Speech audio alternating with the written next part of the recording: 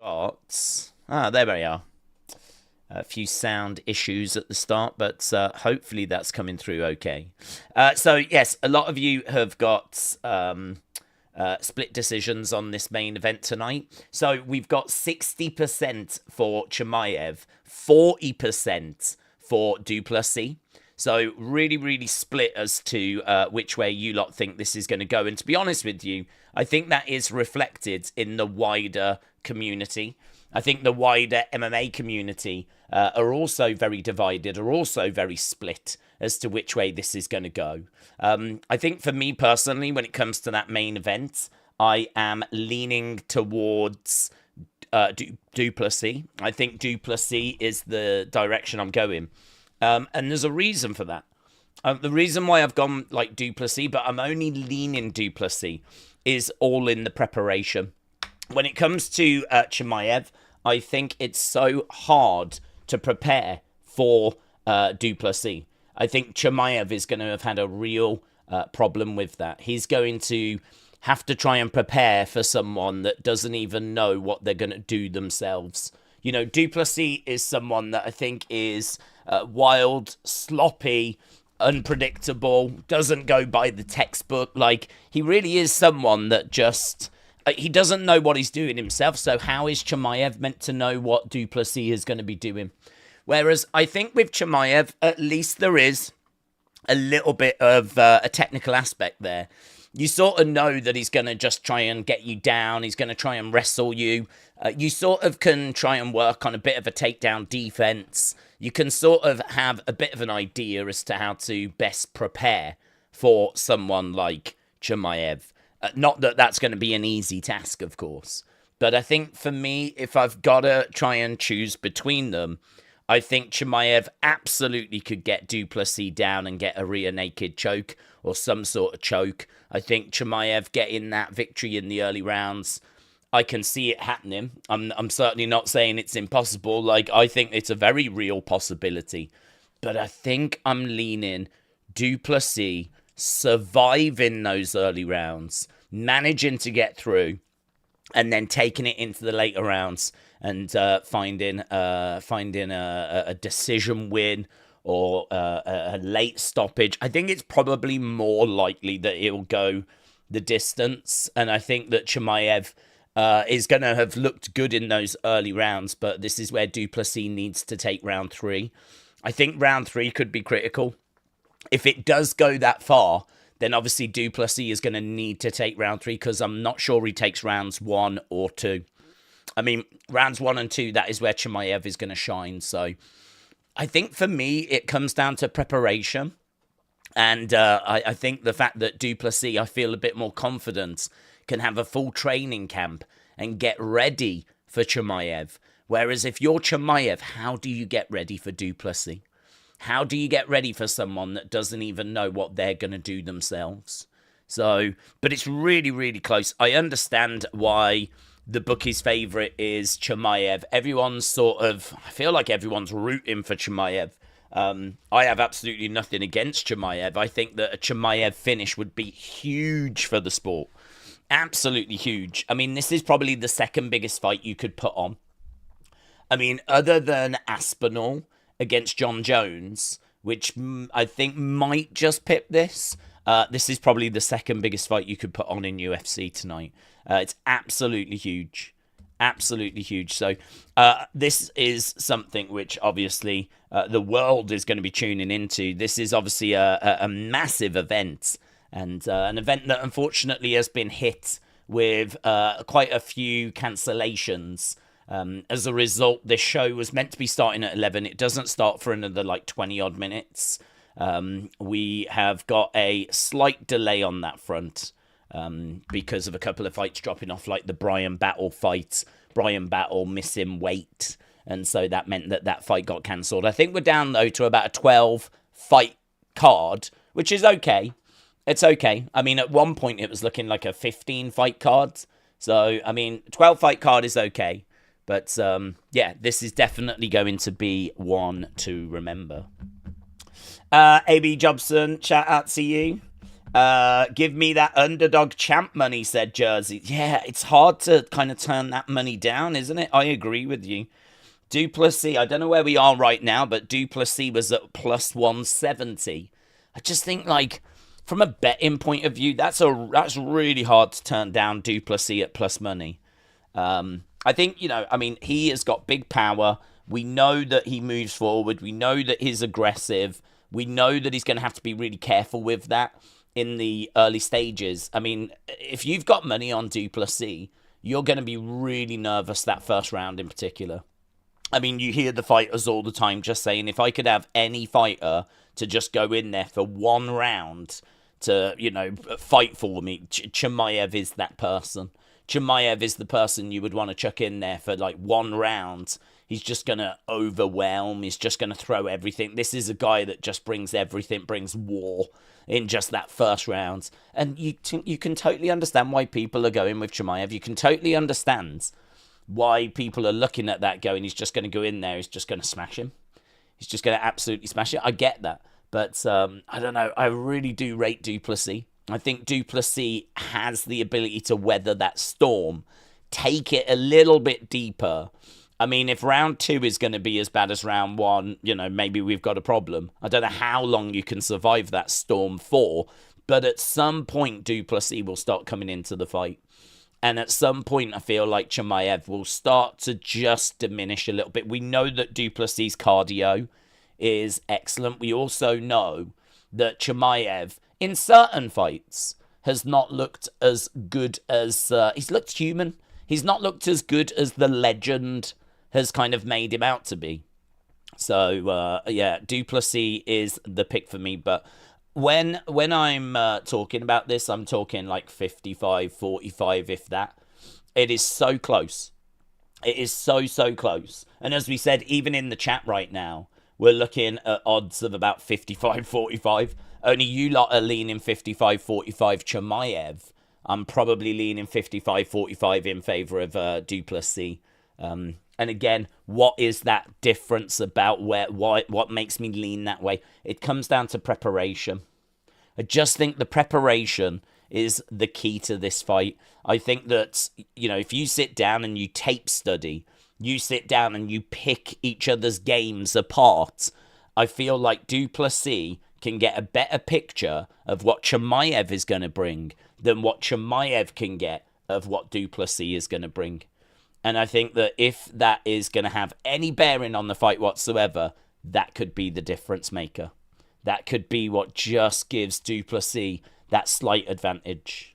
But equally, as I said, I totally understand the argument. Well, it's all well and good preparing, but if you're going to get choked out round 1 because you've been overwhelmed, well then, all that preparation goes out the window. So I do hear that as well. And I think that... honestly, I don't think there's too many stupid opinions that can be out there on this one. I think that even Chimaev, by decision, if he kind of takes those first 3, if he takes round 1, round 2, which I'd expect him to, and somehow he gets the better of round 3 as well. I mean, to win 3 rounds, the first 3 rounds against Du Plessis, it's hard to picture that happening, to be honest. Because if that means in a 3-round fight, Chimaev would have took every round. So it's kind of hard to see him take every round of the first 3. But if he did and then survived, he could go on to get a decision win as well. So, but only 9% of you think that is likely to happen. And I agree. Of all the options on the table, I think that's probably the least likely. Probably the least likely option. But there's still a way forward with that. Still not the craziest thing I've ever heard. So, yeah, main event, so good, so interesting.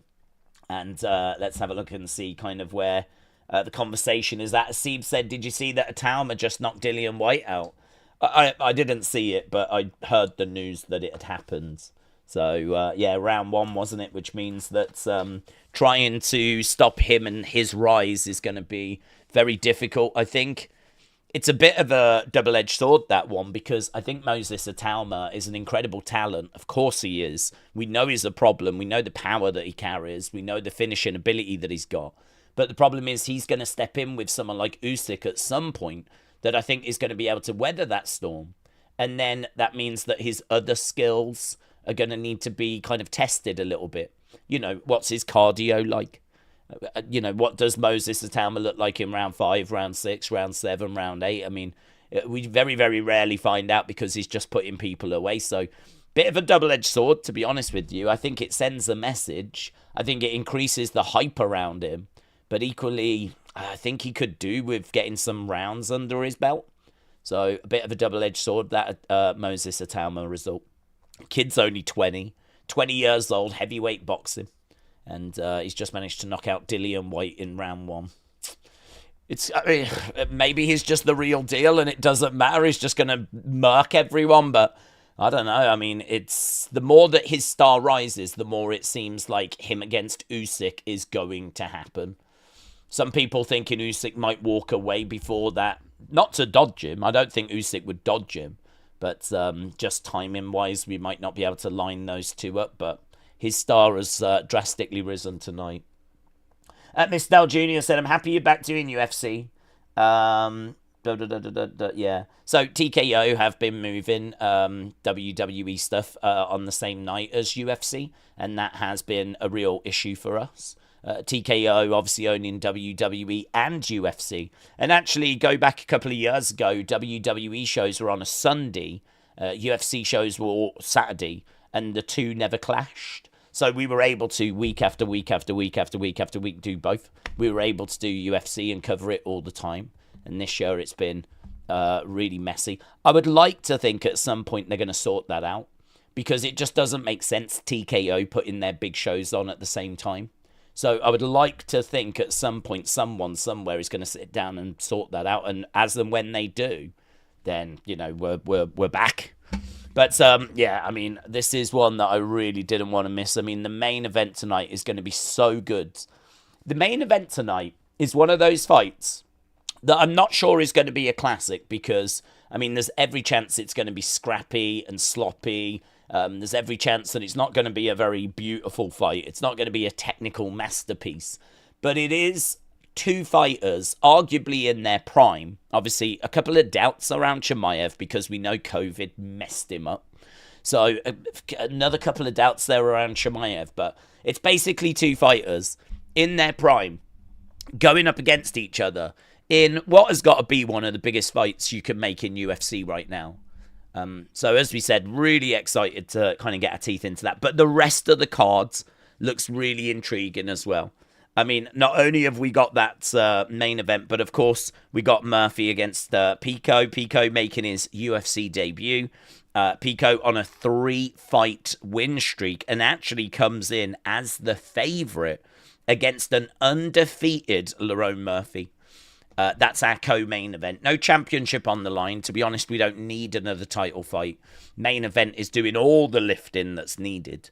But yeah, that Murphy-Pico fight looks like it should be a real fun fight. But, you know, if you want a real fun fight, Jeff Neal against Prates, Carlos Prates, that has got finish written all over it. It's got performance bonus written all over it as well.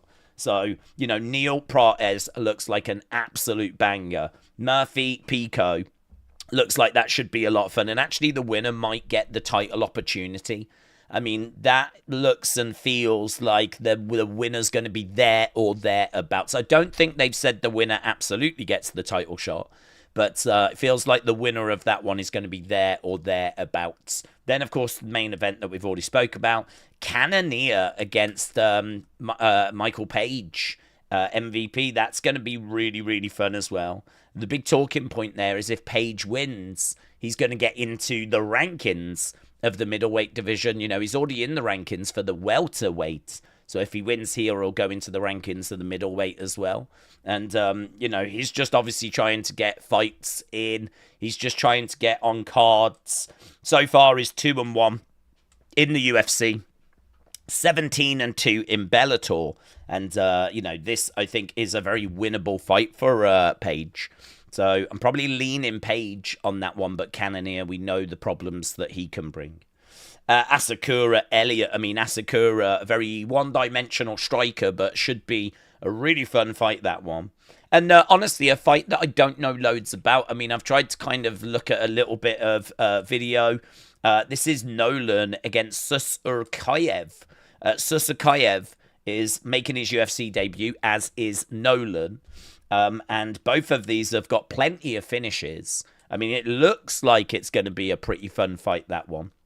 But, yeah, of all the fights that we've got on that kind of top end of the card, that's the one I probably know least about. So, might need a little bit of help on that one from you guys. I mean, I know that Susurkayev is coming in on 4 days after getting his win on Dana White's Contender Series.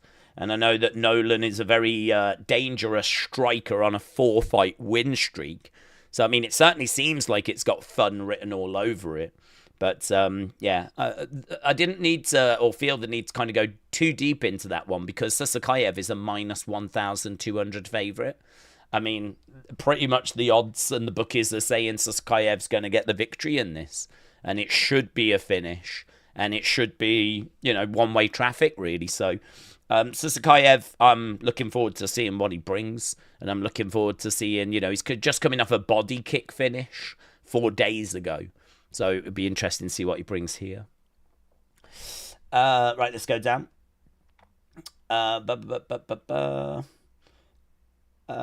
Moats game clips. UFC page messed up. Put one of my friend's former UFC fighter on the page where Jacob Cannonier was supposed to be, said Moats games clip. Moats games clip. Shout out to you, buds. Newcastle are no longer the biggest fan of Isak, so it could happen. Yeah, the Premier League came back today, didn't it? Premier League came back today, and I saw some pretty tasty results. A pretty big win for Man City, of course. I don't know if there was anything surprising, but yeah, good to see the Premier League back. Man United's Arsenal tomorrow, isn't it? UFC is Darren, shout out to you. Yeah, lots of excitement for this main event I'm seeing in the chat right now. A. Jobson said that fight is going to cook. And so far, we've had over 500 votes already in our poll. I mean, the early prelims haven't started yet. So over 500 votes already. So keep getting your votes in. Keep getting the likes in as well. Actually, last time that we did one of these streams, one of these big UFC streams, a couple of months ago, we ended up getting about 900 likes. It's one of the first times that we didn't actually get to 1,000. So if you are joining us, hit that like. It really is appreciated. The coverage is going to start in 9 minutes' time. Right now, the early prelims have not got going. Unfortunately, there was a few fights that dropped off.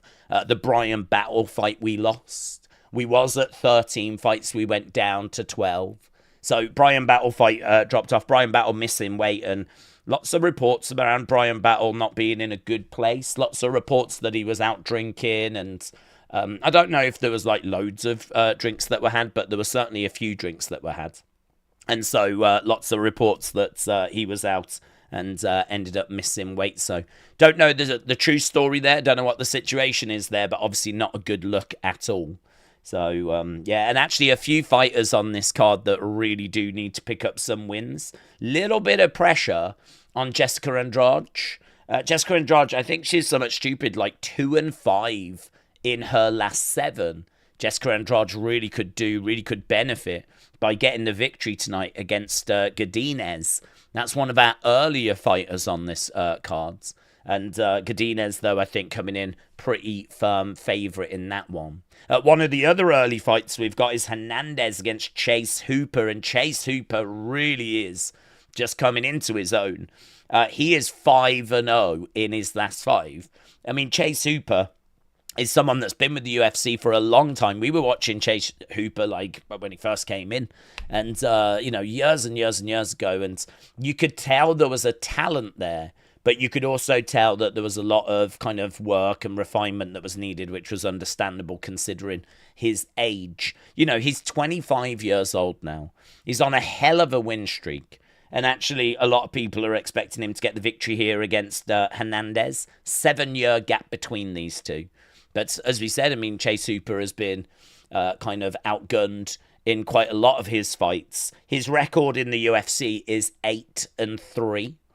I think at one point it was 3-3. So, he's on this win streak right now. And yeah, I don't know where Chase Hooper can get to, but it's going to be really, really interesting to see him tonight. And actually, I think because of his age, because he's kind of putting it all together, I think there's a lot of, and people, he's had to overcome like a bit of a bumpy start to his career. I mean, there was definitely times when people are like, this kid's too young for the UFC. It's not fair that he's kind of being put in these situations, but he weathered that.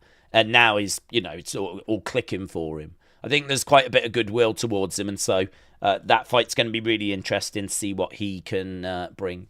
Barboza against Close as well. Drakkar Close. Should be a really fun fight. A finish very likely in that one. Very, very likely. We know that Barboza is a great striker. And actually Close has actually evolved from being a wrestler into a striker. And so we're actually seeing that this could be a bit of a striker versus striker sort of battle with Close having some really solid boxing. So a finish in that, I think, is very, very much on the table. But, I mean, you can just keep going down this cards. And it really is. Obviously, Meerschaert against Oleksiejczuk. That should be an interesting fight as well. People seem to be really split on that one. I've seen loads of people going for Meerschaert. I'm leaning Oleksiejczuk. And Oleksiejczuk is the favourite. But he can fade as fights kind of go into the later rounds. And so, I think there is going to be opportunity for Meerschaert. But, yeah, looking forward to that as well. So, as I said, I think from a star power, name power, it's okay. It's not the worst card I've seen. It's not the best card I've seen. But I think from a fight kind of intrigue point of view, I think it's a pretty solid card. I think that obviously the main event is doing the heavy lifting, as you would imagine. But I think there's plenty on this card to get excited for. There's plenty on this card to like get your teeth into. And but yeah, most people are going to be here for that main event. And if you're here for that main event, get your vote into the poll, because obviously we want to keep our eye on the votes, and the votes are pouring and continuing to pour in. We're at around 650 right now. We could be knocking on the door to 1,000 within the next 10 minutes or so. And that will give us a really good read as to where you lot are in regards to who you think is going to be victorious in that main event. In the chat, though, let us know, who do you think is going to win that main event, but also why? Why do you think they're going to win it? Why do you think they're going to win it? Maybe you've got a read on the fight. Maybe you just are really confident in how that main event is going to go. As I've said, I don't like sitting on the fence. I don't think people come to these streams or come to channels for someone to just sit on the fence. So if I'm going to, because that would be easy in a fight that's very close to 50-50. For me, I'm going to go Du Plessis. I'm going to go Du Plessis because I think he's got a bit of experience as champion. I think that he's shown that he is the real deal. I think that this is a real solid test, someone in their prime. You could make an argument that maybe a couple of the fighters that Chimaev has got wins against were not in their primes. So, he's looked good. Of course he has. But actually, when he's gone up against elite competition, high-end competition, there has been moments where he started to look human. I think the thing with Chimaev is a lot of the legend actually can colour people's perception. And so I do think that there is a little bit in the odds. Not saying completely, but a little bit in the odds where there's a lot of people just buying into the hype. So I think this is close, and I think it's closer than maybe some people, the average fan, thinks, right? I think a lot of people know that Chimaev is a wrecking machine, and I think it's like Du Plessis doesn't stand a chance. But actually, we've seen enough of Du Plessis to know this guy's legit. This guy is different. This guy is unique. And I think then for me, I look at right, how do you prepare for both fighters? How does each fighter prepare for the other? And I think that's a real challenge, honestly, for Chimaev. I think Chimaev trying to figure out what he's got. To be honest, I don't even know if he does. I think at this point, if you're Chimaev, you just go in there and you fight your own game plan. You go in there with just kill. I'm going to move forwards, I'm going to throw, and I'm going to try and get takedowns. I'm going to try and choke him out. And I think that's what Chimaev's going to go in with mindset-wise. I don't think you can really bring in people to work the Du Plessis style, because the Du Plessis style is, well, it's so unique and so different that trying to get someone to replicate that in the gym is going to be close to impossible. So I sort of feel like preparation-wise, it's going to be a lot harder for Chimaev to prepare for Du Plessis than it is for Du Plessis to prepare for Chimaev. I feel like Chimaev is wild. He's someone that brings the fight. You can sort of replicate that, but I don't know that you can replicate some of the movements that Du Plessis makes, because some of the things Du Plessis does, we've never seen before. It's so awkward. It's so unorthodox. It's not textbook in the slightest.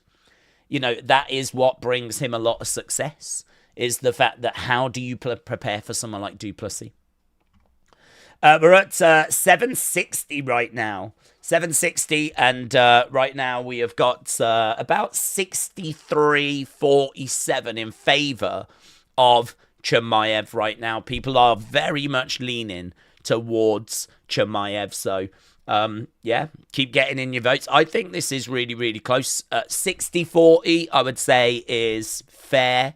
I wouldn't really have it much wider than that between the two fighters. If you're leaning Chimaev, I totally get it.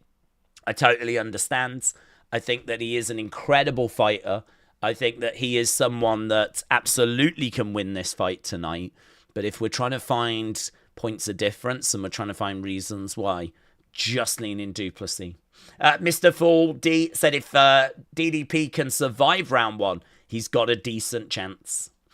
Suzanne said DDP is bigger than Chimaev. I think it'll be hard to get him down and ragdoll him like he does with others. I think he'll gas himself out, and I think DDP finishes him in round 3. Interesting. Why Aduradu said, I love the card. It's one of my favourites of the year.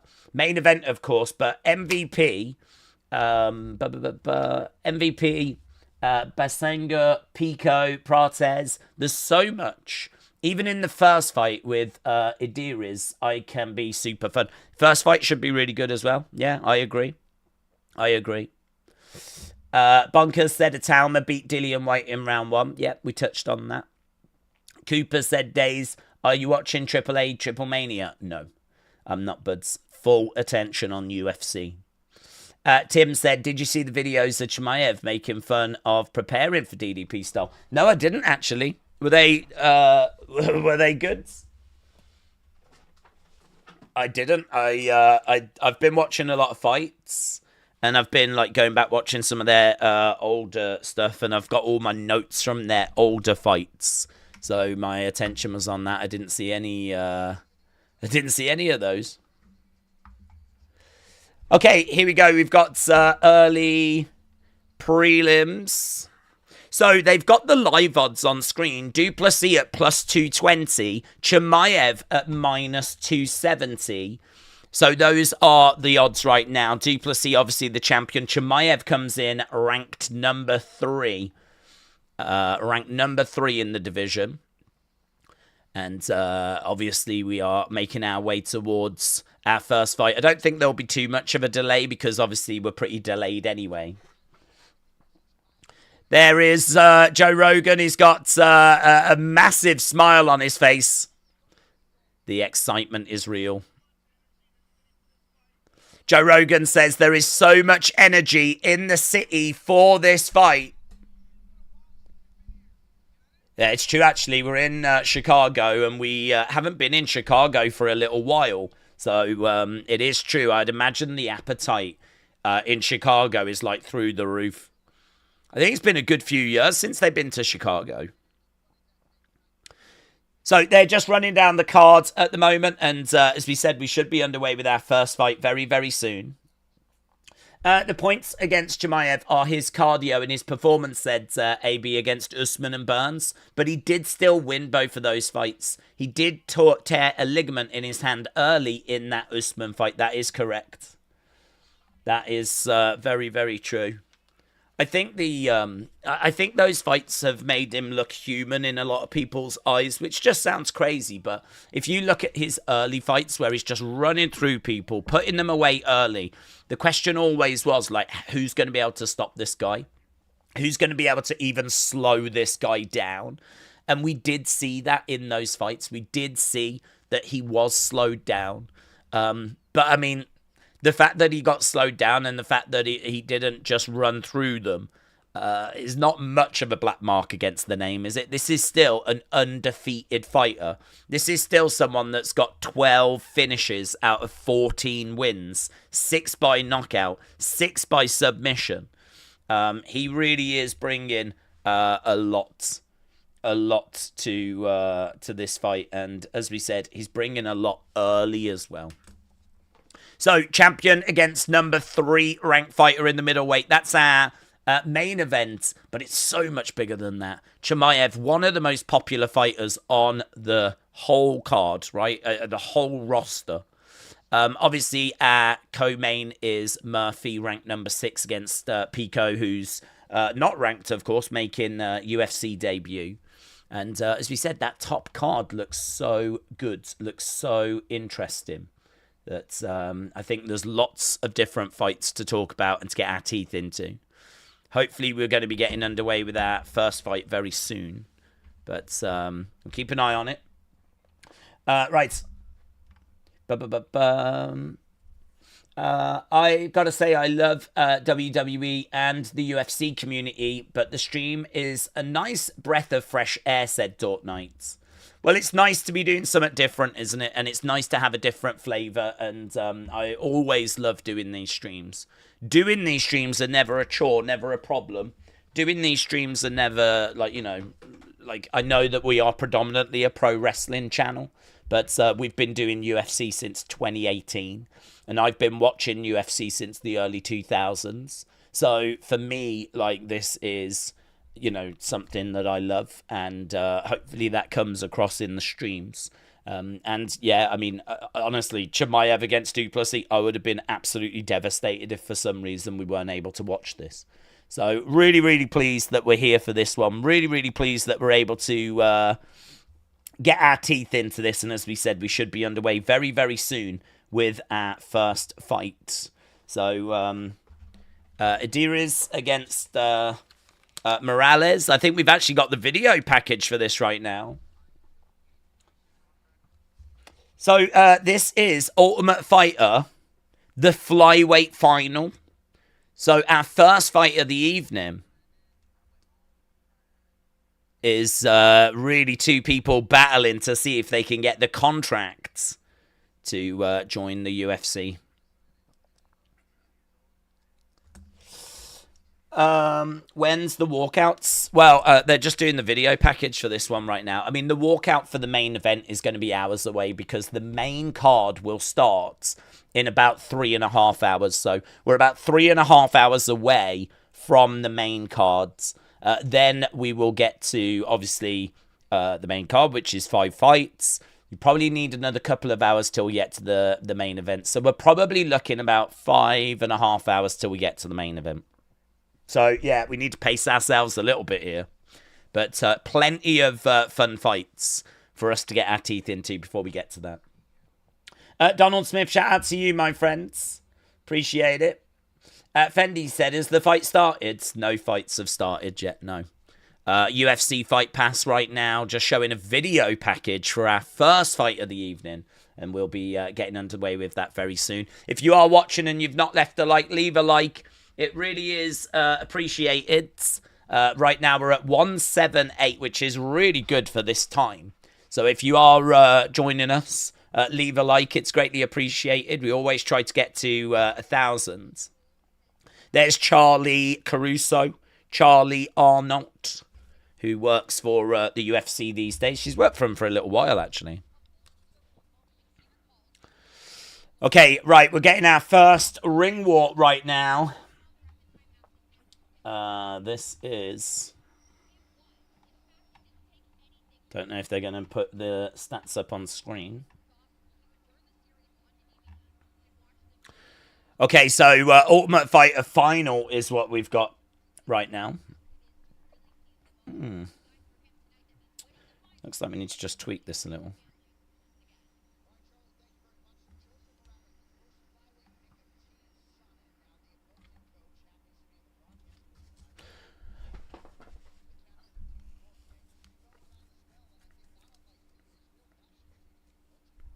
Okay, so Morales has made his way down.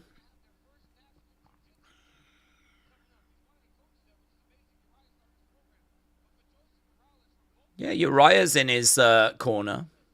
So here's Morales. He's on a 4-fight win streak and he's got 5 first-round finishes.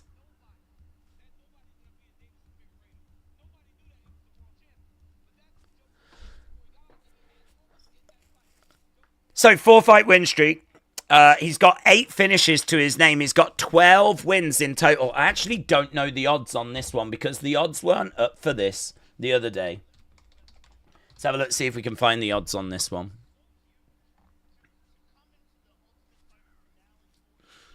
So he's just making his way down. We've not started our first fight yet, but ring walk's underway. So Morales is coming in as an underdog plus 365.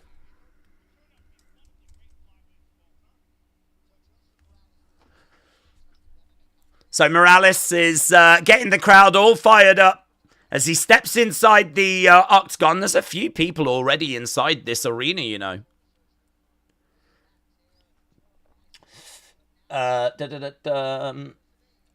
Okay, said stream on Stream East. Is that showing it, is it?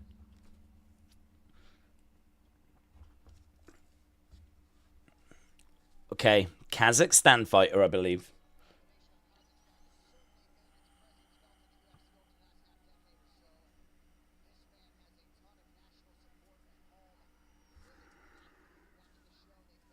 So this is the favourite making his way down.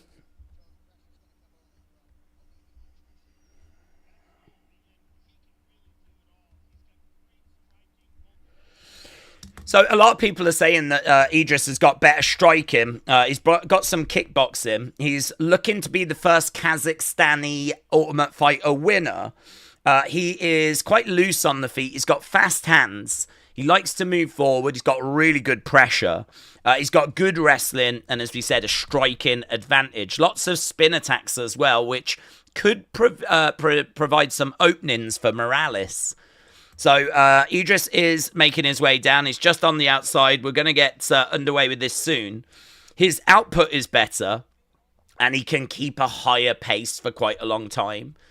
I would expect Idris to get the better in the early stages.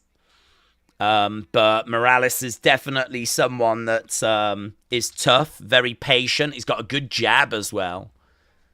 But he could find himself getting overwhelmed here. So Idris coming in as a minus 500 favourite. Idris is undefeated in his career. He's got 5 first-round finishes, 5 wins by knockout, 2 wins by submission. So very, very effective on the feet, but not lost if the fight gets down to the ground. So Idris on the outsides. Days, UFC is popular. These are the next ones. Well, you know us, we have to take it a step at a time. So we are obviously here and dialed in tonight. So, yeah, fantastic to see this fight about to get underway. Obviously, we've had to wait about 40 minutes. Obviously, a few fights being cancelled. But we should be underway with this one very, very soon. Nothing in the reach between these two. Morales just got a 1-inch reach advantage. Bruce Buffer about to do the honours, and we'll be starting with this soon. Zingy said, how long till the main card? Main card in about 3 hours, 15 minutes. We've got another hour of early prelims, and then we'll have 2 hours of prelims. So we've got a fair few fights to get to till we get to that main card. It'll be nice when these are all on Paramount Plus, said Corey. It will, yeah. I think there's a lot of people that will be able to start watching the fights then that maybe have not been able to. I mean, these cards are expensive. I mean, we're very fortunate here in the UK. We actually don't have pay-per-view pricing. So as long as you're subscribed to TNT Sports, which obviously is like just a monthly subscription thing, A bit like, I don't know, ESPN Plus, yeah? There's no additional charge. So you can just go to TNT Sports 1, and this card is just on. But you got to remember that by the time the fight starts, the main event fight starts, it's going to be like 5 o'clock in the morning over here. So really, if you want to watch it, you're going to really stay up for it, you know. It looks like Idris coming in as firm favourite still, but his odds have just dipped a little bit. Minus 470 for Idris right now. Yeah, if you are watching and you've not left a like, leave a like. It's really, really appreciated. We're at coming up to 220. Be good if we could hit 1,000 tonight, which feels achievable.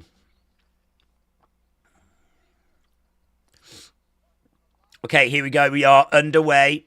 Round number 1. Both guys coming out into the center. Morales in blue, Idris in yellow. Some lovely kicks straight out the gate there by Morales. And a big overhand was thrown. Idris on the outsides.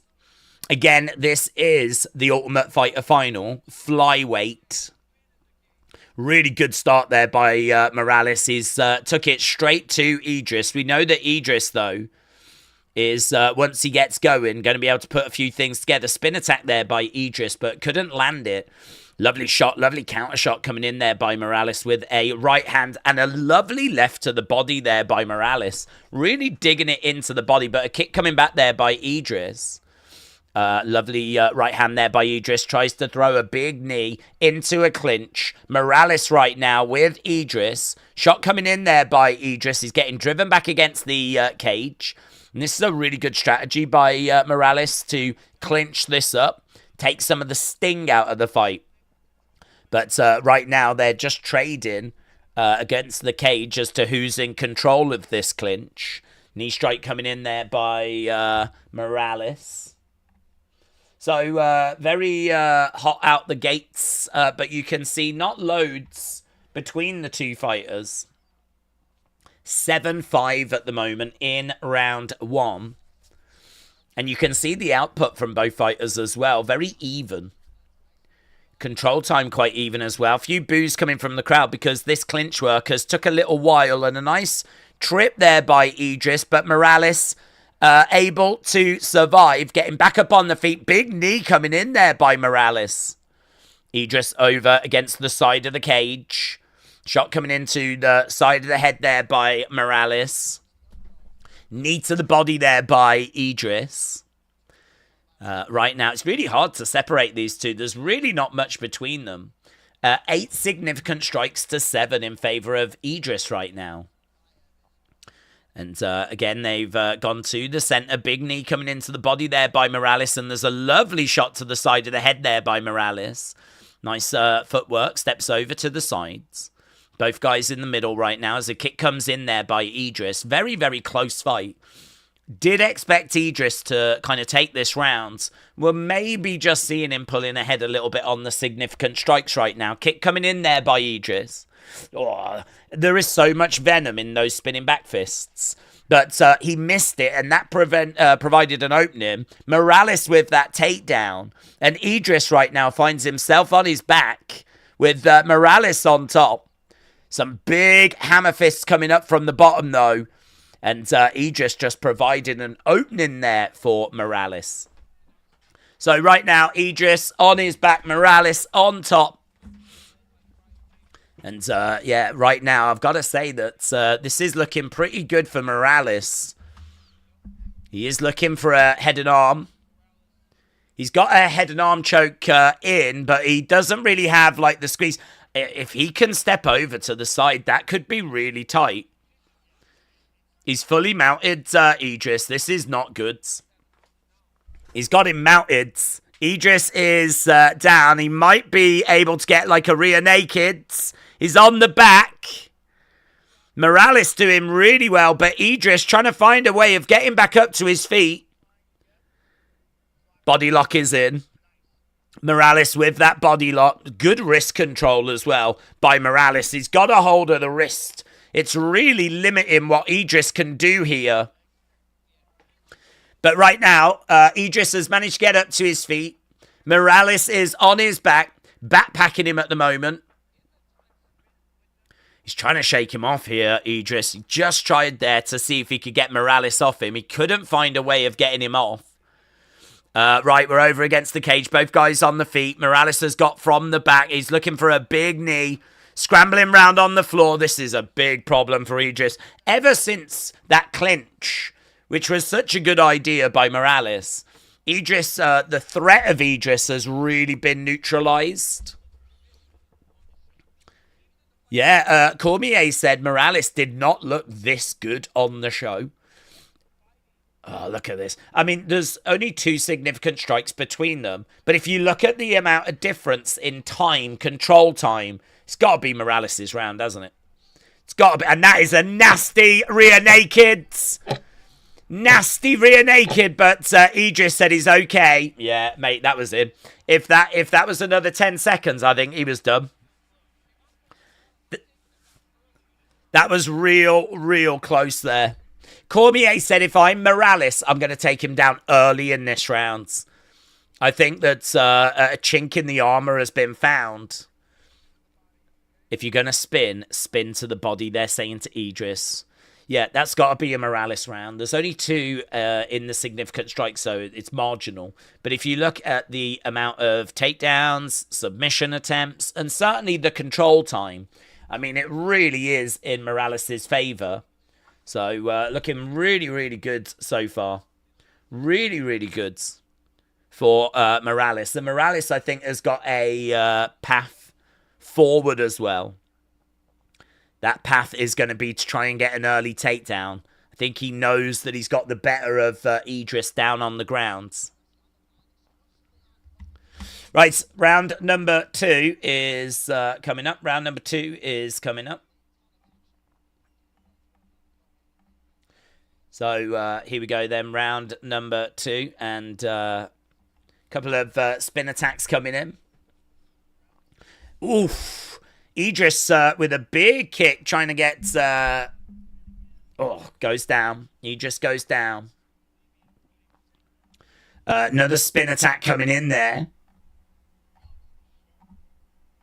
They're saying that Morales looks sharp. He does look sharp at the moment. So round number 2 underway. For some reason, we're just having a little bit of an issue with the clock. There we go.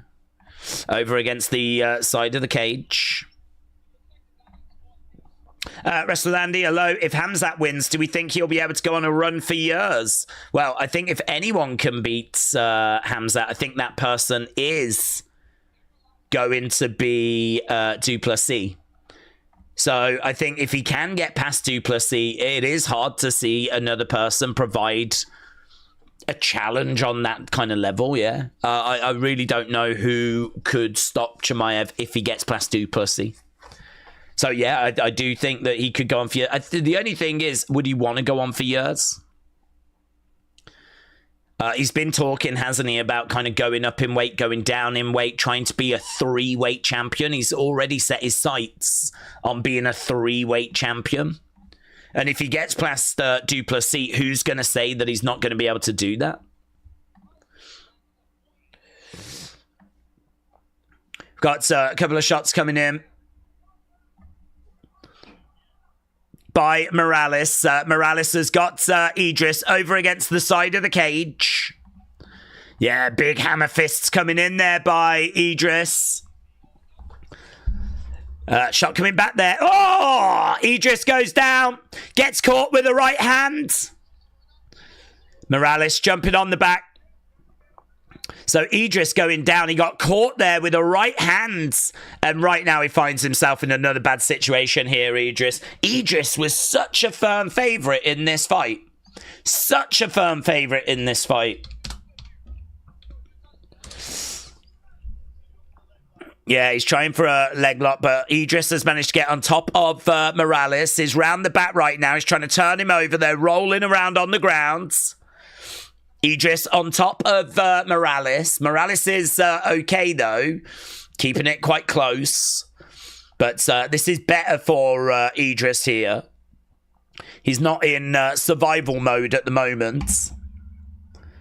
He is trying to set up a triangle, though. Morales showing that he's really good off his back as well. Oh, triangle is in. Idris in trouble. That looks really tight, and he's tapped. My God, Morales gets the win with a triangle from the bottom. Wow, really good. Morales is shouting over at Cormier.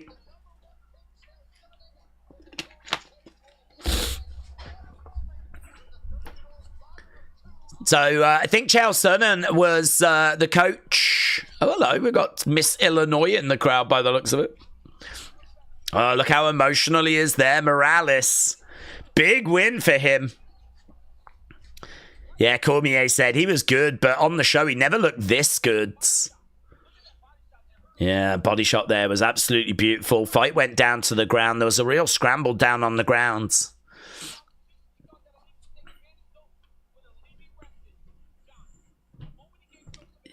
Yeah, look at that. And then he gets him into that triangle, and it wasn't long. Oh, amazing. Morales was just unstoppable in that fight, said Joe. Brody said, I love these streams because Jay's aheads. Brony, shout out to you. Yeah, big shout out to everyone that's joining us tonight. Let's go back to the, obviously, that was our first fight of the evening. It was pretty fun as well. I mean, we've started the night off with a finish, and not only that, we've started the night off with a big, big underdog win there. Reminder that Idris came into this as a minus 500 favorite. So a big underdog win. So, I mean, look, that's what's great about UFC. Anything can happen. Anything can happen. And we have got our flyweight Ultimate Fighter winner decided. And yeah, brilliant stuff. So there we go. That is fight number one done. And that is going to have hurt the bookies a little bit. It might have broken a few parlays as well, though, to be honest. He was such a firm favourite that a few people might have chucked that into the parlay just to kind of boost it a little bit. Okay, Carini Silva. I do enjoy watching Carini Silva fight. Carini Silva coming in as a favourite in this next one against Barboza. So this is going to be our second fight of the evening. We should be going over to it in about 10 minutes, I would imagine. So Carini Silva, 4-1 in the UFC. She's managed to get 3 submissions. She's obviously a grappler. She's got 18 wins to her name. 17 of those coming by finish. She's powerful, moves forward. She's really good on the ground. She likes to throw a flurry of punches. She looks for submissions. She's very dangerous. She brings a real grappling threat to this. I think that she should be able to get the victory here. As I said, I enjoy watching her work. I don't know that she's going to find a finish. I mean, Barboza is a very good fighter. She's actually 4-1 in her last 5. She's stepping in on short notice, though. That's obviously going to count against her. She's also a grappler that likes to get the fight down to the ground. She's got good judo. She hits hard. She's got a very good submission defense. And I think that submission defense means that I expect Silva to look the better here, but I'm not sure she'll find a finish. She's got better striking, actually, Barboza, on the feet. She hits hard. And she's got good movement as well. So Carini is going to have to be very, very careful to not stay on the feet and not get pieced up. She's going to need to find regular takedowns, and she's going to need to get the better of the grappling, which I think she will do. So, as we said, 2 really good fighters on the ground, 2 grapplers here. Barboza with a bit of striking to her name. And the odds have got Carini Silva at minus 170. Barboza at plus 145. Definitely the pick here is Silva. And actually, over on Tapology, 89% of people went with Carini Silva. The only thing I'll say, though, is we've just seen a pretty big upset. And actually, our opening match, Idris, 94% of people on Tapology thought he was going to get the win in that opening fight on Tapology. Only 6% of people thought that Morales was going to get the victory. So a big upset in our opening fight really, could set the tone for a night of upsets. So we'll have to see if Karine Silva, the favourite, can kind of restore balance. So there we go. Morales is presented with the Ultimate Fighter trophy. And they're all posing for a picture in the octagon. And as we said, we should be going over to our next fight soon.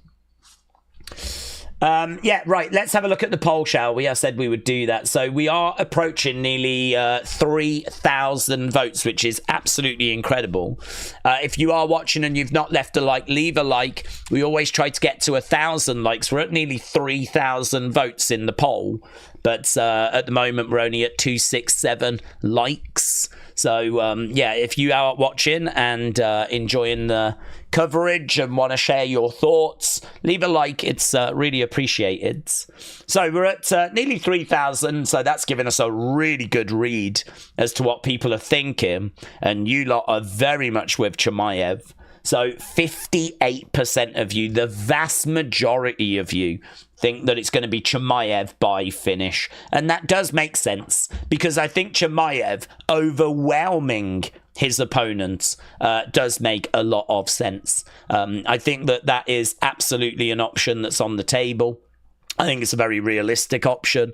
I think that we could see an early finish. I think if Chimaev is going to get a finish, it's going to come in round 1, round 2.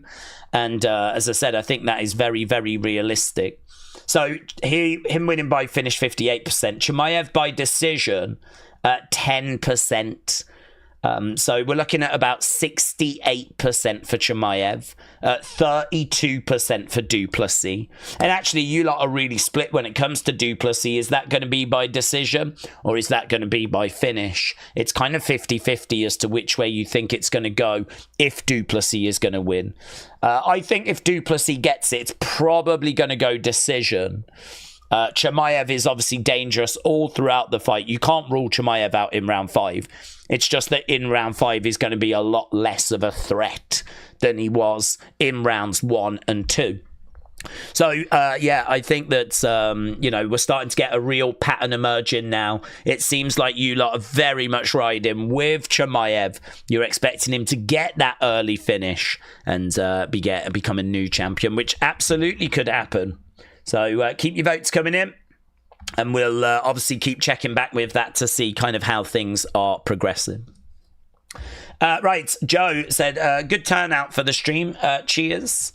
Joe, shout out to you. Yeah, it's lovely to see so many people around. Obviously, there's just so much excitement for this event. So it's brilliant to see that so many people are kind of obviously switched on, engaged. This is one of the biggest fights UFC could have done. Chimaev against Du Plessis really is something special. And we're going to see that tonight. Just don't know which way it's going to go. Is it going to be that early finish? Is it going to be Chimaev? Or is it that Du Plessis and his unorthodox style is just going to provide a few challenges for Chimaev? Is it going to be a case that Chimaev just can't overwhelm a Du Plessis? Because Du Plessis, as we said, is definitely someone that is unorthodox, is not very textbook. UFC are saying that Chimaev to win minus 270 is one of the best bets tonight. So they're leaning Chimaev as well. And honestly, a lot of the kind of punditry that I've seen has leaned Chimaev. I think Chimaev is definitely the pick. The odds are very much in his favour as well. But it's the proving ground tonight, isn't it? I mean, this just comes down to one question, and that is Chimaev the real deal?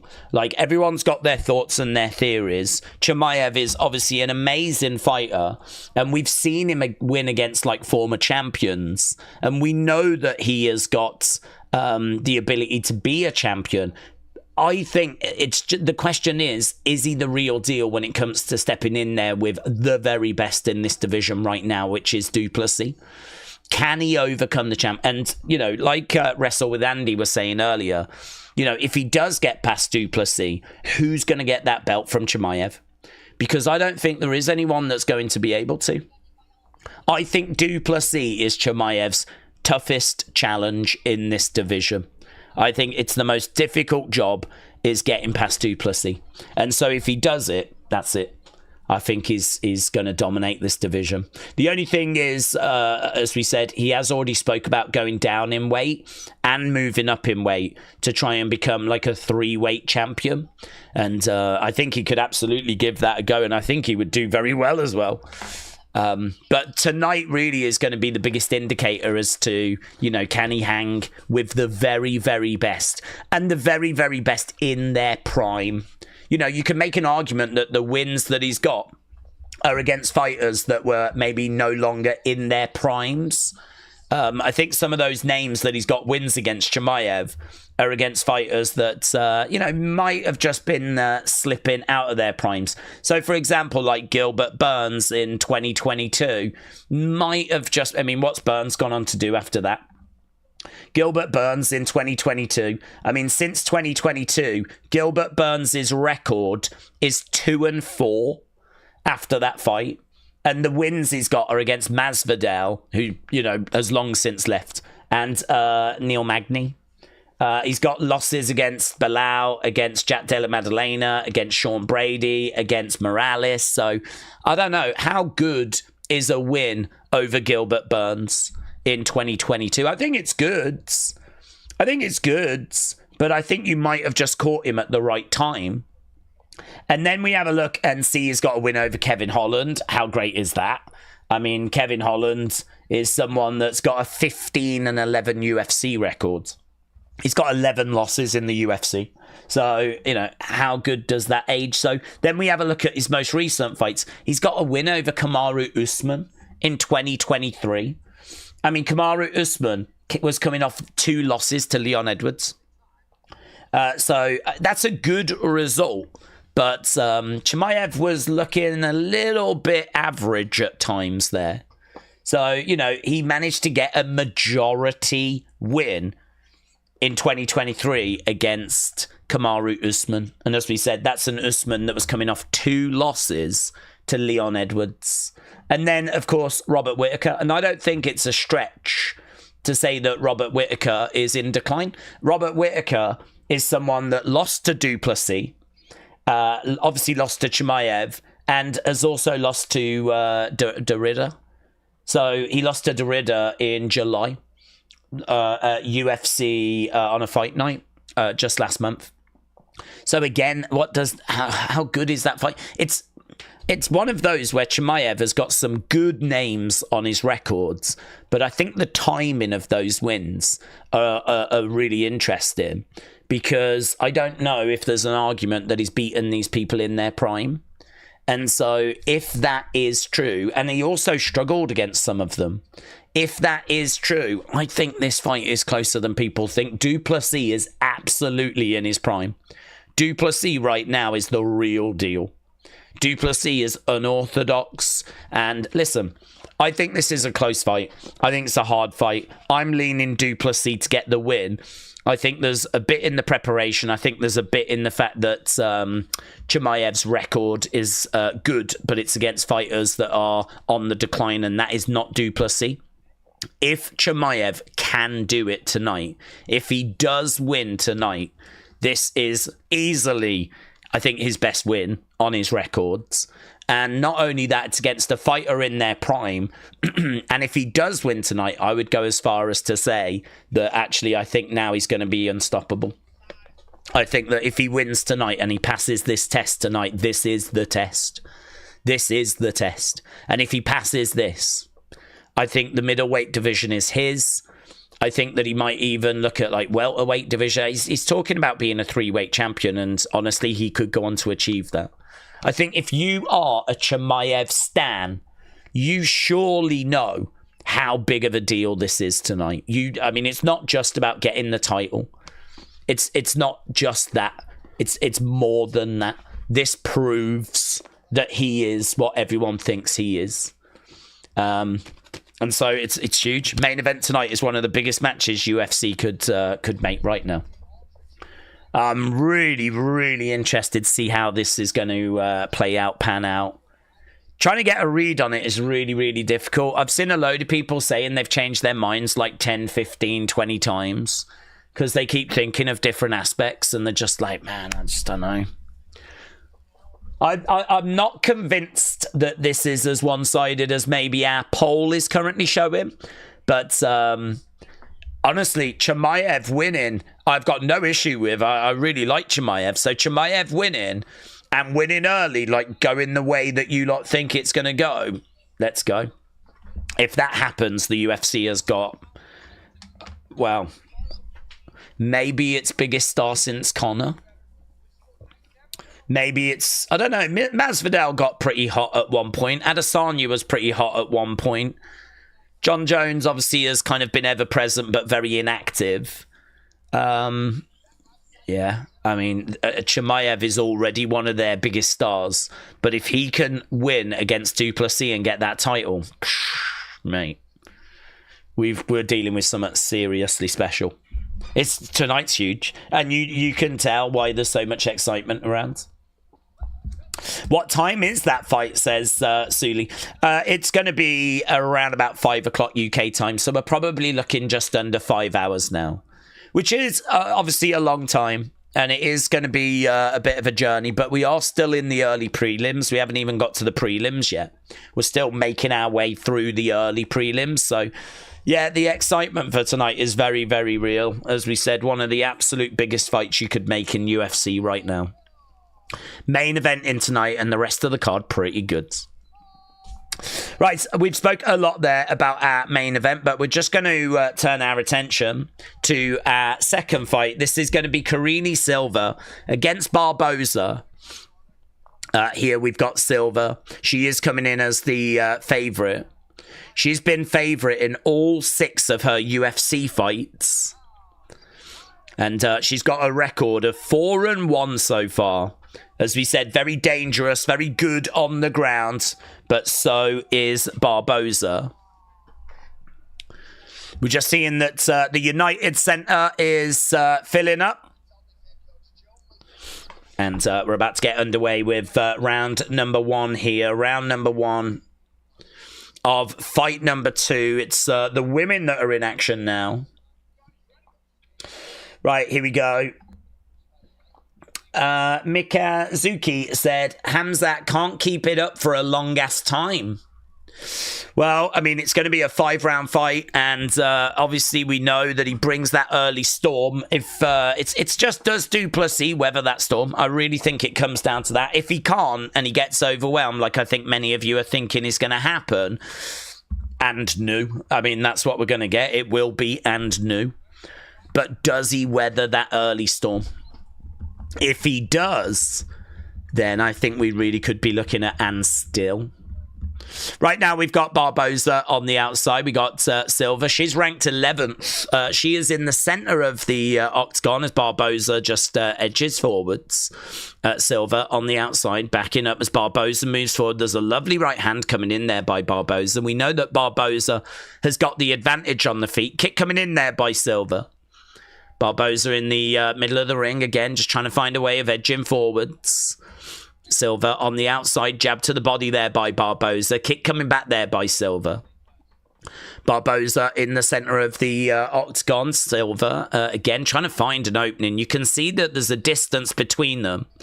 Silva is very aware of the striking ability of Barboza.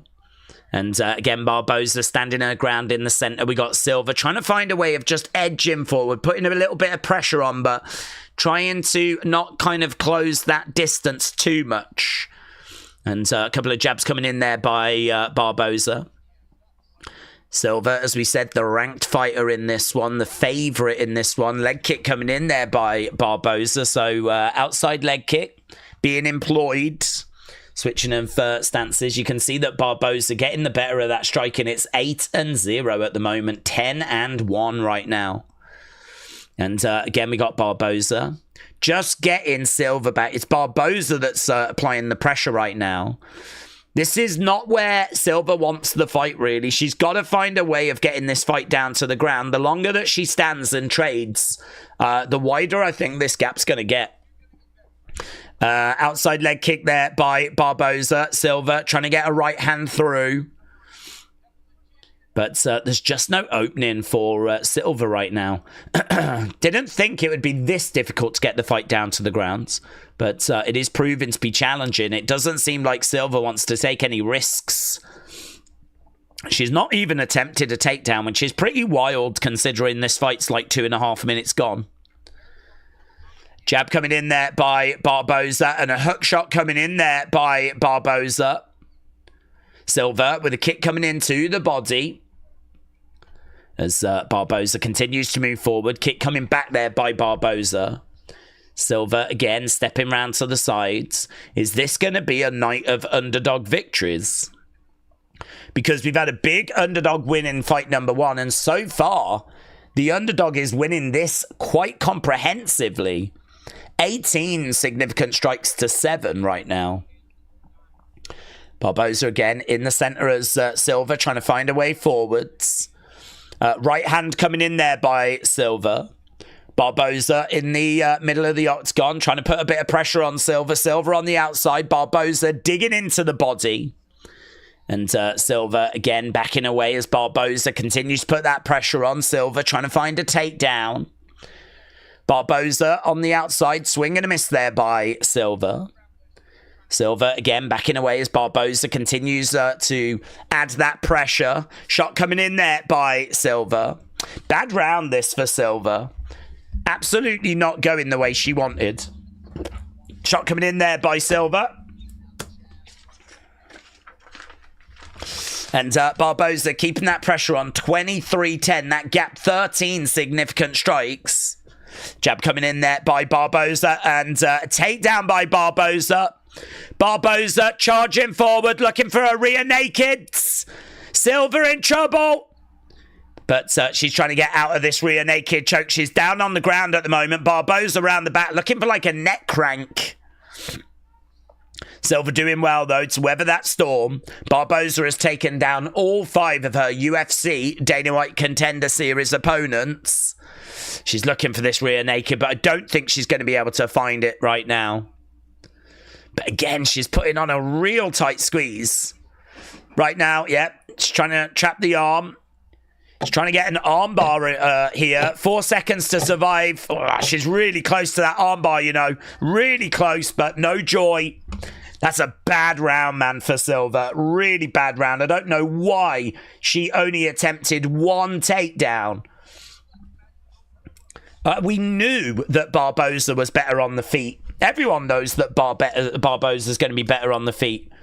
But, yeah, Silva, for some reason, just not finding opportunities to get those takedowns. Actually finding herself being taken down and really having to survive about 30-odd seconds on the ground.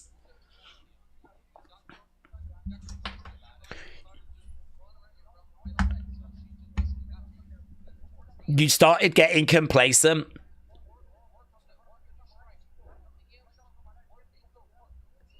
Make her work, they're saying to Silva. They're telling her to work on her strikes, which I find very strange, but, well, they obviously know better. Let's see where we're going to go. Right. Saved by the bell again. Yes, good point. We saw that in the first fight, didn't we? Saved by the bell. If you are watching and you've not left a like, leave a like. It's greatly appreciated. We are now approaching 4,000 votes. I think the record on the channel is like 50,000 votes. I think that's our record. I don't think we've ever done a poll that's got more than that. I wonder if this could be on track. We've got a long, long way to go, of course. We're only getting up to 4,000. The most we've ever had is 50,000. But it does feel like there's something in the air here. It does feel like this is a special evening. It's a monster main event. Everyone's saying 10-9 round 1 for Barboza. And of course, makes sense. Kicks coming in there by Silva. Barboza on the outside. Jab coming back there by Barboza. Live odds right now have got Silva at +220, Barboza at nearly -300. That first round's going really well. Kick coming in. That was really lapse by Barboza. She just threw in this head kick that was just really nothing. Silva able to grab the leg, get Barboza down. And right now it's Barboza who is on her back. And right now Silva is very much in control. Silva does look really confused, and I think the advice from the corner just feels wrong to me. This is so much better for her. She just managed to grab that leg, get that takedown. Barboza has been able to get back up to her feet. That's fine. Silva still in control over against the side of the cage. Barboza looking for a trip, not getting any joy from that. And actually Silva round the back here of Barboza, kind of down over by the cage. We can see Silva looking out to the outside. I think, is that her corner? I think it is. They're offering words of advice as they're kind of in a seated position over against the cage. Barboza manages to get out. They both get up to their feet. And right now it is Barboza that's in the controlling position. Barboza is doing really well at the moment. Shot coming into the side of the heads. And a stomp coming in as well by Barboza. A foot stomp. Half of round 2 gone. Half of the fight gone. And right now we got Barboza again stomping away there on Silva. Knee cut. That was really good. Foot stomp coming in there by Barboza. And then a big knee to the midsection. 29-18 on significant strikes. Silva, though, reversing the position. She in control. Right now, we've got Barboza in that controlling position. She's got Silva up against the cage. More foot stomps coming in there by Barboza. And Silva, as we said, up against the fence, trying to find a way out. But this is pretty good control by Barboza. Silva has got to try and find a trip or a throw or something. She does. We go down to the ground. Silva on her back. Barboza on top. But we know that Silva is pretty good in this position. Right now, on her back, she's got to try and find a way of asking some questions. A few hammer fists coming in there by Silva. Barboza, as we said, in control, looking for a bit of a triangle. Trying to get this triangle in here, Silva. Barboza trying to throw in a few knees. Yeah, that's pretty nice, actually. That triangle's really good, you know. Silva has got a really commanding position and throwing in some nasty elbows. Really good. She's looking to, like, crack the head open. Elbow coming in. Yeah, Barboza has got both her arms through, so, I mean, the squeeze is going to be tight, but it's also survivable. So I think she's going to be okay for the next 20-odd seconds, but this is really good by Silva. She's causing lots of damage. These elbows, you can see she's kind of closing the significant strike gap. But, yeah, unfortunately, that squeeze, that triangle is kind of loosened.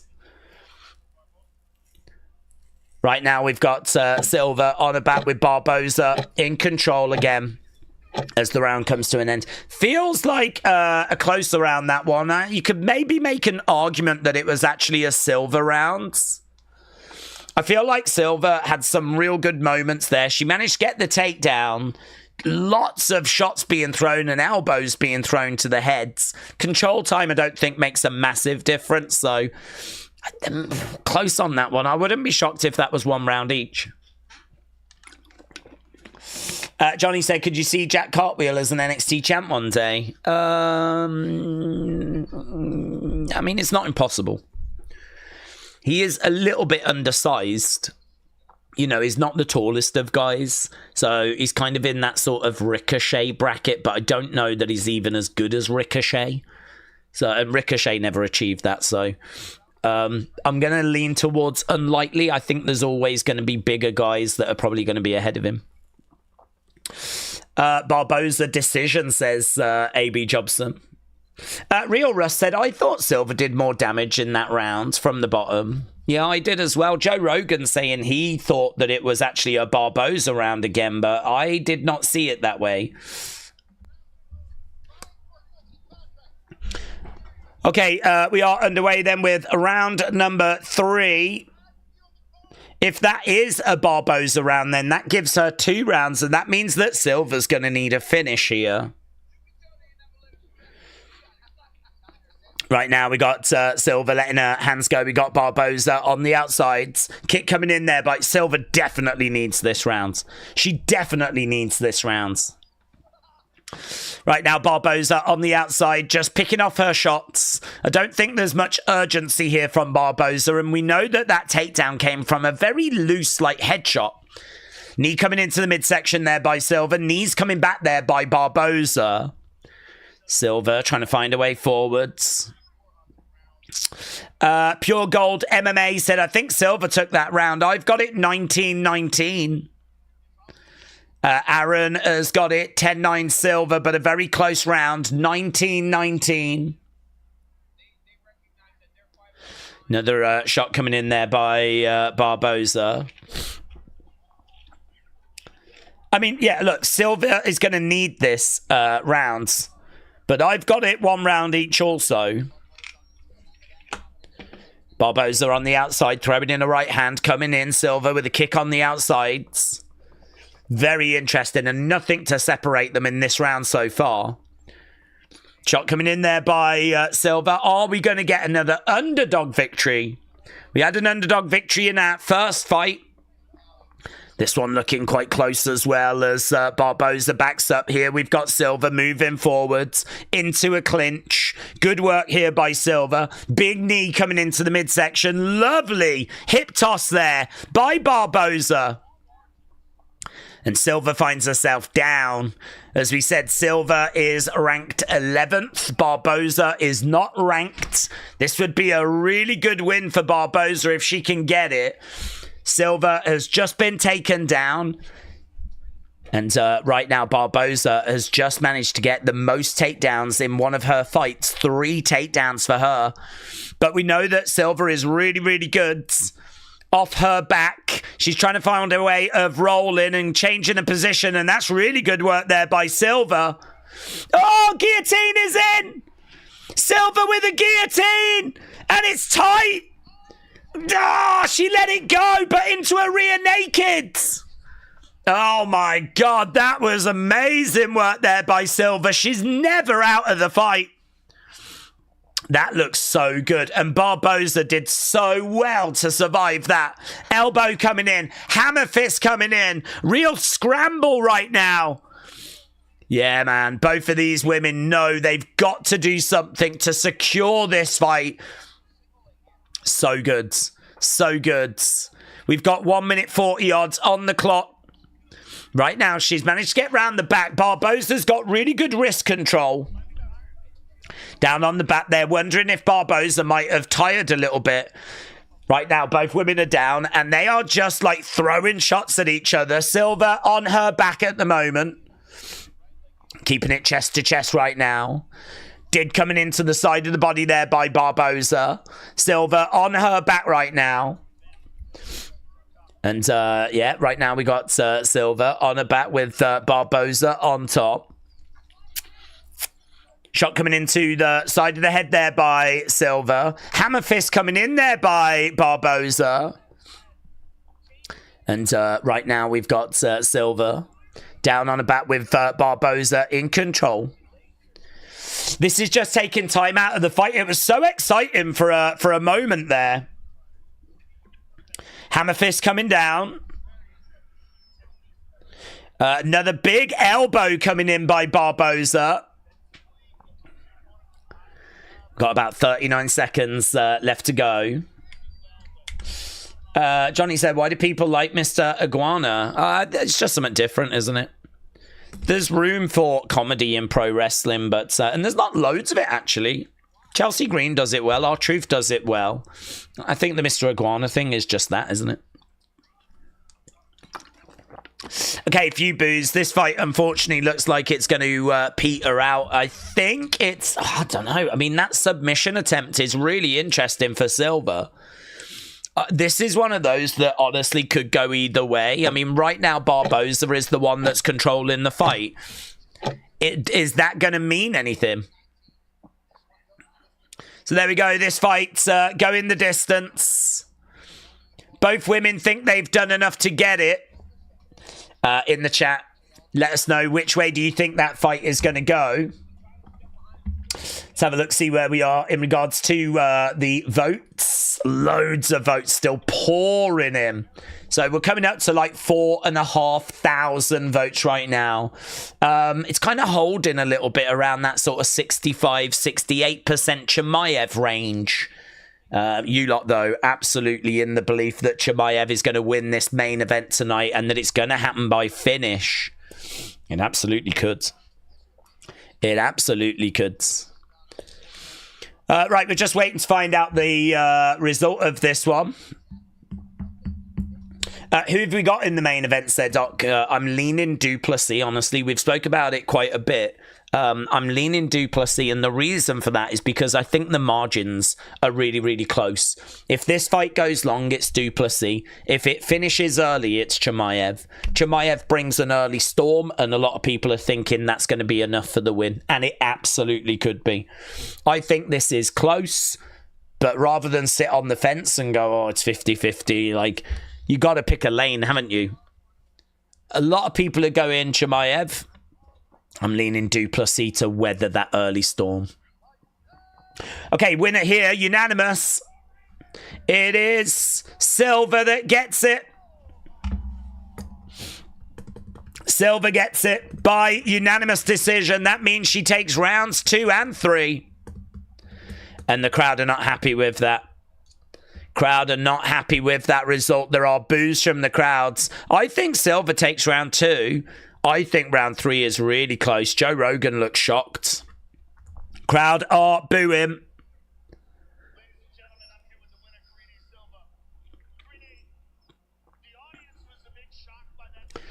The audience was a bit shocked. Did you feel like you had done enough?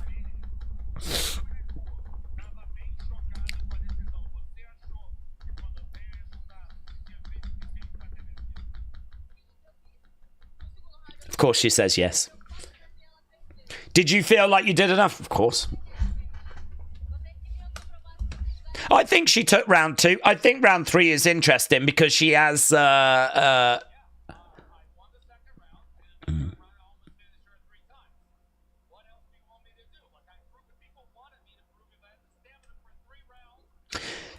The people wanted me to prove if I had stamina for 3 rounds, and I did it. I won round 2, and I almost finished her a few times in round 3. I don't think that it's like a robbery or anything. I think it's really close, and I think, like, Barboza looking really good in the later stages around 3 kind of means that people probably thought she was going to get the nods. I think it's close. I think it's really close, but it's unanimous, and all 3 judges gave it to Silva. Right. I'm surprised that no one could imagine that Khamzat could win on a long run. I think he definitely can. Oh, I think he can definitely. I think Du Plessis is his biggest challenge. I think he has got to find a way of getting past Du Plessis tonight, and if he can do it, then he is, set for a long, long run. Okay, so they're looking at the judges' scorecards. All 3 judges have it exactly the same. All 3 judges gave round 2 to Silva, and all 3 judges gave round 3 to Silva as well. So there's no variation in the scorecards. All 3 judges exactly the same. And honestly, I don't think that's a robbery. I think you can make an argument for round 3 going the other way. But all 3 judges scored it the same. And it is Silva that picks up the victory. So there we go. The favourite managing to find a way of coming through in the end. But certainly not easy work for Silva. Okay, that one going the distance, so it means that we've got one more fight left in our early prelims, and then we will be going to the prelims. Prelims last for 2 hours. Got 4 fights on the prelims, and then, of course, we'll be at the main card. A lot of people coming in and asking, when is that main fight? When is that main event? That main event is probably about 4.5 hours away. Obviously, we got lots of fights to get to before then, but we are probably looking at about 4.5 hours, and then we'll be at that main fight. I think when we get to that main event, like the excitement, the buzz that's going to be around, I've got a feeling there's a lot of people that are not joining us yet. I've got a feeling there's a lot of people that are just, don't even know that the show has really started. These are still the early prelims, right? We're not even at the prelims yet. These are still the early prelims. So, I've got a feeling that by the time we actually start getting to that main card and start getting to that main event, the hype, the buzz is going to be absolutely off the chart. So, we are really looking at something special tonight. We are really looking at, I think, one of those fights that could honestly go down in history as like a big key moment in the history of UFC. Certainly if Chimaev wins. I think if the champ retains, not so much. Because I think if the champ retains, the conversation will be, yeah, Dricus is, the real deal. But I think the conversation will be that Chimaev isn't quite where people thought he was. He's not quite the all-destroying wrecking machine that people thought he was. But if Chimaev wins tonight, I mean, we have got just an unstoppable force in UFC. And he could be an unstoppable force anyway. We just need to find out if it's true or not, as he faces his biggest challenge tonight. William said, watch wrestling works. People trying to find the event, are they, tonight?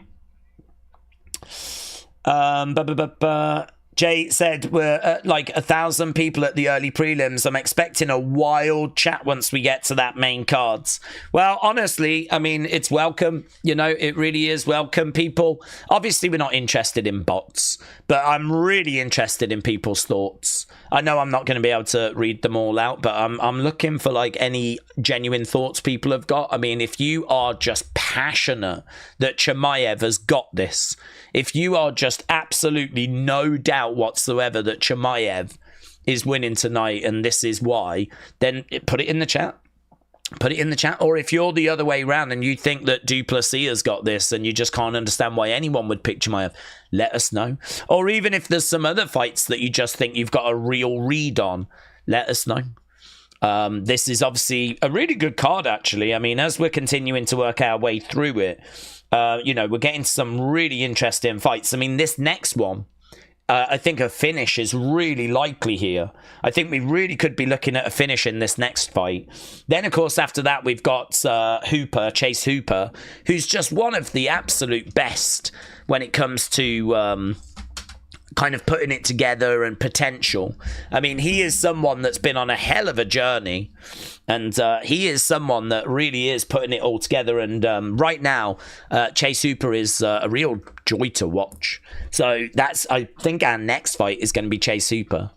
That's obviously when we get to the prelims, though. Really good graphics at the moment that's just distracting me, because there's a video package for Du Plessis against Chimaev, and it's done in the old Street Fighter style. So they're just showing Du Plessis traveling around the world, taking on all these different challenges, getting past like Sean Strickland and, kind of getting past Adesanya and just taking on all these. There he is battling Adesanya. And obviously the next challenge in Chicago is going to be Chimaev. Tom said we should do a UFC bingo every time someone asks when the main event's going to be. Yeah, I mean, honestly, again, I think the community is going to need to be a bit understanding. We're going to get a lot of that tonight, and it's fine. I mean, people come in and asking that question. I mean, that's absolutely fine. People wanted to know when the main event is and who we think's going to win that main event. There's going to be a lot of repetition throughout the stream, because obviously there's people jumping in that are going to want answers to those things on a regular basis. And yeah, that's absolutely fine. I'm quite happy to sit here and just say for hours on end that the main event's in about 4.5 hours. We've got the prelims to get to first. Card looks really good. Some interesting matchups on the way. Lots of potential for finishes.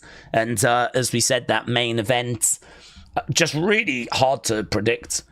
Really hard to break down. I think it feels like a real 50-50, maybe 55-45 type situation. It's really, really close.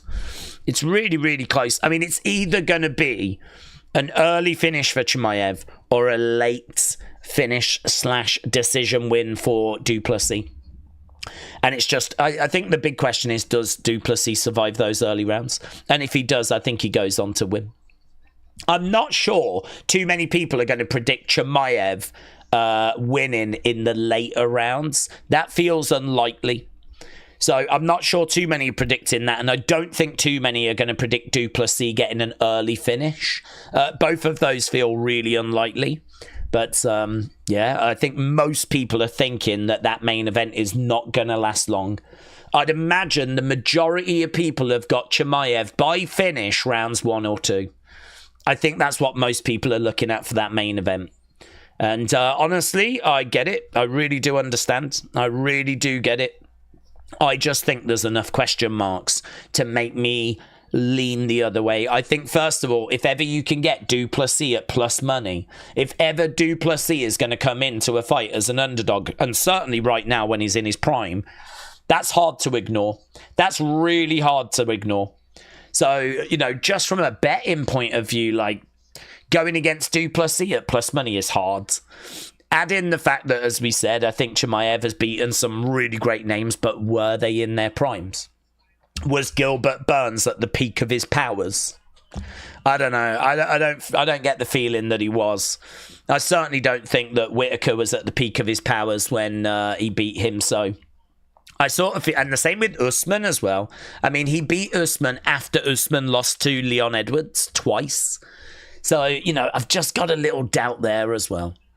I want Chimaev to win. I'm not necessarily rooting for either because I think they're both great, but I want Chimaev to win. And the reason for that is because I think if Du Plessis wins, it's just more of the same. We just carry on. Du Plessis is already seen as a great champion. You know, he managed to get past Adesanya, and I think he's seen as a great champion. And I think if he beats Chimaev, I mean, it just solidifies that. I don't know that Du Plessis is exciting enough to go on to be a massive megastar for the UFC. I don't know that Du Plessis has got the kind of charisma. I mean, the thing that you get with Chimaev is that he has got that I'm just going to kill everyone mentality. I'm just going to go in there and kill everyone. And that is really marketable. That is really compelling. That is something that I think really does resonate with people. The idea that he is just a wrecking machine. He's just a dangerous man that people want to avoid. Like, that is so marketable. And actually, if Chimaev gets the win, they've got a monster megastar. They've got someone seriously marketable. Honestly, I don't think it's a stretch to say that if Chimaev wins tonight, UFC has found its new Conor McGregor. I don't think that's a massive stretch because he's already a massive star in certain parts of the world. But, you know, I think that it's just a few questions that remain about him. You know, he's been very inactive. And I think we need to kind of move away from that. I think he's had like 7 cancelled fights in 5 years. So I think like there's a few things about Chimaev that, and I don't think he'll be as big as Conor. Right? I don't think that Chimaev's like pay-per-views are going to do Conor numbers. Like, let's not get it twisted. But what I would be prepared to say is that he could go on to be the biggest pay-per-view draw, and he could go on to be that sort of big face of the company, the kind of the guy that gets the sort of numbers that well, not the numbers Conor's getting, but the best numbers in the UFC. I don't think that's going to be Aspinall. If Aspinall's going to defend his heavyweight championship, I don't think Aspinall has got the personality to kind of bring those kind of numbers. John Jones has obviously stepped away. We know the White House show next year is going to be massive. I mean, it doesn't even matter who's on that card. flipping fighting at the White House is going to bring attention anyway, right? So we know that card's going to be massive. And we know that Islam has obviously got a big following. But again, I really think this comes down to personality. I really think this comes down to charisma. And Chimaev is dripping in it. He's dripping in it. You know, that was what made Conor, was his personality. You know, some of Conor's best moments were at the flipping press conference. So, you know, Chimaev, if he wins, I mean, I've got to think Dana is sat there with his fingers crossed that Chimaev can get this done.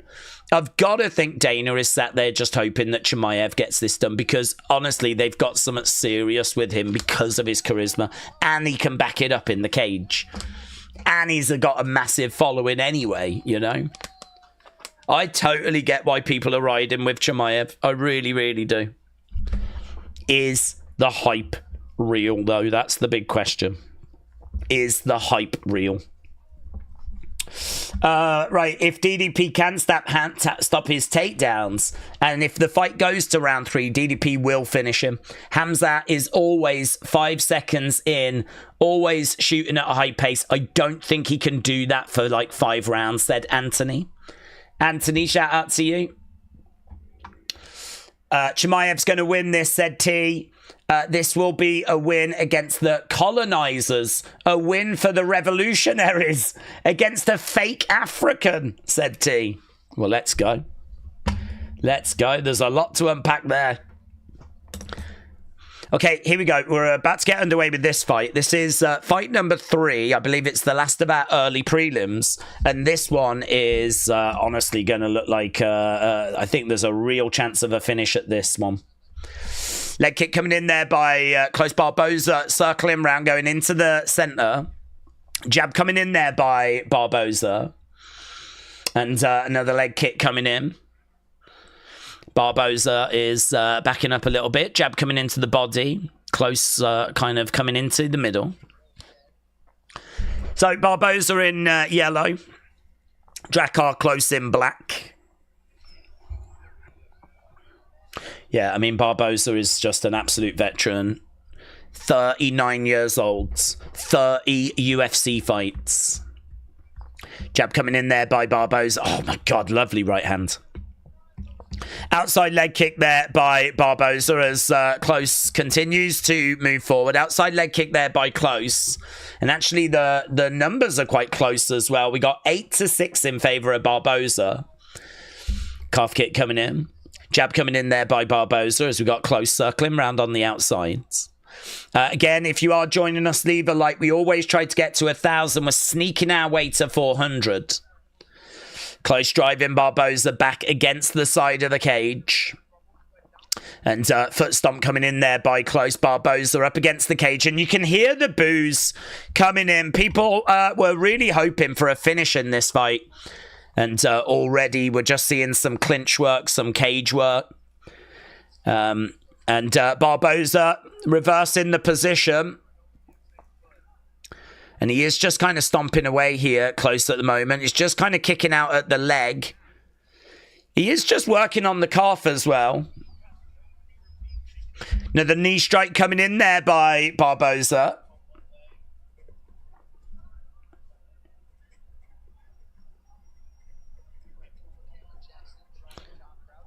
And again, Barboza in control, Close up against the side of the cage. Barboza doing really well right now. So there's a couple of shots coming in there by Close. Crowd is still booing, though. They're getting restless, and honestly, understandably so. There's very little action in this. It's just clinch work at the moment. Some little digs to the body, but the two separate. Barboza goes back to the centre. And here we got Close on the outside. Inside leg kick coming in. Big knee straight down the middle there by Close. Barboza in the centre. Inside leg kick again coming in there by Close. Jab coming in. You can see that it's 12-12 on significant strikes. There's nothing between them as Close again drives Barboza back against the cage. Really frustrating. This definitely felt like it had finish written all over it. We know that Close has got really solid boxing, but he just doesn't want to get into it with Barboza, which I can really understand. But right now, they're just kind of... it's Close that's neutralising Barboza. He's taking the sting out of the fight. It's obviously a game plan. Big knees coming in there by Barboza. That should give him the advantage. And we are seeing that in the numbers. 16-12 right now. They break apart again. Close is being very, very cagey. Heavy outside leg kick coming in. I've got Barboza winning this. Barboza is the slight favourite here. Minus 160. But again, we got Barboza again trying to find a way forward. Close backing away. Shot coming into the body there by Barboza. Close again trying to find a way forwards. Close, I mean, he's got really good wrestling. He was a wrestler and he's kind of morphed into a striker. I don't know why he doesn't employ his wrestling. I mean, at the moment, he's only attempted one takedown, which is quite a surprise, to be honest. I would have thought that he would have attempted a little bit more than that. But right now we got Barboza on the outside circling round. Leg kick coming in there by Barboza. Going to the body. Swing and a miss there by Close. Another jab coming in there by Barboza as Close tries to find a way forwards. I would still give this round to Barboza. Close significant strikes were not that significant. Again, lovely little hook shot coming in. Close driving Barboza back against the side of the cage. Barboza, 22 significant strikes. Close actually closing that gap. There's really very little between them right now. And there we go. End of the rounds. So end of round one. According to ESPN 22-21, the graphic that we just saw on UFC was 21-16. So Close, able to close that right at the end of round one. Let me know in the chat, which way do you think that went? I mean, honestly, not much in it. I probably would be leaning Barboza. I feel like he looked like the better fighter in that round. They're just looking at the foot there. I don't know if there's a bit of concern for Barboza's foot. I think it's probably because of all the stamping that Close has been doing. You can certainly see he's took some damage on the face. His right eye doesn't look right. I don't know if there's a bit of swelling coming up there, but again, they're just looking at the foot. I mean, lots of stomping there by Close. Interesting round, that. Interesting rounds. Big Man Standing says Du Plessis is going to get mauled early. Okay, here we go. I'm going to get underway with round number 2. Really interesting round, that. Really interesting rounds, and we are underway. Right now, we got Close coming out to the center, and he's starting to throw some shots now. Barboza going to the body, and a kick coming in there by... Oh, lovely kick going upstairs there by Close. Lovely spin kick upstairs. Connecting with that, and a kick coming back there by Barboza. We are about 9 minutes away from the prelims. Be a couple of hours of prelims and then we will be at the main card. So I know many people are waiting for that main card. Certainly waiting for that main event. And we are getting closer to it. Right now we've got Close in there throwing a heavy outside leg kick. Barboza having a little look. Nice head movement there by Barboza, and he's circling round on the outsides. Close in the middle, throwing a lovely right hand straight down the middle. Oh, lovely shot coming in there by Close. Close doing really well. Barboza getting clipped. And shots coming in there by Close. Barboza is up against the side of the cage at the moment. Close in control. So clinch strikes, 51-10 for Close. He's dominating the clinch work. Dominating the clinch work. Some stomps coming in there by Close. Barboza up against the side of the cage. He's doing really well at the moment. Really well. Close has got Barboza up against the side of the cage. It was a lovely straight right hand that really seemed to rot Barboza. Barboza just being held in the clinch. They break apart though. Come back to the center. And actually right now we're seeing some really good work. by Close. Barboza needs to try and find a way back into this fight. And he's struggling a little bit at the moment. There's another little shot coming in there by Close. And again, he's in the middle. Swing and a miss there by Barboza. Barboza has got to find a way back into this fight. Round 2 is definitely close. Kin Cali Lover said, how long will the fight take? What, the main event fight? That main event fight is going to be in about 4 hours. About 4 hours till we get to that main event fight. I appreciate that's the fight everyone's waiting for. We're in a clinch again here, by the way. I appreciate that's the fight that everyone's waiting for. But UFC obviously have got a big undercard before we get to that main event. And it's just going to build up the excitement. We haven't even really got to the prelims yet, and we certainly haven't even started the main card yet. So still a little bit of time to go until we get to that main fight, buds. But plenty of really good fights on the undercard. This one, a little bit of a sleeper. Couple of nice moments, though, by Close in this round. Yeah, letting his hands go a little bit more now, and he's really finding joy. Close is the one that's in control. He's getting his shots off. Some lovely jabs coming in there by Close. Nice spin kick to the body there by Barboza. Really good work. Oh, mate. Going upstairs. Fainting to go low, but going upstairs. This is better. Both guys swinging away.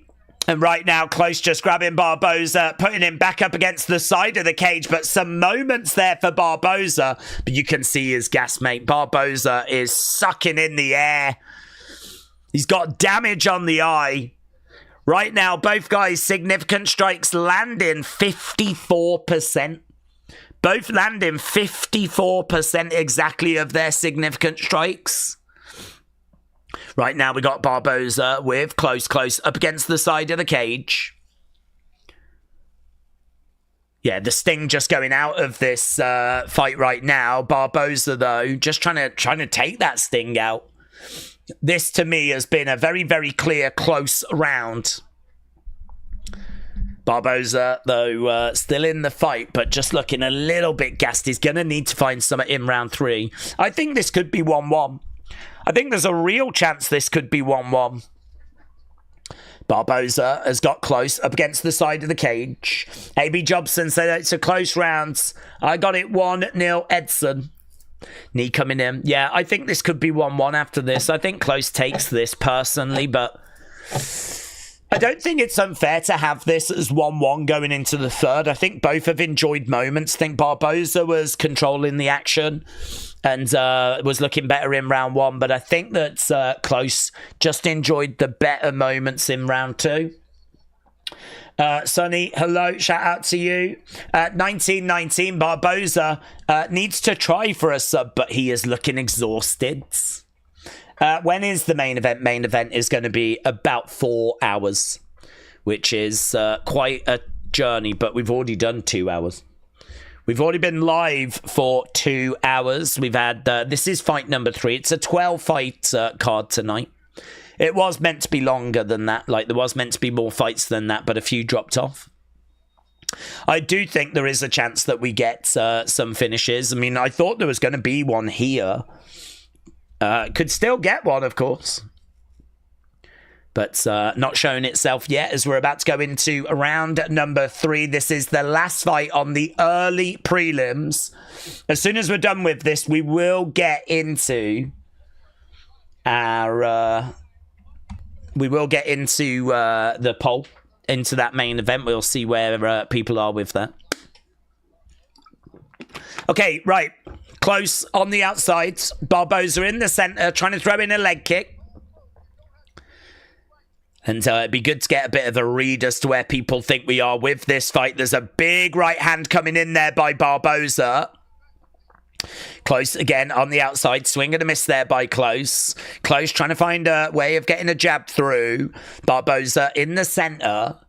Close on the outsides.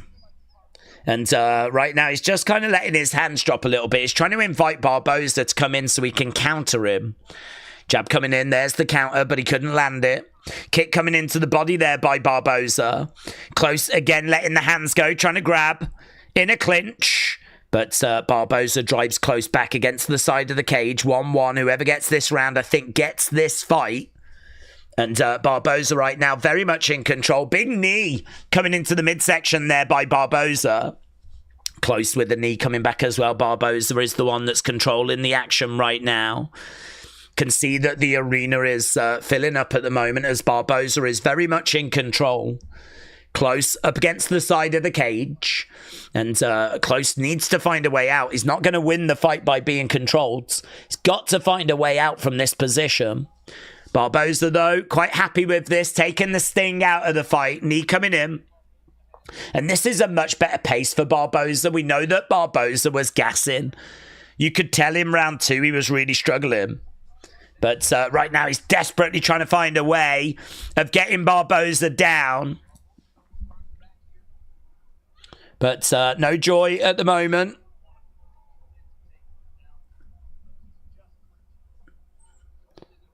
Yeah, no joy. Goes over against the other side by the cage. They break apart. Barboza in the center, Close on the outside. Barboza trying to find a hook shot. They've broken apart. I sort of feel like this round is anyone's round right now. Outside leg kick coming in there by Barboza. Close, trying to find a right hand straight down the middle. Barboza in there, circling rounds. He's not winning the striking exchanges. It was minus 180 that this would go over 2.5 rounds. So it has achieved that. We got just over 2 minutes to go. 2 minutes 15. Jab coming in there by Barboza. Close, eating that. This is fine margins in this round. Right now, Barboza minus 180. He's got that control time. But Close really can find a way of still winning this.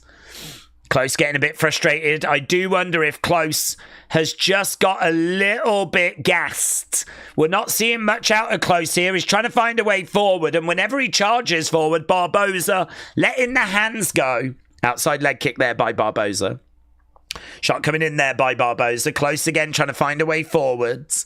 Circling round. Close again, edging forwards. This is anyone's, honestly, at the moment. It feels like it's probably going to be Barboza. It feels like it's probably going to be Barboza. We got an outside leg kick coming in there by Barboza. Close again, just edging forwards. Very, very quiet. Not really much for the crowd to get their teeth into. Jab coming in, right hand there by Close. Barboza circling round on the outsides. And right now, again, we got Close trying to find a way forwards. And again, we've got Close driving Barboza up against the side of the cage. And the crowd are just booing away.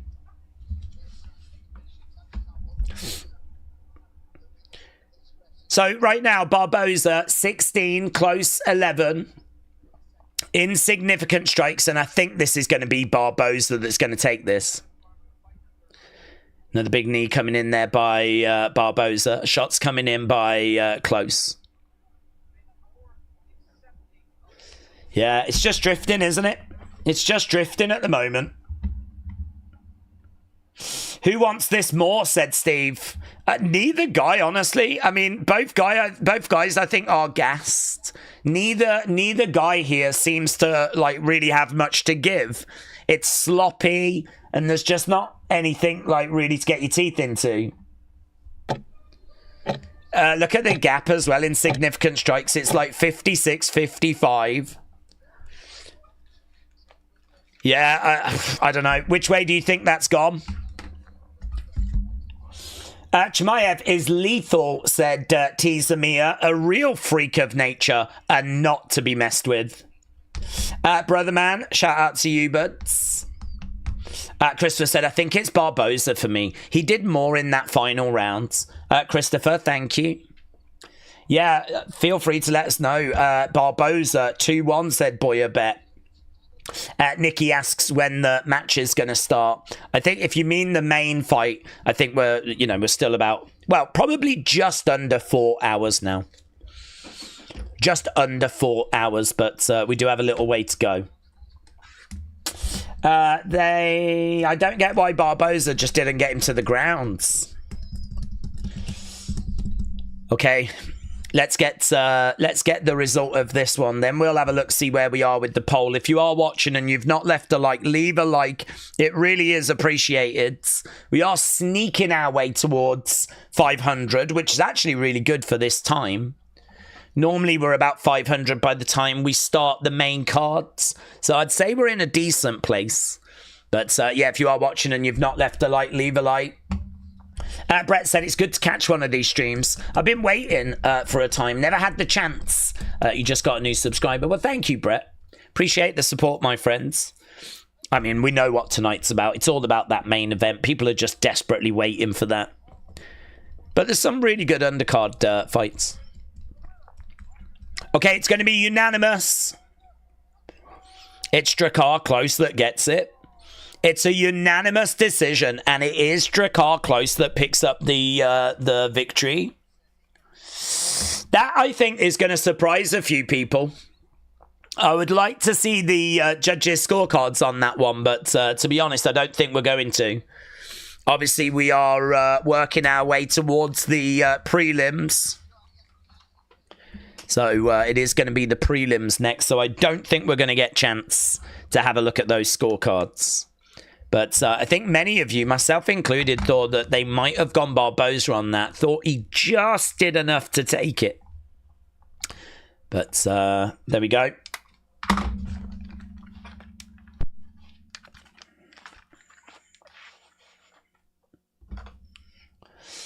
Okay, prelims should be starting. I'll show you around with these, that's right. Okay, Klose did everything possible in that third round to lose the fight. What a jackass, said A.B. Jobson. What a jackass. Okay, prelims will be starting very, very soon. Obviously, they're going to be hyping up the main fight that we've got, our main event fight. So we're probably going to have to wait just a moment till we get to that. Let's just mute that for a second. Right, next fight. It looks like it's going to be the Chase Hooper fight. I'm really looking forward to this.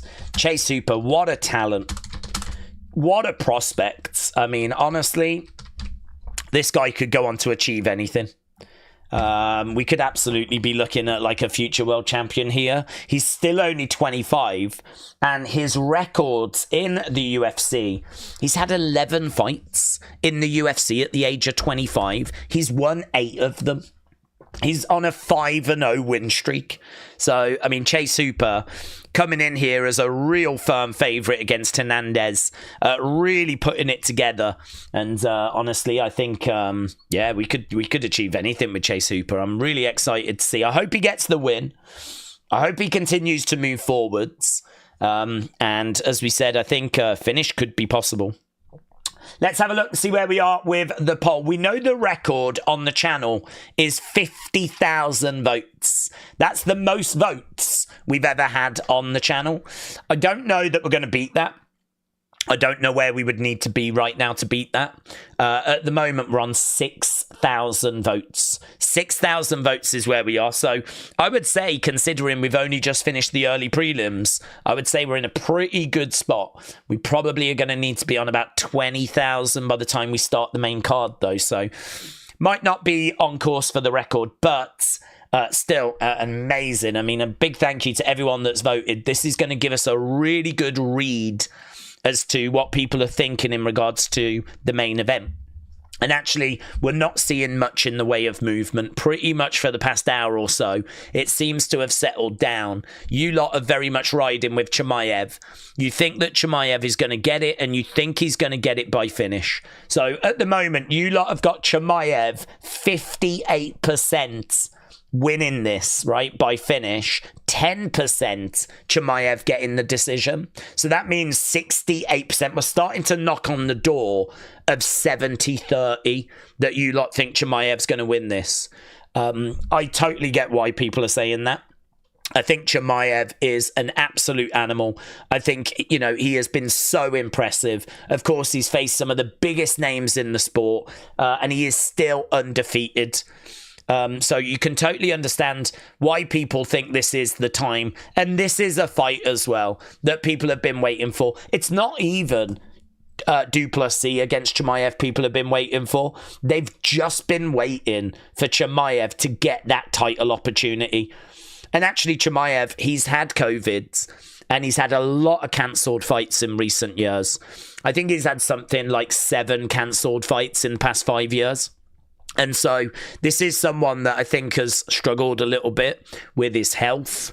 I think this is someone that's really starting to come back from that. We're seeing him kind of getting better, honestly, as time goes by. And this could be one of the best versions of Chimaev that we've ever seen tonight. Chimaev tonight could really be as good as we've ever seen. And to be honest, if he's going to win, I think he's going to need to be as good as he's ever been. I think this main event is unmissable. I think it's absolutely captivating. I think that Du Plessis, and you look at his record, they've just got it on screen right now. He's got wins against Brunson. He's got wins against Whitaker, Strickland, Adesanya. You know, he's got a really good records. Again, though, you know, are those wins against people when they were in their prime? I don't know. You know, has Du Plessis been really tested? I mean, I think the Adesanya win is good, but we know that Adesanya has suffered some losses. I mean, he's got losses against Pereira, for example, Alec Pereira. He's went up and obviously got a loss at light heavyweight as well. So we know that Adesanya's got a few losses on the records. I don't know, that win for Du Plessis, it looks good. I think the win over Adesanya and the way that he got the win as well was really good. I've got Du Plessis just edging this. I think he weathers the early storm. Takes it into the late rounds, and I think he finds a way of kind of putting him away, Chimaev away late, or he is going to get it on decision. But I totally understand why everyone's saying that it's Chimaev by finish. I really do. I think that there's... I get it. It's the favoured option. So keep getting your votes in. We've had nearly another 500 votes since I've just been talking there. And at the moment, it is still holding firm. If you are a Du Plessis believer, make your voice heard in the poll, because at the moment, he's only got about a 30% vote in the poll. At the moment, it's about 70-30. But what do you think? Everyone wants to talk about the main event. What do you think? Which way do you think it's going to go? Apparently this event tonight is $80. They just showed on screen $80 for this event tonight. Gene said, do you think, are you using ESPN Plus? No, I'm not, but... we're very, very fortunate here in the UK. I'm in the UK, and in the UK, we have TNT Sports. And if you are subscribed to that, which I don't know how much it is a month, but it's one of those, you know, £30, £40 a month things, subscriptions. If you're subscribed, then you get all the UFC stuff. There's only a couple of cards, like if they're ever in the UK, that they will do a pay-per-view thing for. And obviously you guys have been paying a lot of money over in America, but of course that is going to come to an end, isn't it? That fantastic agreement that is in place where you are now going to enjoy these pay-per-view events at no additional cost. Obviously massive for the sport. I mean, that is going to help UFC grow like no one's business. I mean, it's going to make it so much more accessible. And, I think that has been a real barrier, honestly. A real barrier for people is like having to pay $80 for like the cards. Right. TNT, got it. Thanks. Right. Megadeth said, I think Du Plessis is going to win this fight. I've got my money on Hernandez. Sometimes I step away, so I'm not able to get it together. I've been feeling a bit sick this week. I'm sorry to hear that, Han. Hope you feel a bit better. Hopefully this provides a distraction. Strickland says Du Plessis is going to win in round 5, said Bipolar Punt. Jay said Chimaev is a bit unreliable and fights once a year.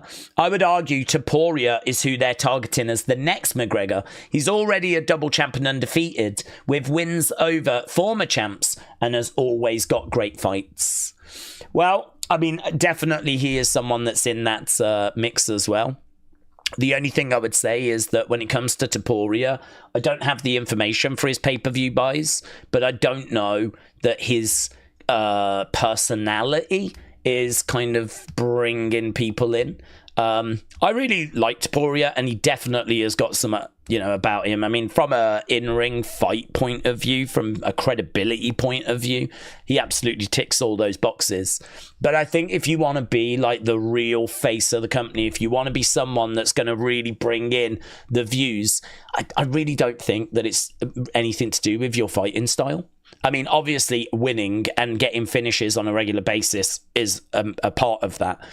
But I think, honestly, it's to do with your charisma and your trash talking, and if you can sort of sell pay-per-views that way. Because I think the average fan, the casual fan, hardcore fans will watch anyway, right? You've already got the hardcore fan base, but you're trying to attract that casual fan.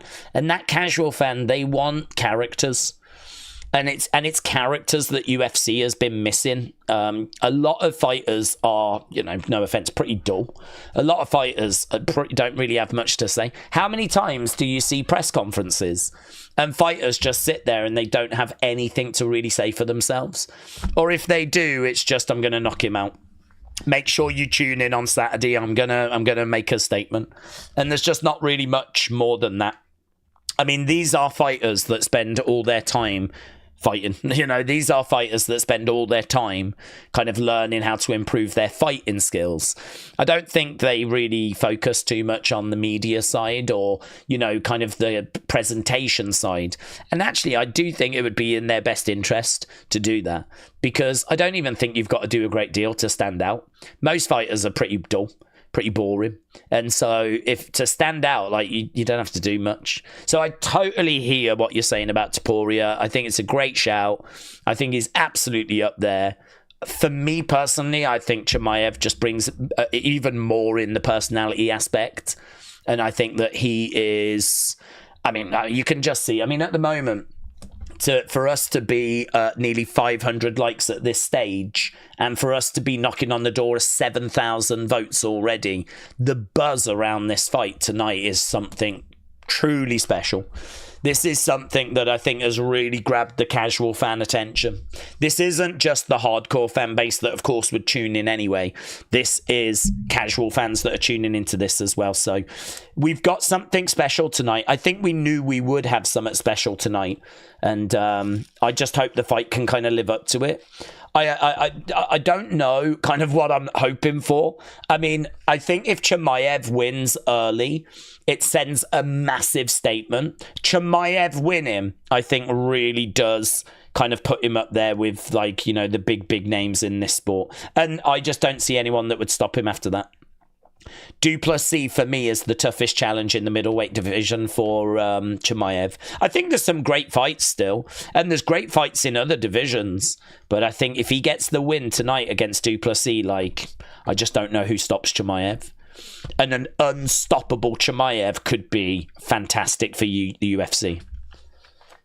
Could really set them up really well for 2026. But yeah, I think it's a great shout. I totally hear what you're saying about Topuria. He is absolutely in that conversation as well. Khamzat is going to fight. I can text now. I am watching UFC. I'm going to go to sleep and wake up when it's Khamzat, said Nesserine. Hasib said, Days, right now, who do we think the biggest stars are for the new generations? Get the casual. I think Chimaev. I think it's difficult because UFC is truly a global sport. So UFC is watched all around the world. The interest in UFC, I mean, it's very rare actually for there to be a sport that is so dominated by just one organization, UFC absolutely dominates mixed martial arts. So the world will be tuning into this show, this event. And I think that when it comes to people that grab casual fan attention, I think we see a lot of support for Islam Makhachev. We see a lot of support for John Jones, of course. John Jones is a massive name. Tom Aspinall's just had like this big movement of people wanting to see him against John Jones. I think that has really resonated with people. I think Tom Aspinall is right in that conversation. But honestly, I think that for me, Volkanovski, of course, if you're in Australia, massive name. I mean, all the champs obviously have got a good following, but Chimaev has felt like the uncrowned champion for quite a while. He's felt like the guy that everyone's just been waiting to get that opportunity. When is Chimaev going to fight for the championship? That answer is tonight. And that's why this is so special. This is a fight people have been waiting for. Add in the fact it's against Du Plessis, and that's an absolute banger. Mate, we are eating so good tonight. This is unmissable. If you are an MMA fan, a UFC fan, or even just a casual fan of UFC, this is unmissable. Okay, we are underway with our first round, and right now Chase Hooper just showing that he's getting the better of the striking. Hernandez throwing in a lovely right hand there. Kick coming in by Chase, and again, another kick coming in there by Chase. Hernandez circling round. Chase Hooper, though, as we said, very composed, very confident, very experienced now for the age of 25. Oh, lovely shot coming in there by Hernandez. Chase again with a kick coming into the body. Head kick coming in there by Chase, and Hernandez trying to find a way forward. There's a lovely right hand there by Hernandez. Hooper again. Look at that. Bang, bang, bang. Straight down the middle. Lovely work. Hernandez circling round. He's in the center. Kick coming in there by Hernandez. Chase Hooper again trying to find a way forward as Hernandez circles round. Couple of jabs coming in there by Hernandez. Spinning back fist coming in there by Chase Hooper. Kick coming in. Hernandez again going round as Hooper backs away. Couple of shots straight down the middle there by Hernandez. And kick coming back there by Hooper. Hernandez backing away as Chase Hooper continues to move forward. Some lovely shots there by Hernandez, though. Heavy hands. Chase Hooper, though, just eats them and continues to move forward. Oh, he grabs the leg. That was good. Looked like he was just starting to get pieced up a little bit there, Chase Hooper. Couple of these shots finding a way through by Hernandez. Spinning back fist coming in there by Hooper. Hernandez in the center, backing away a little bit as Hooper backs up as well. Little bit of respect being shown by both guys. I think that Chase Hooper is still leading this, but Hernandez showing that he's not just going to be an easy night's work. A couple of shots coming in again there by Hernandez. Hernandez very well rounded. He's got power in both hands. Hooper again really lunging, trying to find a takedown. Couldn't find it. Got about a minute and a half left to go. Hernandez again just backing up as Chase is right in front of him. Shot coming in, 1-2 down the middle there by Chase and looking for a spinning back fist. No joy. Hook shot coming in there by Hooper. Outside leg kick there by Hooper. Hernandez again in the middle as Hooper trying to find a way forward. It's scrappy. Couple of good shots there by Hernandez. 18-8 right now. Yeah, good work so far by Hernandez. He's not allowing this fight to get away from him, but I think that gap is just a bit too wide. 40-odd seconds left to go so far. And right now we've got... It's a very slow pace, actually. You can see that the significant strikes aren't moving that much. But at the moment, Chase Hooper just leading. Hernandez, though, has had some really nice-looking shots. You can see the volume. Look at Chase Hooper, 20 out of 78. He's throwing and missing a lot. Percentage-wise, Hernandez getting much better accuracy at the moment. Hooper, again, trying to find a way forward. We've got 10 seconds left to go. Oh, big shot there by Hernandez, Hooper down. Oh no, ref called it. Oh my God. Chase Hooper gets put down. Hernandez finishes him. Bang, bang, bang, bang. Yeah, right hand just caught him. I mean, he went down, but it didn't look like he was out. So it looked like he might be able to weather it, but he couldn't weather it. Ah, that's gutting. Hooper was winning this round. Yeah, it's a big right hand. Hooper goes down, but he's on his knees. Yeah, he just left himself open, didn't he? So he kind of went for a shot. He flicked a shot out, left himself open. The counter straight down the middle. Chase Hooper goes down. He goes down to his knees. He covers. He's still with us. But then just this flurry of shots. Referee steps in, you know, and Chase Hooper suffers a loss. There's still chinks, isn't there? There's still chinks. That is so disappointing. Chase Hooper 5-0 in his last 5 fights. 25 years old. Really putting it together. Looked like he was on a great run. Winning that round. And he just left himself open. Counter shot straight down the middle. Right hand. Gets it for Hernandez. That is so disappointing. My predictions are just bad. Oh, I wouldn't worry about it. I think this is a difficult one tonight. I mean, I had Chase Hooper getting that. I thought Chase Hooper was going to get that. I thought Idris was going to get the opening fight of the night as well. And, you know, that's a couple of results that have gone to the underdogs. Underdogs are barking a little bit tonight, actually. Dogs are barking a little bit tonight. And that is a big finish, a big moment for Hernandez. Hernandez able to get the victory over Chase Hooper. And, yeah, very good. Right, let's jump back into the chat. Hernandez was so evasive, he just doesn't get down. Perfect timing. Thank you, Hernandez. I needed that Pepsi bottle for my collection, says Juan. Who said they should have gotten rid of Hernandez early? Stopped it a bit too soon, said Kane. Yeah, I mean, I think that maybe. I mean, he was down and he was kind of defending himself, but I mean, he just needed that few moments to try and find a way of getting back to his feet, throwing a few stuff back, because he wasn't throwing anything back and he was just defending. I think the referee called it. I mean, I think for a lot of people, it's fine. I could see the argument for it being a touch early, but either way, he got caught. He was then getting absolutely smashed on the ground. I can sort of see the argument as to why ending it was the right call as well. So it's one of those. I think if you had money on Hooper, I could understand you feeling that it's early. I think if you had money on Hernandez, well, you did really well.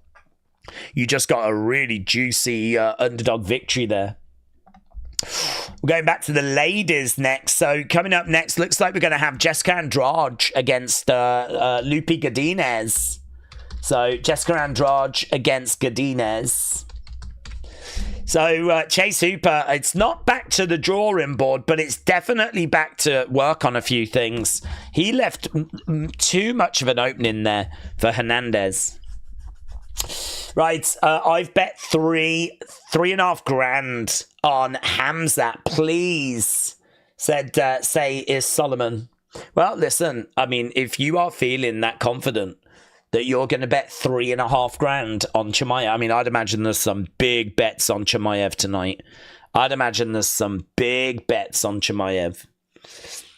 Who's going to win? Honestly, we don't know. It is very, very close. I can tell you just looking at our poll, and we keep going back to it, but then it does keep jumping up by so many votes.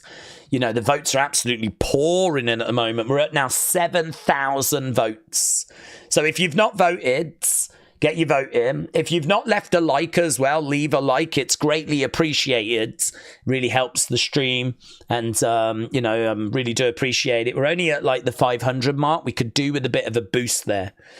We've got nearly 7,000 votes, but only 500 likes. So we definitely need to see a boost there. But at the moment, it's looking like we are getting closer to 70% for Chimaev.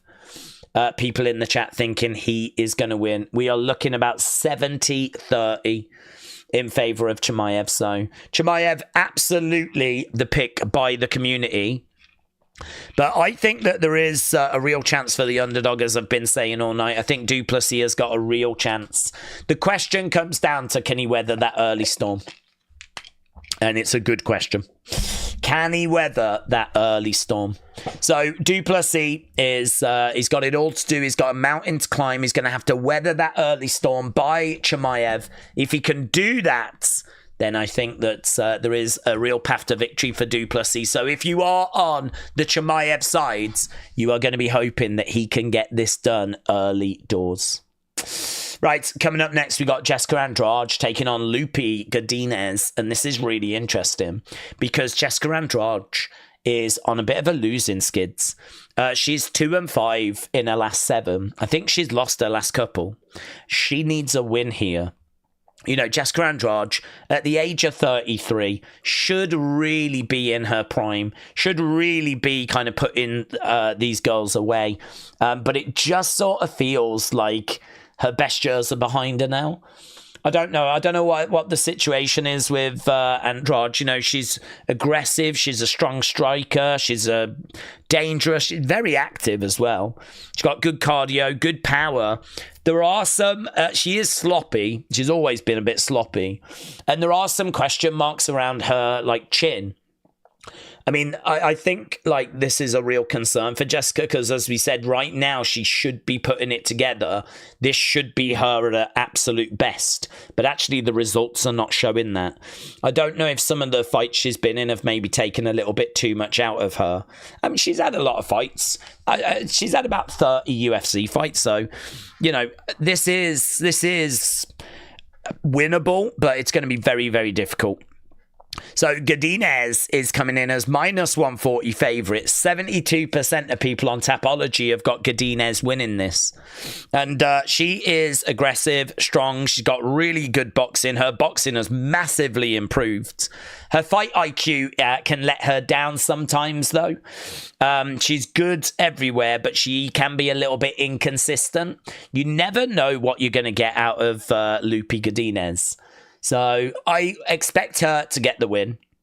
I think Jessica Andrade has really struggled recently. I think Godinez is going to have enough to get past her, but I think this is a really interesting fight. This is fight number 5 out of 12, and all the while we are getting closer and closer to that main event. We are probably about 3.5 hours away now. Probably about 3.5 hours away. So we know that we've got another hour and a half of these prelims, and then of course we will be at the main card, and that main card is going to be bananas. Once we actually start that main card, there's some great fights, but you know that's when the casual fans are going to arrive. I mean, right now, if you're here now, I wouldn't class you as a casual fan. I mean, if you're here right now, you're obviously very engaged with UFC. So if you're here right now, I'd imagine you're really into the sport, really into a lot of the fights that we've got tonight. But as soon as you get to that main card, that's when we're going to start seeing more of the casual fans around. So yeah, this thing is just going to get crazier as the night progresses, to be honest. Right. Andrade is a beast, but she has been on the slide. What do we think about Legends coming back for fights, said Asib? It looks like Nunes could return to challenge for the title. I think it really depends, to be honest with you, as to where the Legends are at. I mean, I think the thing with Nunes was that she ended on a high when we last saw her. I think it's a bit different if the Legends walked away after being on like a, 5-fight losing streak. For example, if Tony Ferguson comes back to have a fight, like, I don't know about you, but I'm not crazy about seeing Tony Ferguson in 2026. I mean, Tony Ferguson is a legend, but he is someone that I think we knew his time in the UFC had come to a close. So, you know, for me, I think it really depends on a kind of case-by-case basis. Amanda Nunes, I would welcome her back with open arms. I think Amanda Nunes is someone that is seen as the GOAT, the greatest of all time when it comes to the women's division. She was not on some terrible losing skid when she left. And I think she, from what I've heard and seen, has really looked after herself while she's been away. So obviously inactivity is going to be a bit of a factor. I think, to be honest, I would like to see her come back, win a fight before getting a title fight. But from a business point of view, that probably doesn't make sense, because there's every chance Nunes comes back and doesn't win, so because of inactivity. So there's every chance she comes back, loses whatever fight she's in. So from a business point of view, do you want to run the risk of her coming back and losing a warm-up fight? Or do you just put her straight in for the title? I think, to be honest, fans want entertainment as well. You know, I know there's an argument about how you should put the best against the best. I get that, and I think fans want that. But I think there's something as well in just bringing a legend back and just, you know, can they do it? A little bit like Mike Tyson against Jake Paul. You know, Mike Tyson, I don't think anyone really expected him to win. I think everyone knew the guy was in his 50s. He'd been losing fights 20-odd years ago, you know? Even 20-odd years ago when he was in his late 30s, he was losing. So the idea that he was going to come back and, you know, beat a young Jake Paul, and whatever you want to say about Jake Paul, he's got enough about him where he can, you know, survive a bit of an early onslaught, a bit of an early whatever Mike's got left in the tank. And that was it, wasn't it? I mean, there was like half a round where I think for a brief moment we might have seen a glimpse of the Mike Tyson that we know. And then the rest of it was an absolute sham. The rest of it was an absolute disgrace. But, you know, there was a lot of excitement around that. And wasn't it like 70 million people tuned into it? So we know that, you know, people want to debate these things. They want to have conversations around these kinds of fights. I think there's every chance Amanda Nunes is not one of the top women's fighters right now. There's every chance the women's division has sort of passed her by. Not much, but, you know, she might be like number 3, number 4. Do you want to run the risk of putting her in a warm-up fight and she loses? Or do you just put her straight in the title fight? So I get it. I mean, a bit of pro wrestling fan in me totally understands. You know, just put her in there, and if she loses, she loses. So I don't mind it, but I think it is on a case-by-case basis. I think it would make most sense to give them a warm-up fight, but the problem is they might then get exposed. But equally, she could come back and win, couldn't she? I mean, they do think she is the GOAT for a reason. Right, we're back, baby. I'm glad that we're covering UFC. Thoughts on the White House card? It seems a little bit overhyped, says Nacho. Well, to be honest with you, buds, I think we don't know the card for the White House show yet, obviously, but there's lots of rumours that John Jones would come back for it. Conor has said he'd come back for it. I think the thoughts on the White House card are that this is the kind of thing that UFC does better than anyone else. You know, boxing has been around since flipping forever. I mean, it goes all the way back to flipping 1700s, 1600s and beyond before that, right? And I think that boxing has had the ability to kind of do these sorts of shows. There is something about the spectacle, isn't there? I mean, it takes me back to Fight Island. Do you remember during the pandemic when everywhere was closed? UFC was one of the only sports that was still going. And what they did is they put on an event on Fight Island. Now, we didn't know where that was, and we didn't know what it was going to look like, but UFC were so clever because what they did is they put an octagon on a beach and they promoted that this is where it was going to take. They didn't say that's where it was going to take place, but they sort of insinuated that the fights might take place on the beach. And so there was this octagon on a beach, Fight Island, don't miss it. everything is closed down, but the UFC has found a way of going. We've got our own island. And it was one of those that just grabbed public attention, and that is one of the biggest streams we have ever done. And honestly, it was ended up being Yas Island, and it was just inside, like, I think it was a temporary built arena, and it was just boring, honestly. I mean, the event was fine. The event was okay. But we were not on the beach. It was not what people were expecting. It was just, on Yas Island, and it was just inside this pop-up arena. So it's one of those where the hype, the marketing, all of that stuff really promoted that event and made it to be bigger than it actually ended up being. Now, I don't know if that's going to be the same for this. I don't actually know where they would put the octagon. I think a lot of people think the octagon will be on the lawn at the White House. I don't know. I don't know if Dana has actually answered yet. He would be quite wise to not answer where the octagon would be. He would be really wise to not answer that, because I think that is something people want to tune in to find out. Where is the octagon actually going to be set up? And then, obviously, because this is such a historic card, everyone wants to be on it. So if he does get John Jones coming back, and he does get Jones Aspinall, and he does get Conor coming back, it doesn't even matter who Conor's fighting. If he does get Conor coming back, huge. I mean, Conor being on that's huge. So, yeah, is it hyped and potentially, like, I don't know if it can be overhyped.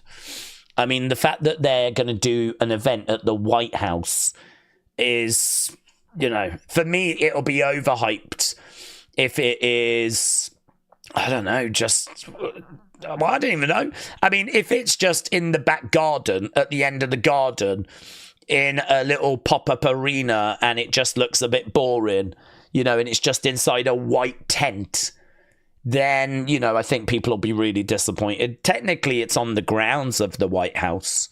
But if it doesn't feel like it's at the White House, then, do you know what I mean? It's just White House in name, isn't it? I think in order for that event to really satisfy, it's got to be, it's got to be in the White House. Or if it's going to be on the lawn, then you need to see the White House in the background. Like, it's got to feel like you're at the White House in some way. If it's just going to be right down the bottom of the back garden, you can't see the White House, and it's just inside a white tent, and you could be anywhere in the world. Like, that's people are going to have a bit of a moan about that, I think.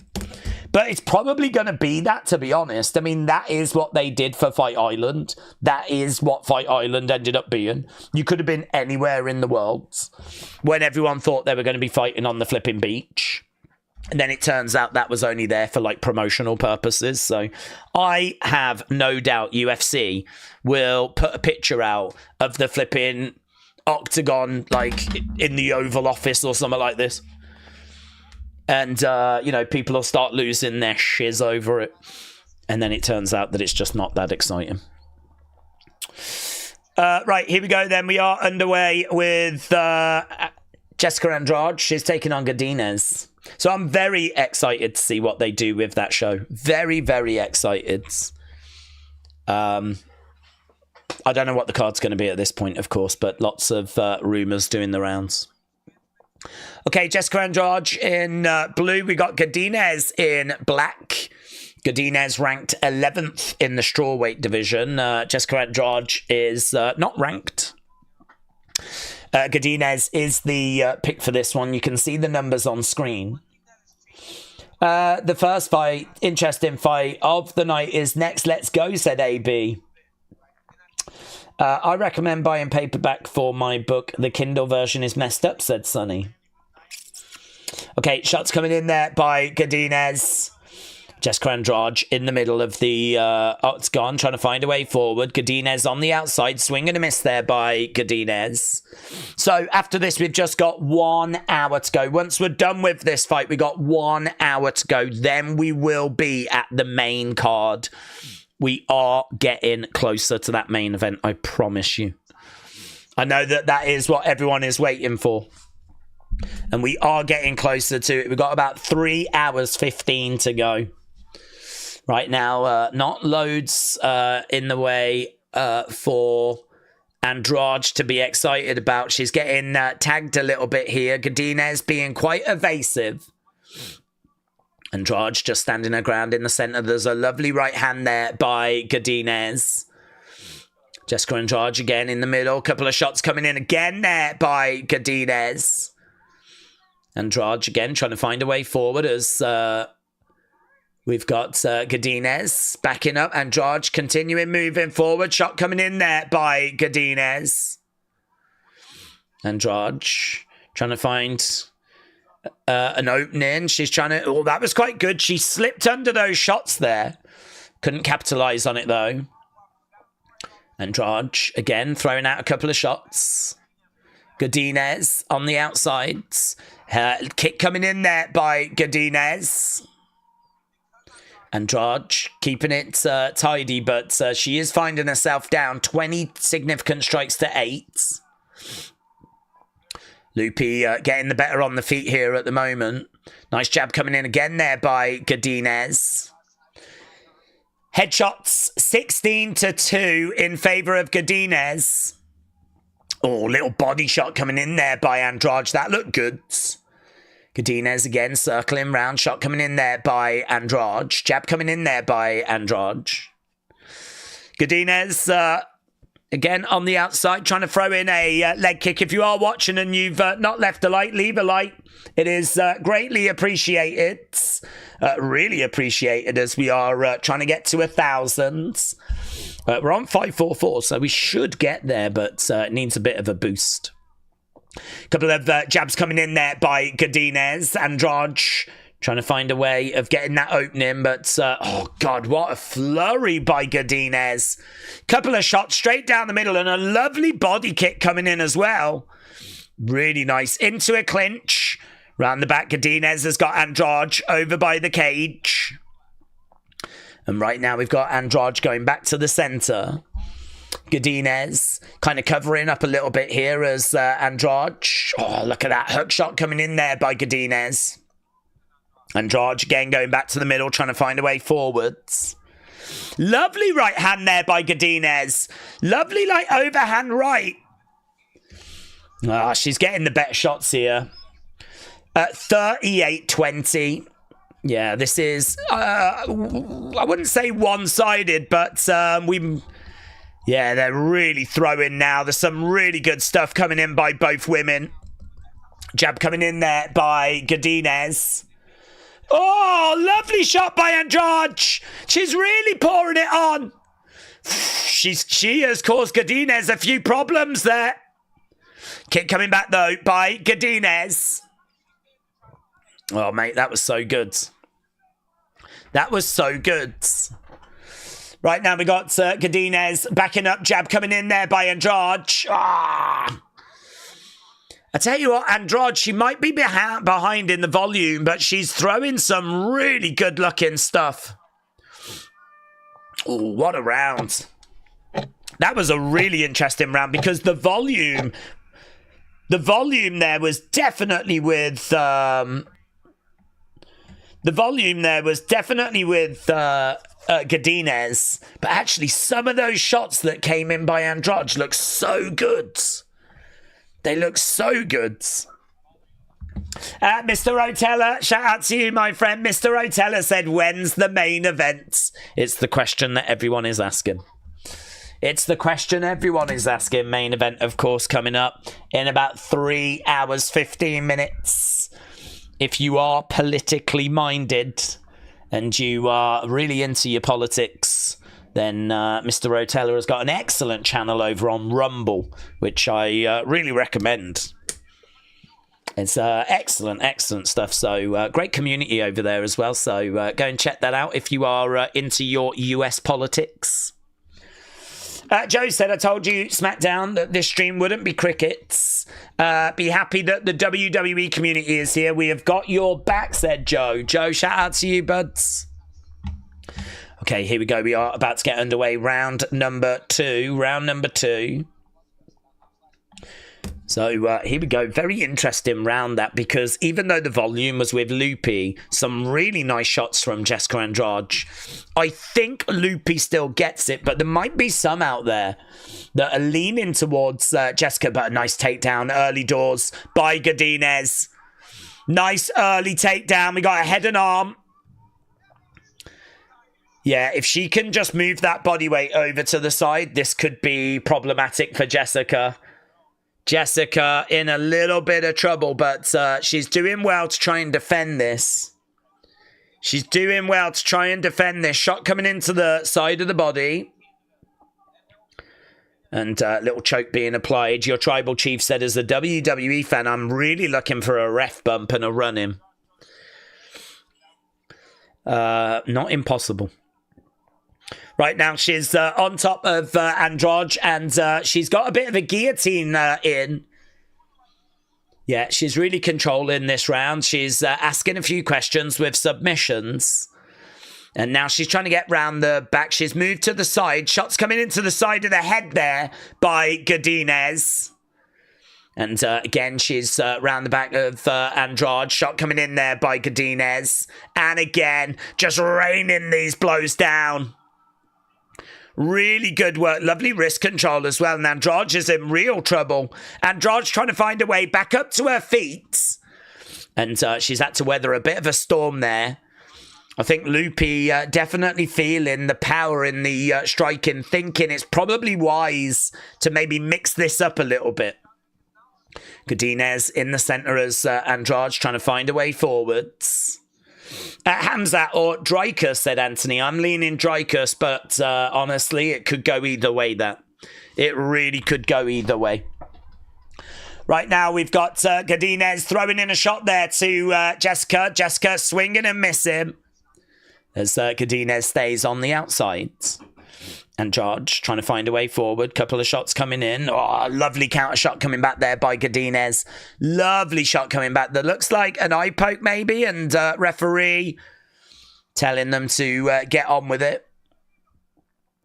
Right now we've got Andrade standing right in front of Godinez. Lovely combos. I love that kick at the end of her combos. Staying on the outside. This feels a lot tidier by Godinez. She's not allowed Andrade the same openings. Right now we've got Andrade taking a step back. The significant strike accuracy is pretty poor for Jessica Andrade. It's only about 27%, which is low. Godinez again trying to find a way forward. Jessica is in the centre. She's edging forward. Body shot coming in. The thing with Jessica is, you know that if she puts a few things together, she could really cause problems here for Godinez. Godinez, though, with a big knee coming into the body. Got about 1:30 left to go. And again, we've got some more shots coming in there by Godinez. Jab coming in there by Andrade. Right now, we've got Godinez trying to find a way forward. Inside leg kick coming. Oh, look at that. Godinez with a right to the body and a left going upstairs. Really nice. Swinging away, going upstairs there by Godinez. Jessica Andrade's got a minute. I think she's down in this round. That gap is about 25 significant strikes. It's sizable.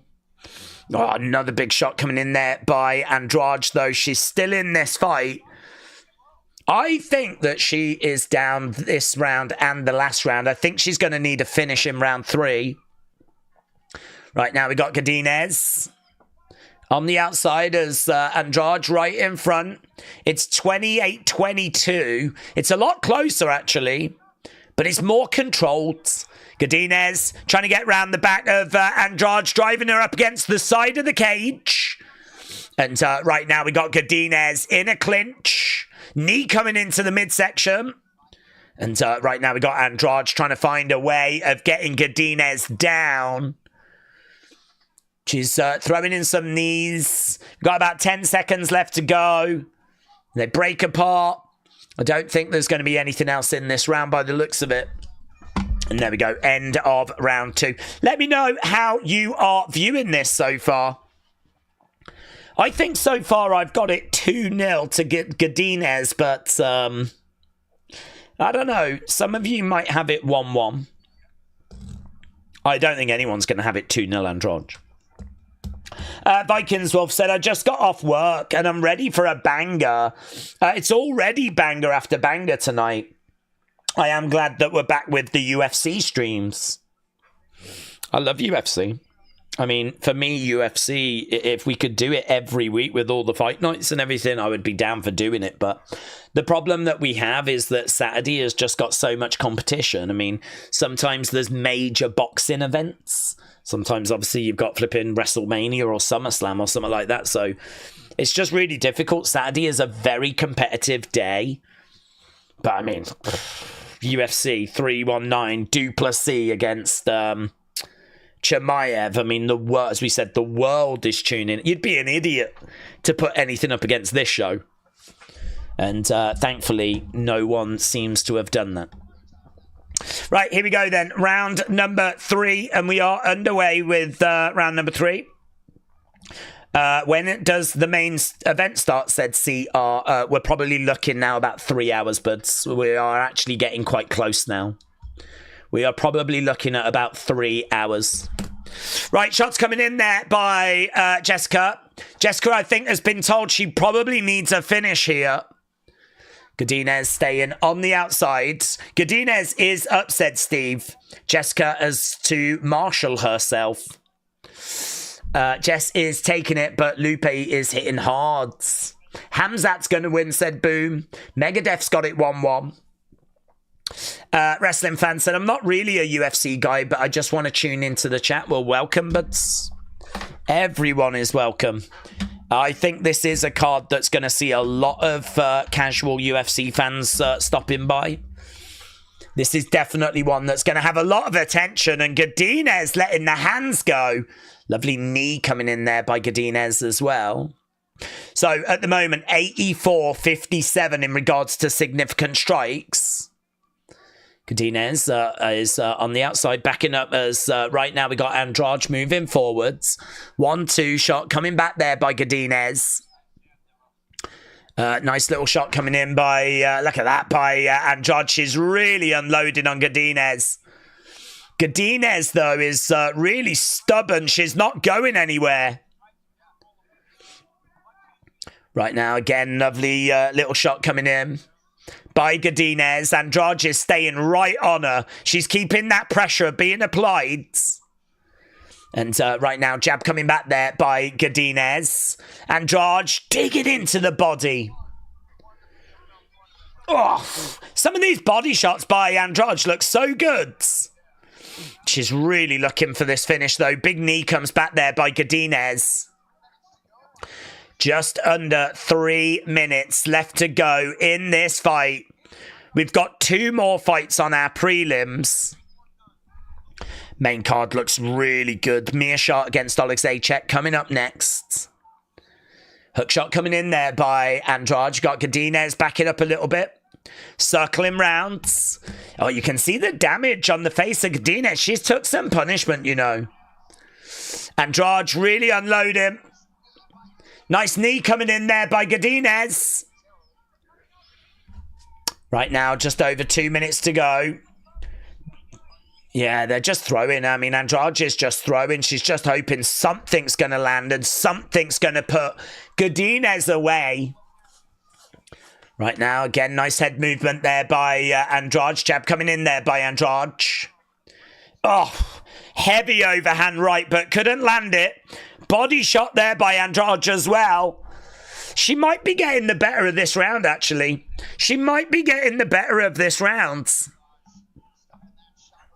Nice body shot coming in there by Andrade.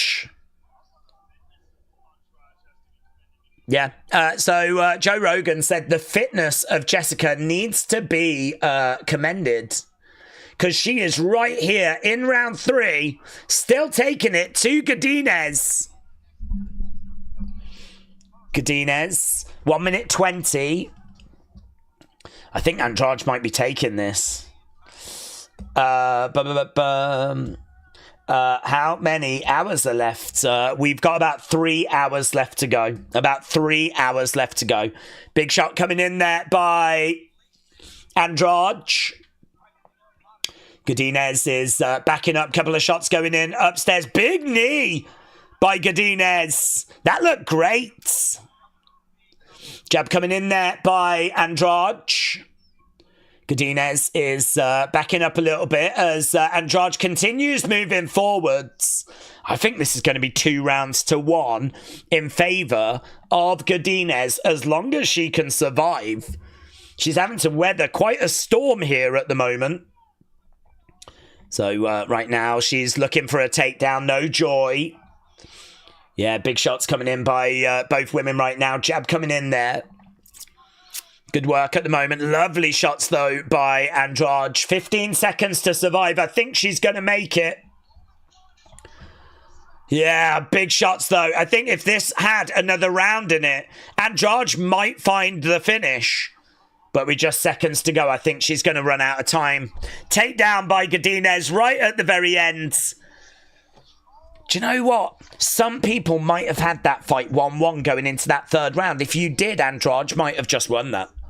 I personally had it 2-0 to Godinez, so I think it's 2-1 Godinez. But if you had it 1-1, then Andrade just won that. That is actually really, really interesting. That is actually really, really interesting. Miss Dow Jr. said the next two UFC pay-per-views, 2021, don't collide with any wrestling or boxing. 21 is in Abu Dhabi, so that is going to be on early, said Mr. Dow Jr. 20 is not up against anything. Go DDP, said Mr. Dow Jr. 1 hour left, yep. In an hour's time, we have got the main cards. Phantom Bear said women's fight right now is so satisfying. No constant hugging, just pure exchanges. Really good. Honestly, it was really good. I think people will have really enjoyed that fight. Both women brought it. Nothing but respect to both women. I think both women just really brought the fight there. You can see the numbers on screen. 113 to 101. Very impressive stuff. Very impressive stuff. I'm very interested to know which way the judges are going to go on this. A surprisingly fun scrap, says A. Jobson. I might go for a little sleep for 50 minutes and wake up to watch the fights. Yeah, a lot of people are doing that. A lot of people are stepping away and then coming back. I can understand that. Main card looks good, though. Okay, unanimous decision. Lupi Godinez gets it. It's a unanimous decision. Lupi Godinez does enough, and that is... Well, I don't know, honestly, because it's obviously another loss for Jessica Andrade. She's clearly on decline, but it's not a loss that I think she needs to, you know, feel bad about. It was a really tough fight. And actually, Jessica Andrade's looking much the better fighter in that kind of close-in exchange. So, yeah, I don't think that's one that she needs to feel, like, bad about or anything. That was great, said Megadeth. I've got Godinez winning, says Wham. Bob said, I'm glad Andrade lost. That means she can live to fight and win another day, says Bob. Is the Nolan fight over? No, Nolan fight is our main event of the prelims. I believe next we've got Mia Shah in action. I think this is our halfway point now, actually. We've got 12 fights tonight. This next fight is fight number 6. So Gerald Mia Shah is going to be in action taking on Oleksiejczuk. It's going to take me ages to type this out. Oleksiejczuk, and this should be a pretty fun fight, honestly. If you are watching and you've not left a like, leave a like. It is greatly appreciated. And at the moment, we're at 575. We do still need to find some likes there. We are struggling a little bit with the likes, certainly in comparison to the votes. You guys have been voting away. I think there's a really good chance that we could hit 10,000 probably within the next 15 minutes. So, yeah, at the moment, we've got Chimaev by finish, 58%. Chimaev by decision, 11%. So 69% of you think that Chimaev is going to win that main event. 69%. And it's been stuck on that for quite a while, honestly. It with all the votes that are coming in, it doesn't seem to be moving the numbers, to be honest. We're very much stuck on that. So it seems like people are still very much of the opinion that this is Chimaev's to lose. And actually, do you know what? That's a really interesting way to word it, because I wonder if this is Chimaev's to lose. Chimaev is going to have the better of round one. Chimaev is going to bring that storm. He's going to bring the fight. He's got to find the finish, I think, in round one or round two. If he doesn't, then I think Du Plessis starts coming more into the fight. So, you know, Chimaev has got to find that finish in round one or round two. If he doesn't, then I think it's probably unfair to say that he's thrown it away, but I do think he needs to find that finish early on in the fight. So a lot of people, I think, are under the impression he will. A lot of people, I think, are under the impression he is going to find that finish and he is going to get the win early. But what if he doesn't? What if he doesn't? What if we get to round three? What if we get to round four? What if Du Plessis is still there? I think as we get to those later rounds, Du Plessis, I think the odds drastically change. If we're still there in round five, I've got to think Du Plessis would be favourite at that point. But, you know, Chimaev is going to be dangerous throughout the whole fight.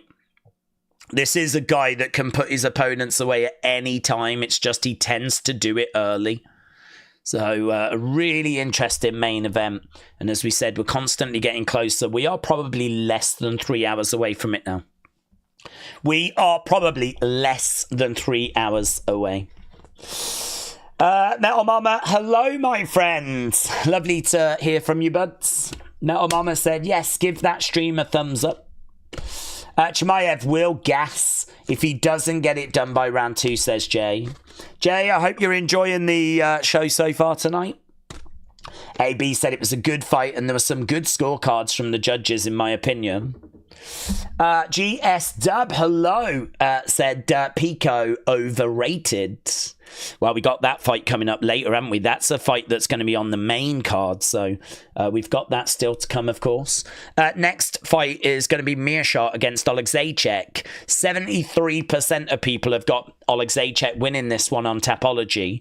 Meerschaert is 12-11 in UFC. He's a grappler. He's very tough, but he can be knocked out. Little bit sloppy with his wrestling, but if he can get the fight to the ground, he's got a really good opportunity. Oleksiejczuk can fade as fights continue. He's got really good forward pressure. He's very aggressive. He's got good hands. He's a really good striker. He's got okay defensive grappling. He's got some decent power. Looks to try and end fights early. Good volume, as we said. Excellent footwork. But as the fight goes on, he can fade. So Oleksiejczuk's going to come in, much like Chimaev, try and find that early finish. As the fight goes on, Meerschaert, I think, will come into the fight more. I do think there is a chance here because I don't think Meerschaert's in a great place. He's 2-3 in his last 5. So I think that there is a way forward for Oleksiejczuk to find that early finish. And Gerald Meerschaert at the age of 37, which, you know, in the middleweight division is quite an age. I think Oleksiejczuk might be able to get the job done. So I'm leaning Oleksiejczuk. This, of course, is our co-main event of the prelims. I think we could find a finish here. Right, when is that main event, said Nassim. Main event is going to be in less than 3 hours, I would imagine. I think we're looking about 2 hours 50 now. About 2 hours 50. Because, we've got obviously 50 minutes and then we'll be at the main cards. And then each fight tends to get about a half an hour window. So probably going to need a couple of hours when we reach that main cards But yeah, then we will be, of course, at that main event. So I think we're looking around about 2 hours 50. Could be a little bit after that, or maybe even before, but I'm expecting about that. AB Jobson said, Andrade isn't as good as she used to be, but she showed what she's capable of. Mr. Tokens World said, thank you very much for the stream. Well, thank you for joining us, buds. Really appreciate it. Juan said, I've got DDP in the main events. Denise said, Chimaev has not ever lost, and that's probably not going to change. Yeah, it's true. Chimaev is undefeated. He's definitely had some challenges, but you are correct. He is undefeated. He comes into this as the favourite, and it's going to be very, very interesting to see how that goes. This is such an important fight. It's not often, honestly, that I say this, and I'm not just saying this to hype it, but this genuinely feels like a significant fight in the history of UFC. This genuinely feels like, certainly if Chimaev goes on to get the win, I think if Chimaev goes on to get the win, we'll look back on this as a real significant moment, the moment he became champion, and I just don't see who gets the belt from him. I mean, we know that Adesanya would be an interesting challenge for Chimaev, but I'd expect Chimaev to win that. Du Plessis has already got past Adesanya.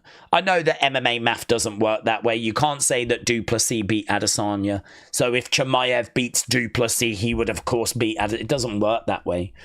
Different styles, isn't it? But I think we would all expect Chimaev to beat Adesanya. He's beaten Whitaker. I mean, look, there's some good names in the middleweight division, but Du Plessis is the best of them. And if Chimaev beats Du Plessis, I just don't see who else there is that could beat Chimaev. That's why tonight feels significant, because I do think this is a bit of a mountain for Chimaev. I do think this is a challenge. I don't think this is an easy night at the office. I could be proven wrong. And if I am, then we have seen the arrival of not a megastar, a monster star. So that's why I think this is significant, because I think if Chimaev wins, not only does it make him champion, but I don't see who gets the belt from him. And we could be seeing the start of the Chimaev era. This could be where it all begins. A lot of people would say it's begun already, but I think the proof is in the pudding. Can he get past the toughest challenge in the middleweight division? So we are approaching, we're just over 8,000 votes. So we've had 8,100 votes. Keep your votes coming in, because I'm very interested to see if the poll's going to change at all. At the moment, the poll is just stuck. It just is not moving. You lot are adamant Chimaev wins this by finish. 58%. Of the 8,100 people that have voted, 58% of you are saying that it is going to be Chimaev by finish. So we'll keep our eyes on that, of course, but we need to turn our attention back to the action, because no messing around, no waiting around. They've got the fighters in there. Ring walks are done. Oleksiejczuk and Meerschaert are already inside the octagon. Now, this is an interesting fight, because, as we said, Meerschaert may be just showing a little bit of a decline. He is coming in as an underdog.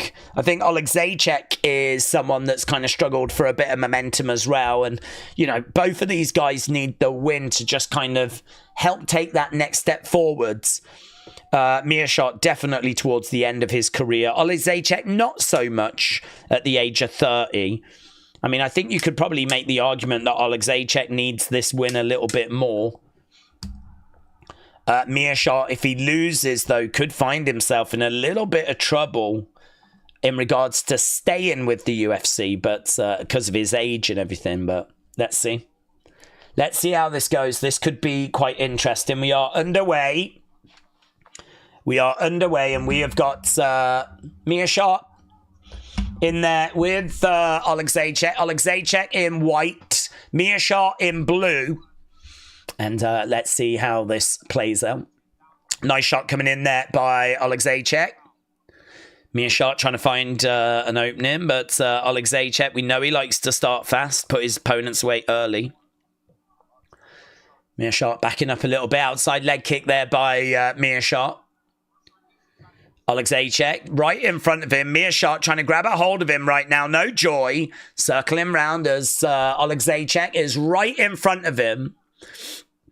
Meerschaert just cannot get Oleksiejczuk away from him right now.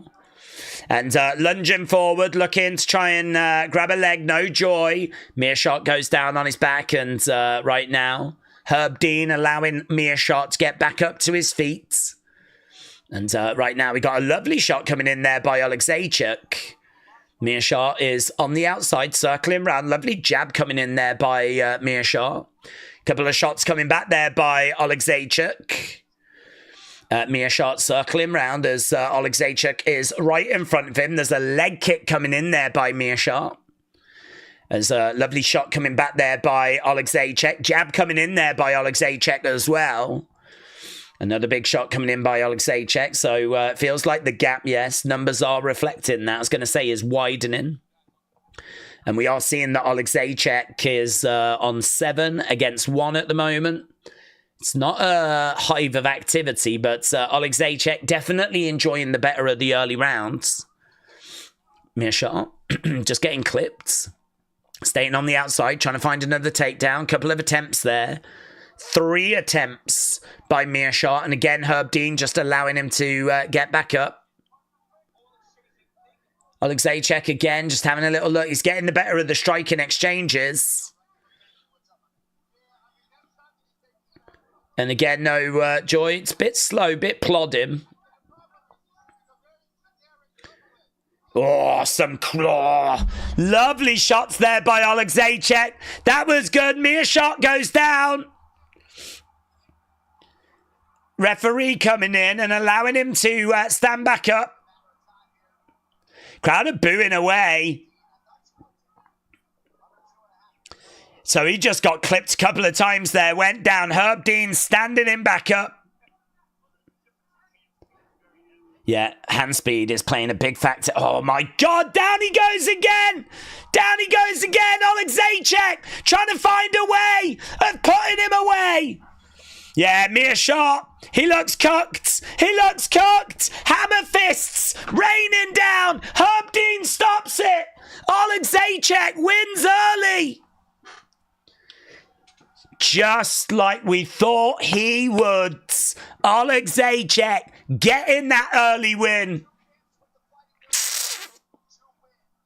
Meerschaert just looked absolutely outgunned. He got dropped a few times there. Went down a few times. Oleksiejczuk finding that finish. Boom. Look at that. Lovely left hook. Lovely left hook. Really nice work. Look at the replay. Dropped him. And then Oleksiejczuk was all over Meerschaert. Oh, some lovely hands there. And that's a wrap, said J14. That is a wrap. Yeah, I mean, I don't know where Meerschaert goes from here. I sort of felt like he was a bit washed anyway, to be honest with you. I do feel a little bit sorry for Meerschaert. I mean, he is a great fighter. He's had a lot of fights in UFC. Whether UFC have a little word with him now, I actually don't know what his record is. I know that his record was 2-3. That now goes to 2-4 in his last 6. So I know that he is definitely struggling. And it could be that there is a little conversation that's had. Let's have a look at his most recent run. Lost his last 3. Lost his last 3. He's got wins over Barberena and Shabazian. And then he lost to Derrida, Tavares, and now Oleksiejczuk. So I don't know. Did the UFC give him one more fight? Did they give him one more chance? That's 3 in a row that he has lost. And he did not look good in this fight. He did not look good in this fight at all. It's another win for the Fighting Nerds. The Fighting Nerds once again getting a victory. That gym, so impressive. Nolan and Surukiev.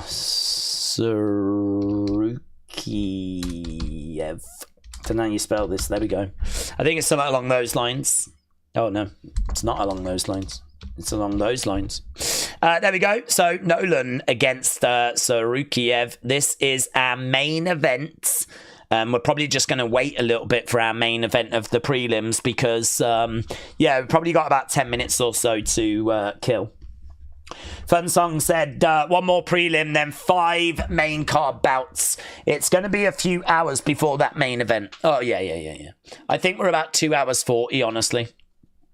I mean, we know the main card doesn't start for 40 minutes. It doesn't even matter. If they start that next fight now and it ends early, I mean, they're just going to kill time. That main card starts in 40 minutes, whatever happens. And then, of course, we've got 4 fights to get through. So that's going to take a couple of hours. So about 2 hours 40 if you are just joining us and you want to know when are we going to get to that main event. It's about 2 hours 40.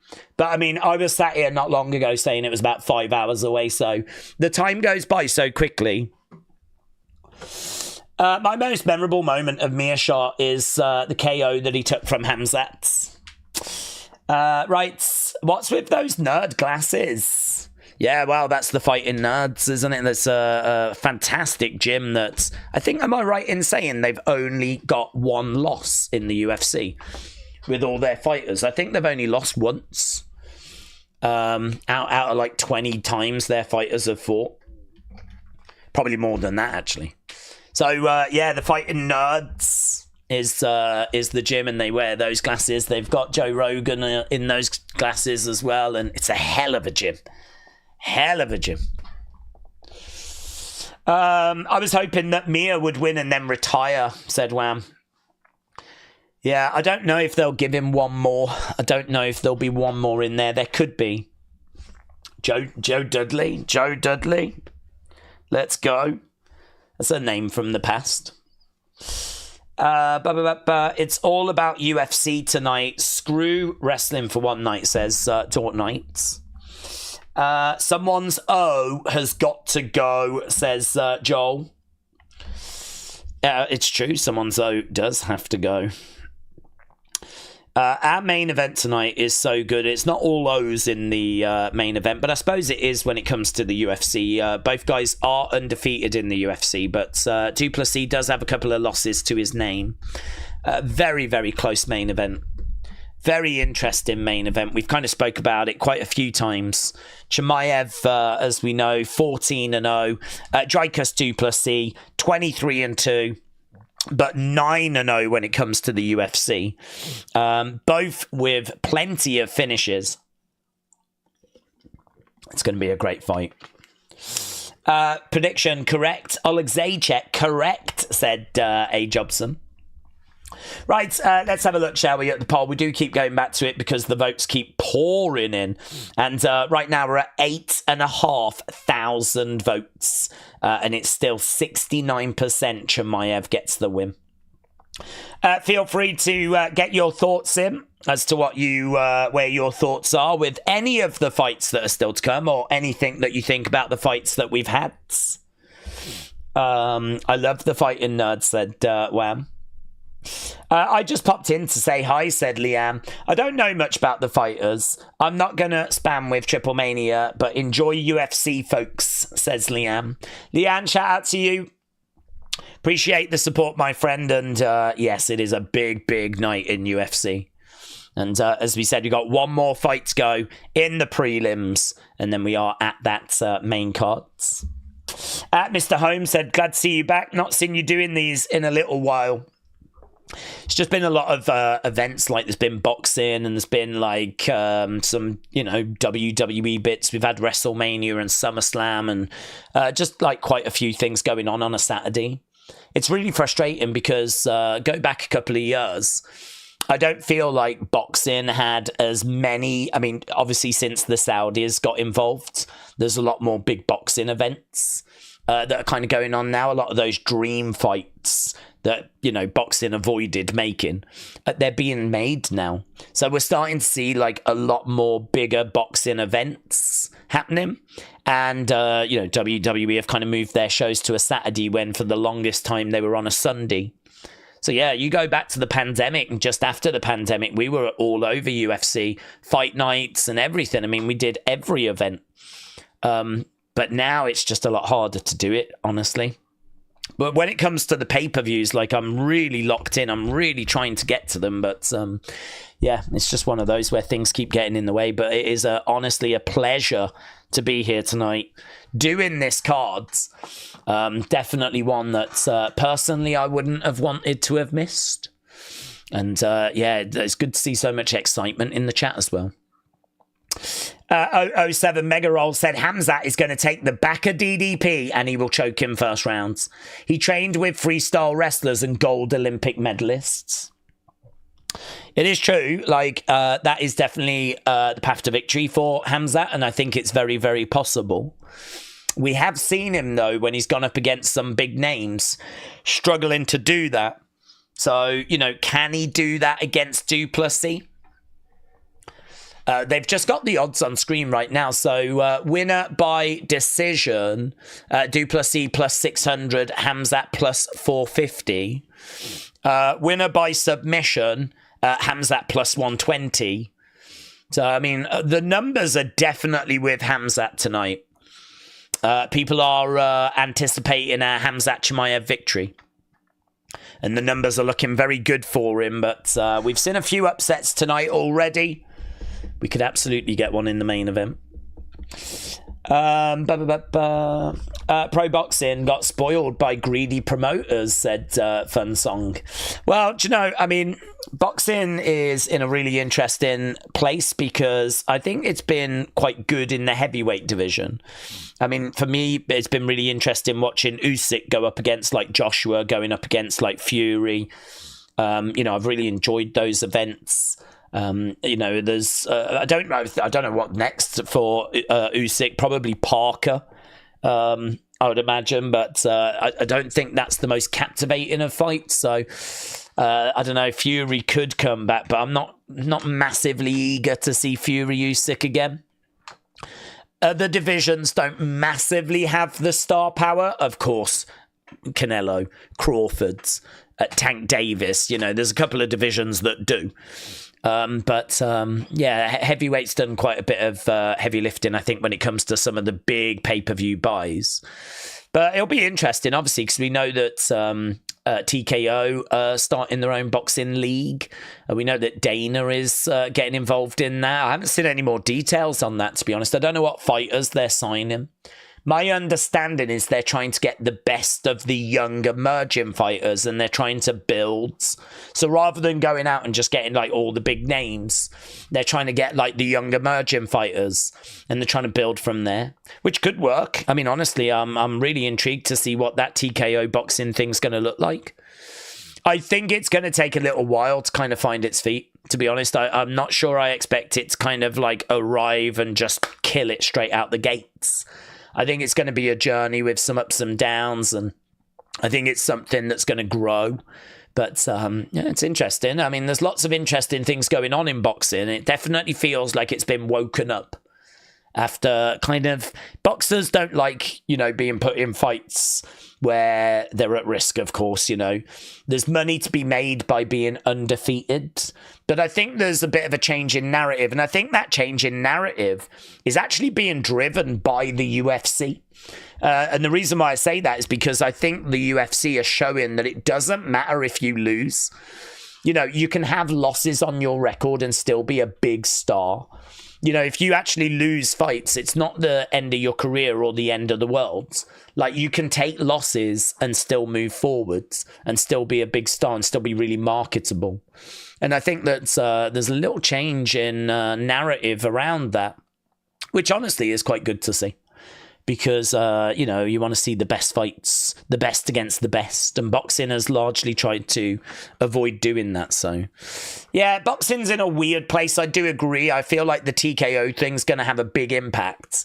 I also feel like there's a little lack of star power. Like, I wish we had some bigger names kind of dotted throughout boxing. But then, you know, you could say the same, I suppose, about UFC as well. UFC's kind of gone through a period where it's had a bit of a lull. But actually, I think, you know, if Chimaev gets the win tonight, UFC could be in a really interesting position. I like what Jay said earlier about Taporia. And obviously, I think the whole thing with Aspinall and John Jones has made Aspinall a bigger star. And if they do the White House show, you know, it's those kind of things that are going to bring in casual fans as well. Casual fans will be excited to see what's that look like. And so, you know, that's going to bring in a lot of casual fans. So, and if Conor comes back, he'll bring back some of the fans and people will tune in to watch him. And I don't know, yeah, it feels like boxing and UFC in a way are kind of going through a bit of a churn, a bit of a change. We're kind of trying to figure out like who the next big stars are. And listen, that answer could be Chimaev. Usyk should retire, said Mr. Angel. He's done enough. He murked cruiserweights. He became undisputed. He murked heavyweights. He became undisputed. He's undefeated at cruiserweight and heavyweight. Time to retire as a legend. Do you know, I think you make a really good point, because what else is there that's going to actually add to his legacy? I mean, if he beats Joseph Parker, I mean, I think most people are expecting him to do that. And I don't think it adds a great deal to his legacy. I do wonder about Moses Atalma, because Moses Atalma is 20. He's destroying everyone. He's got a win tonight in first round against Dillian Whyte. Dillian Whyte's not the biggest of names, but Dillian Whyte was a title contender going back about 4 years. I remember he had a fight with Tyson Fury. I think it was at Wembley. So Dillian Whyte is someone that, you know, has kind of got to that level. And Moses Atalma just starched him in round one.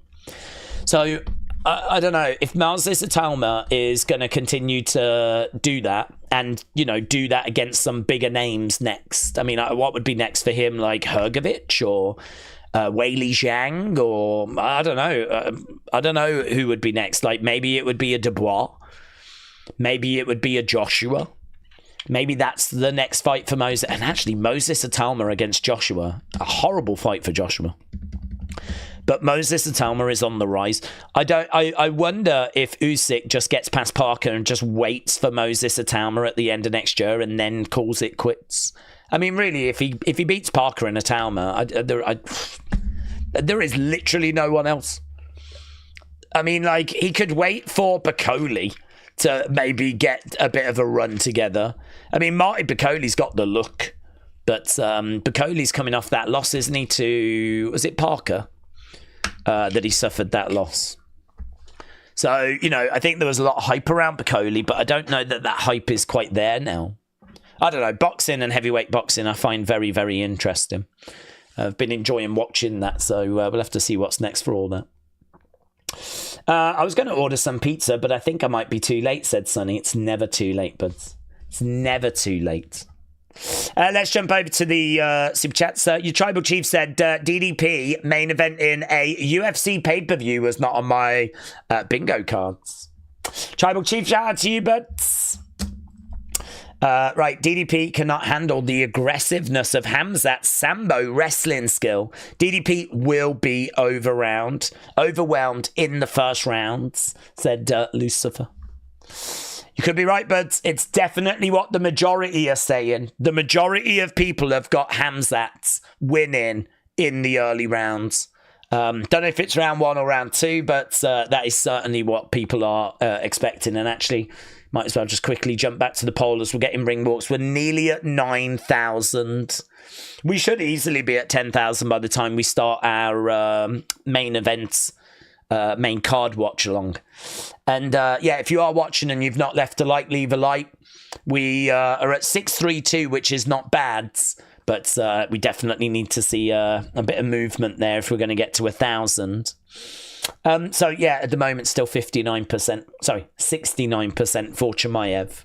69% of you think Chimaev's going to win. 58% of you think that's by finish. Right. I bet $100 that this goes points, said Proof Posts. Hello, Malu said, I'm a fan of the stream from Indonesia. Shout out to Indonesia.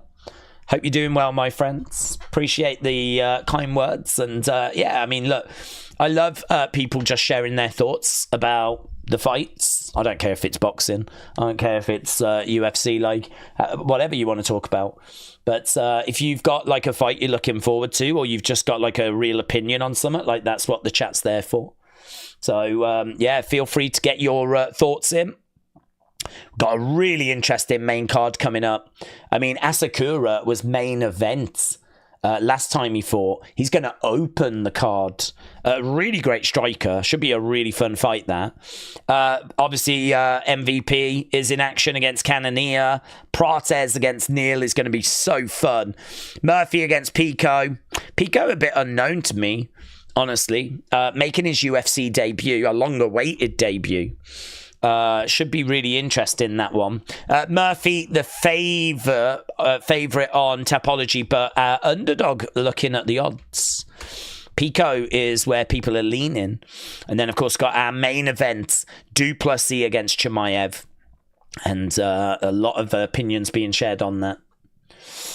But do you think Chimaev will win tonight? I am leaning towards Du Plessis, but that's not something that I'm like passionate about. I really like Chimaev, and I think Chimaev can absolutely win. But as I've been saying all night, I don't want to just sit on the fence. I think it'd be easy to go, or I'm not sure, right? I don't want to sit on the fence. I mean, it really is as simple, and I know I sound like a broken record, but obviously there's new people joining us all the time. It really is as simple as early finish is Chimaev, distance is Du Plessis. So it comes down to, can Du Plessis weather the early storm? Many of you say no, and I understand it. I get it, and you could be correct. But I just think Du Plessis is really awkward. I think it's really hard to prepare for. I think that that makes it extra intriguing.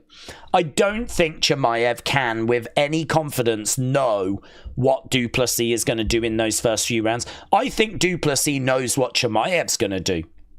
But I don't think Chimaev can truly know what Du Plessis is going to do. Mainly because I don't think Du Plessis knows what he's going to do. And so I think that makes it a little more challenging. I think Chimaev has to focus on himself, has to believe in his own abilities. I think those abilities are amazing. I think he is the real deal. I expect him to put in a really good performance and either get the win or run it real close. I think there could be moments where Du Plessis is saved by the bell. It could be that Chimaev is really looking for that submission. He's about to get it in and the round ends. I mean, I could see something along those lines. And it could be like skin of the teeth survival stuff, but he just has to survive. Du Plessis' cardio is one of his strengths. So if he can just survive and get past that, then, you know, I mean, he's live in the later rounds. So it's going to be very, very interesting. I mean, as I said, feel free to share your thoughts. Feel free to vote away, get your votes in. We've got our main event. I don't know much about these guys, honestly. This fight, this Nolan fight, this is quite weird, actually. I don't know the last time that I saw two people making their UFC debuts this high up the card. They are main event in the prelims. And both of them are making their UFC debuts. I mean, what I can tell you is that Chimaev is minus 1,200 favourite. Or actually, right now, minus 1,050 favourite. So, very one-sided. Definitely expecting there to be a finish here. Chimaev is coming off a victory just 4 days ago on Dana White's Contender Series. Massive body kick win in the first round.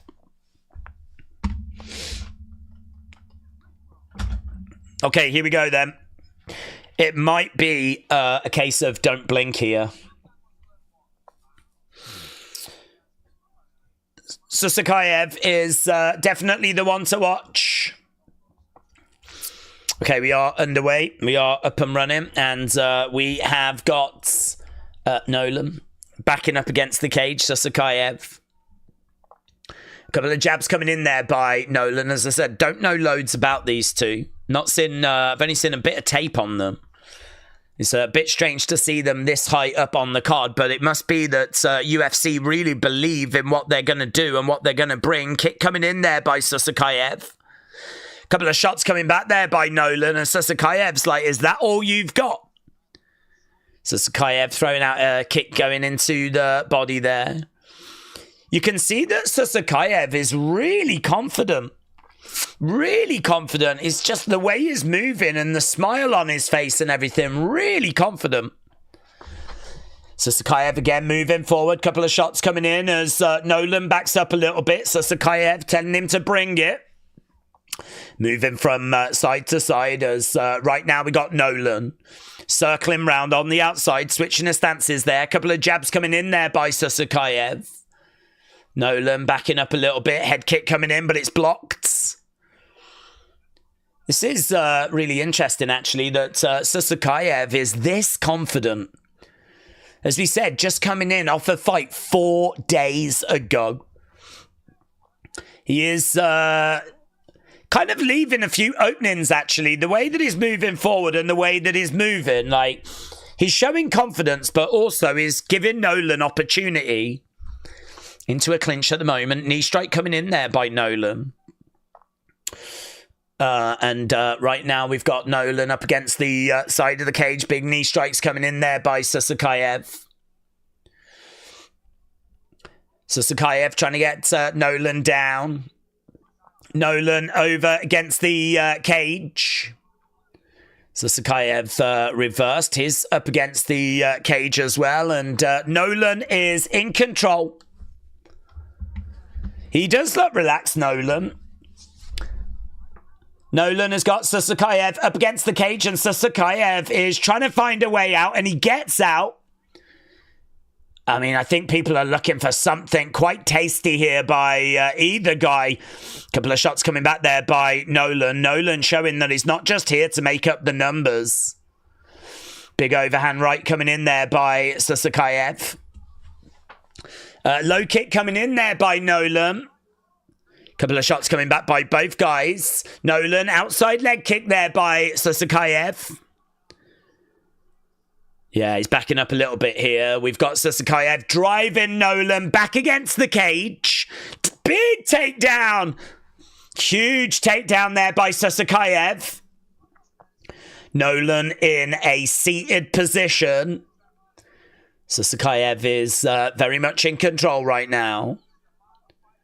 Nolan is trying to find a way of getting back up to his feet. There's a good takedown here by Chimaev. Numbers-wise, you can see significant strikes very close. 2 takedowns, though, by Chimaev.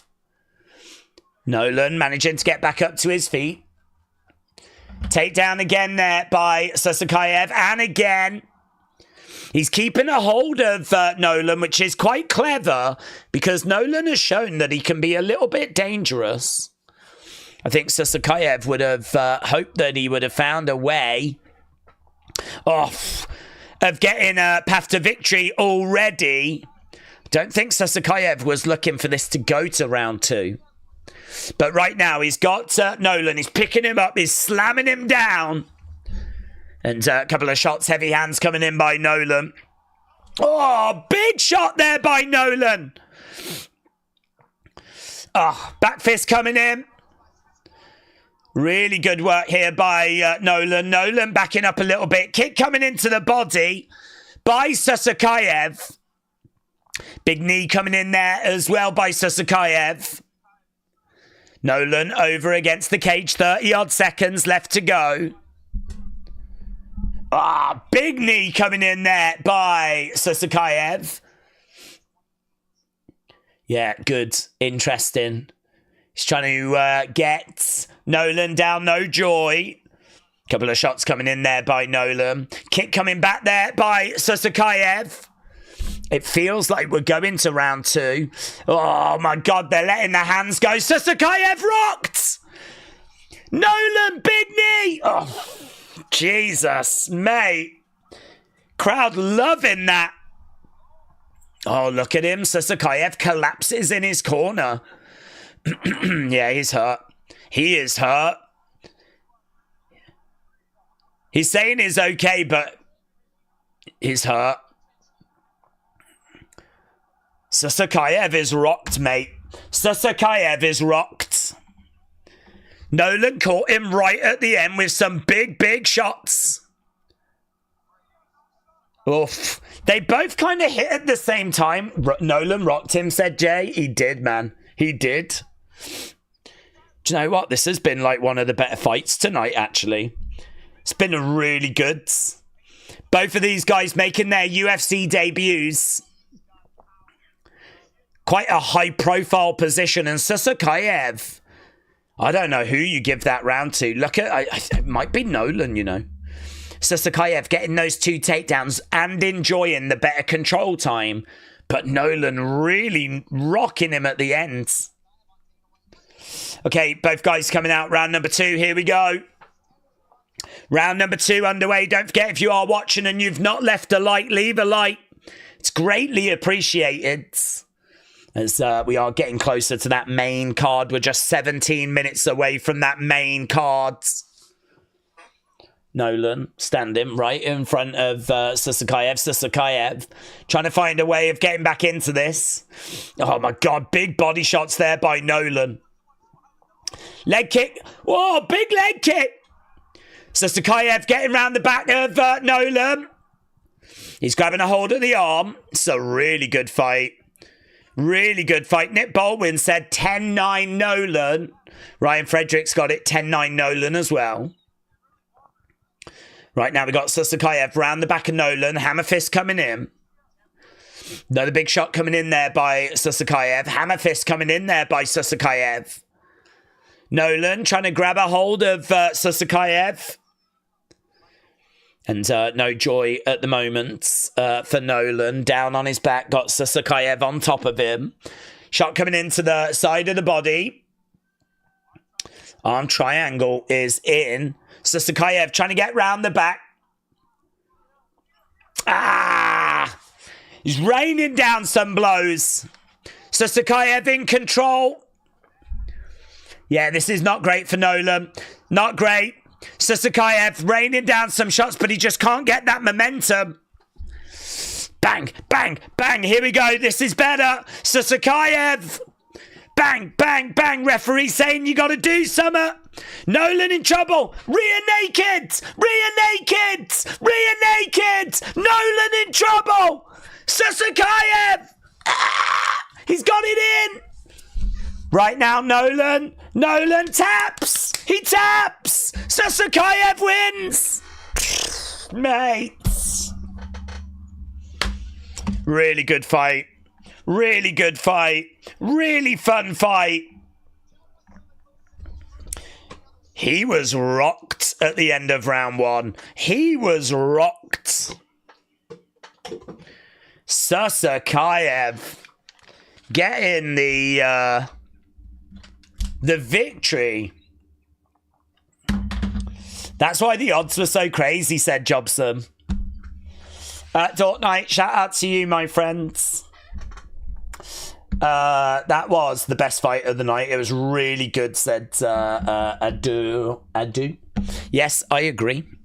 I really enjoyed that. I think when you see someone overcome adversity, it always adds an extra layer. And so, you know, I mean, the fact that Sasakayev went back to his corner side, kind of like slumped down, was really feeling it. Was really hurting. I mean, honestly, didn't know what he was going to come out and look like in round 2. But for him to come out and actually get the better of that fight, very impressive. Very, very impressive. What's your voice said, Dort Knight? Well, yep. We are pacing ourselves, but I think we're doing okay with just the main card to go. Omos won the Triple Mania Battle Royal. Thank you, William. John said that fight was good. Yes. What time is main card? Main card, 14 minutes. John Drick said that fight was good. Basinga might be a future superstar, but Nolan is really good. Can't wait to see them both fight again. Anxiety is very high for that main event, said King Without a Kingdom. Yeah, I can understand that. This means a lot to a lot of people. You know, right now we are approaching 10,000 votes. So actually, we're just 500 votes away from 10,000. We got about 13 minutes to go. Get your votes in. I'm just going to go and grab, it's only over there. I'm just going to grab some water. But keep getting your votes in. We'll see where we are when we get to that 10,000. 13 minutes to go.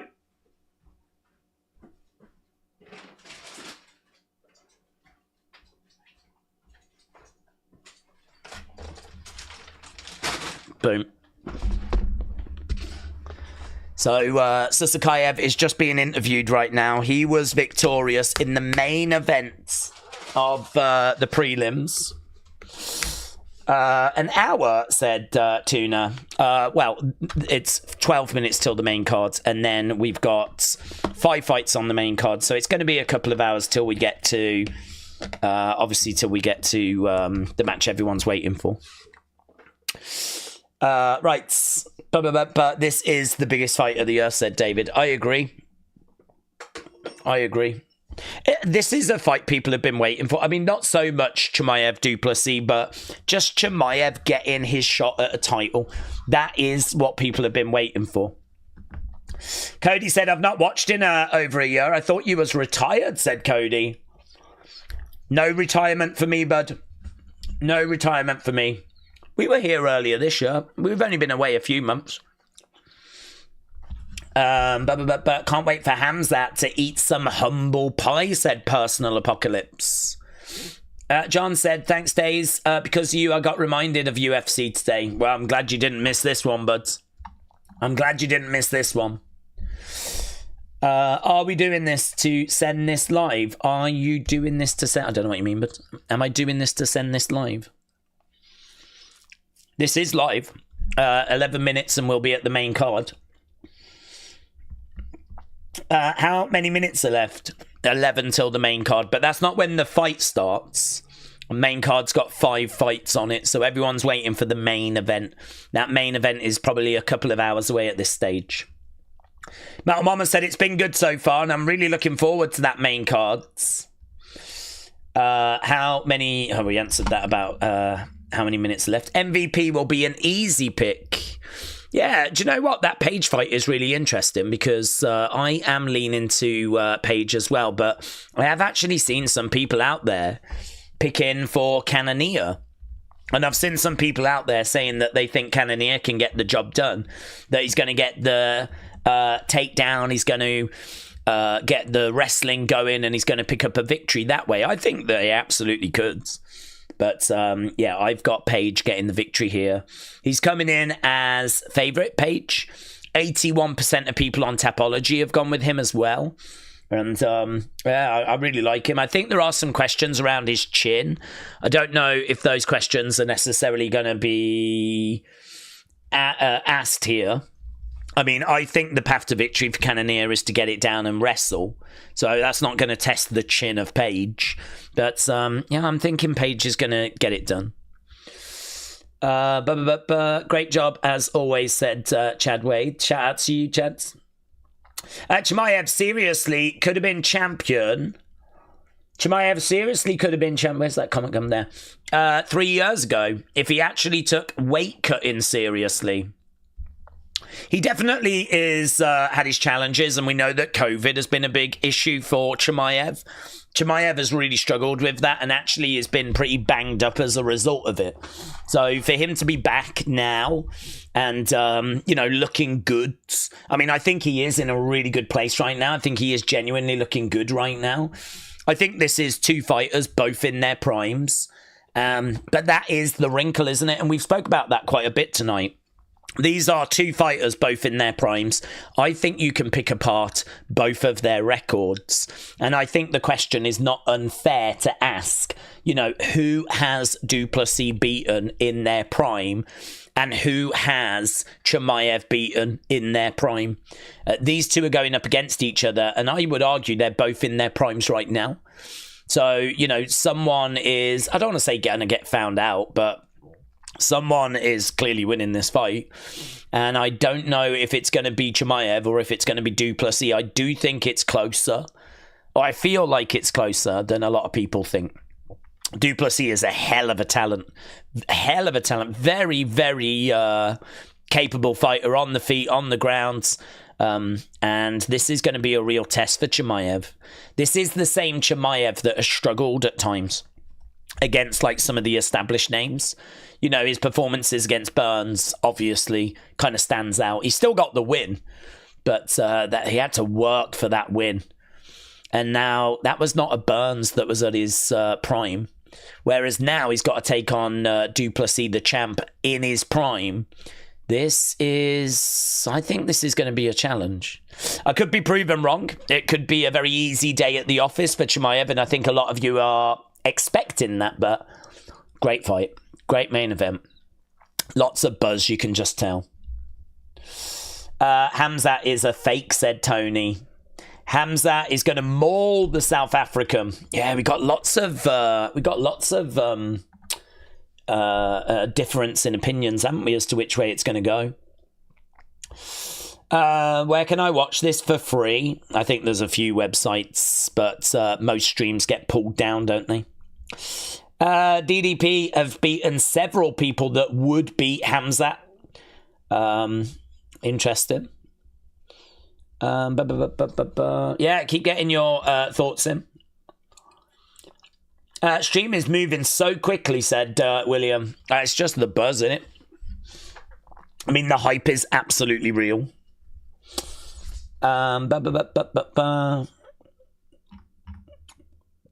DDP can't fight, and he does goofy stuff, and he does it at a high level and just knocks out his opponent, says Winter Race. Yeah. Do you know what? It's quite funny because he has been doing, like, people break down his fights, and people are like, my God, Du Plessis is playing chess whilst we're playing checkers. Like, he is so clever. He's setting this up, and he's doing this, doing that. Du Plessis has actually responded to those kind of comments going, I haven't done any of those. I just literally throw everything and just hope for the best. So, I mean, I don't know that he can be called, like, technical. I mean, he's certainly not textbook, but he is effective. I mean, he just seems to have worked this game out, and he just seems to be very, very effective. So, I don't know. This is such an interesting challenge for Chimaev. Such an interesting challenge. Chimaev has run through a lot of people on the way to the rankings. And then, as we said, just met a few people where I think he's, not been able to run through them the same way as he has those earlier challenges, which is understandable. But, you could make the argument, as we said, that some of those weren't even in their prime. How's he going to do against a prime Du Plessis? How's he going to do against a prime Du Plessis? Because, he is undefeated, Chimaev. He is undefeated. He is 14-0. I think a lot of people are thinking that he's going to just run through Du Plessis. He's going to put him away, like, early. But what if he doesn't? Because this is a Chimaev that wasn't able to do that against Gilbert Burns. That fight went to a decision, unanimous decision. So he wasn't able to put Gilbert Burns away in round 1, round 2. He wasn't able to put away Kamaru Usman round 1, round 2. And actually, that was majority decision. That wasn't even unanimous decision. That was majority decision. So he wasn't able to put away Usman. He wasn't able to put away Burns. Is he going to be able to put away Du Plessis? What is different? Why are people thinking that he couldn't put away Burns and Usman, but he is going to put away Du Plessis? What has changed? Maybe there's a bit of an argument that, the COVID and all of that. And obviously, we heard that he had some issues in some of those fights. But I don't know. This is where the questions are for me. This is why it just doesn't feel as straightforward as maybe it does for some other people. It doesn't feel as straightforward to me. Mythical thinks it's straightforward. Has got Khamzat by sub. What time is that main card? Main card, like 4 minutes, but main card is like 4 minutes away. UFC is a glorified popularity contest. It's not a legitimate ranking system. Fights are stylistically mismatched to determine likely outcomes for betting, says Firebirds. Well, I think this is close. A lot of people would say it's not, and a lot of people would say it's going to be Chimaev early. But I feel like I think there's a real chance that Du Plessis weathers the early storm.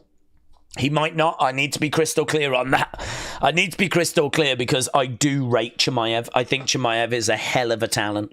And I would love for Chimaev to win. Because Chimaev, to me, if he does, as I've been saying all night, goes on to be arguably the biggest star in all of UFC.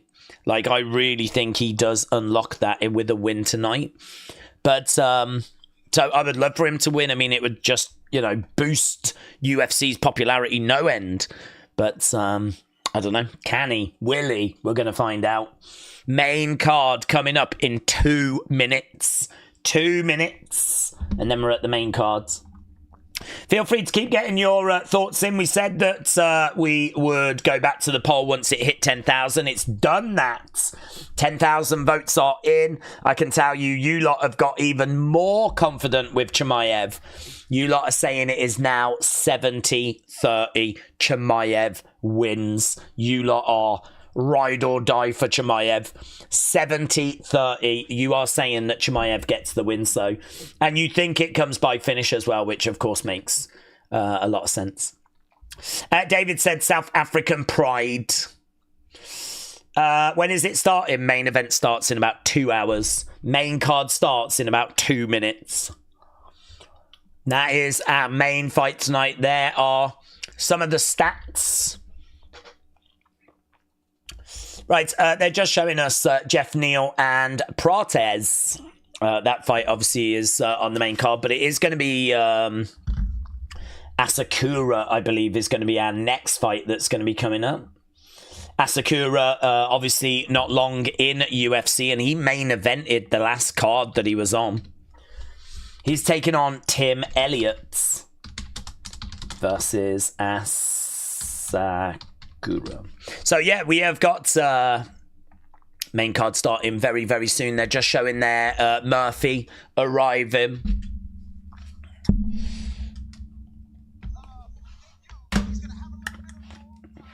They haven't shown Chimaev or Du Plessis arriving yet. There we go. Chael Sonnen is very excited.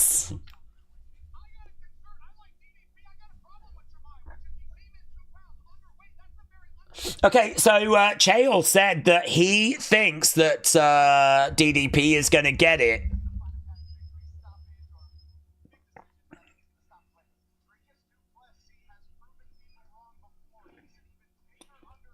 Du Plessis has proven people wrong before. He's a bigger underdog tonight. Mate, let's go. Let's go. D-Book said, easy win for Khamzat. Easy win for Khamzat. Right, Black Star said, as a Muslim, I believe Khamzat is going to knock him out. Well, honestly, I think it will be great for the sport if he does. And I think that is a very, very real possibility. I think it's a very, very real possibility. I think the Muslims around the world are going to be very much with Khamzat Chimaev tonight. And he absolutely could make you proud. We're going to find out. DDP is going to get mauled, said Billy. Right. So we have got UFC 319, the main card is going to be starting very soon. Of course, we have got a little bit of a video package and everything that they're going to go through first. If you are watching and you've not left a like, leave a like. It is greatly appreciated. We always try to get to 1,000. We're on 710. So another little boost to that would make a big, big difference. We got 5 fights left. This first fight should be really good. Potentially a finish. I mean, Asakura is a great striker. He's got 13 knockouts from 21 wins. He's a bit one-dimensional, though. I do think Tim Elliott with his grappling can be a bit problematic, but I think everyone's expecting Asakura to get the victory and maybe even a finish. So don't know how long this first match is going to go for. But as we said, you know, everyone waiting for that main event, probably less than 2 hours away now. From that main event, probably less than 2 hours away. Bustin said, I'm so glad that you are calling these. Well, Bustin, thank you, my friends. And it is lovely to see some familiar names around. So a big, big thank you to everyone that's joining us. It's so great to see the excitement out there. It's so great to see like all the excitement, and it's so great to have a big, big event like this and a massive main event fight. You know, that buzz is real. Everyone around the world right now is tuning into this. Certainly MMA fans. Tune in. The eyes of the MMA world, whether you are a hardcore fan or a casual fan, you are watching this fight tonight. Massive deal. Massive fight. And as we said, we've just got a little bit of time to go until we actually get to it. But it's fine. Really good looking undercard on this main card. So, I mean, we're absolutely fine. When does the fight start? Less than 2 hours. Less than 2 hours. Probably about an hour 57. Got 4 fights to do first. So we just got to get through those. Andy, thank you, my friends. Appreciate the kind words, but who wins the main event? I've got DDP, said Tyler. Yeah, I'm leaning DDP. It's not a read that I feel that I'm really passionate about, because I actually really like both guys. I like DDP and I like Chimaev. I just think that the question comes down to, can DDP weather that early storm? And really, you know, it's hard to know, isn't it? Can he or can't he? I am leaning towards he can. And I'm basing that on a couple of things. Like, I do have a reason for it. I'm basing it on the fact that Chimaev wasn't able to put Burns away or put Usman away. So why is he going to be able to put away DDP? And the other thing as well is I just think it's really hard to prepare for Du Plessis. Du Plessis does stuff we have never seen before. Du Plessis does stuff which is just hard to read, and you just never know what he's going to throw. And it's so unorthodox that really you can't even worry about it. You've got to just focus on yourself, really. So I think for me, I'm leaning towards DDP for those reasons, but it's not a confident pick. You know, it's 55-45 type stuff, and the majority of you guys have got Chimaev winning, so I hear you. I see the poll. I understand. We're at over 11,000 votes now, and it's 69% Chimaev. So, yeah, there they are. They're arriving. DDP has arrived, and there is Chimaev. 6th longest active win streak in the UFC middleweight division. So Chimaev has arrived. DDP has arrived. And both of those guys in the house getting ready for that main event. We got a few fights to get to before it. But the eyes of the MMA community very much locked onto Chicago tonight. What an event for Chicago as well. They could have done this anywhere in the world. But Chicago getting this. I mean, Chicago eating goods. This is very much the UFC equivalent of a deep dish. Right, whoever wins, it better be entertaining, said Jerry. Yeah. I'm sure it will be. I'm not expecting fight of the year. I'm probably not even fight of the night, to be honest with you. I mean, I think that Du Plessis is going to need to be careful in the early rounds, and I think Chimaev will not be. I think it's going to have moments that are going to be exciting, but I don't know that it's going to be up there with like fight of the year types. I mean, think of some of the fights that have happened this year, but it doesn't really need to be that. I think that really it's that question that needs to be answered. Is Chimaev the real deal? That's the question. Is he the real deal? I mean, he's good. He's really good. And he's undefeated. But can he beat the champ? Can he beat the champ? Can he be the guy in middleweight? And, you know, if he does, I just don't see who beats him. So, you know, if he does, I think then we're seeing someone that's going to be sitting on top of this division for quite a long time. Well, as long as he wants, really. I don't see anyone in the division causing him problems. I think, for me, outside of Chimaev, the best person in this division is Du Plessis. So if he beats Du Plessis, who is taking that title, of course there's new people coming in and rising up all the time, but I don't know. The future would look very bright for Chimaev if he gets the win tonight. Very, very bright. And it could really launch the Chimaev era. And you know that every time Chimaev defends his belt, if he wins, it's going to be a massive show. I mean, Chimaev just enjoys so much support that every time he defends his belt, like, it's just going to be an event. And there's not many people, not many champions you can sort of say that about. So, yeah, I think for the good of UFC, it probably makes more sense for Chimaev to win. I think he is going to be the bigger star. I think he would be bigger than Du Plessis. I just think his personality is bigger. You know, he gets the crowd fired up. You know, the crowd love him. I mean, did you hear at the press conference, like, the love for Chimaev? And Du Plessis getting booed out the building. Like, people love this guy. They love Chimaev. I mean, and of course you would. I mean, he's just larger than life, isn't he? You know, lots of rumours of him sticking around, putting in all hours he can in the gym.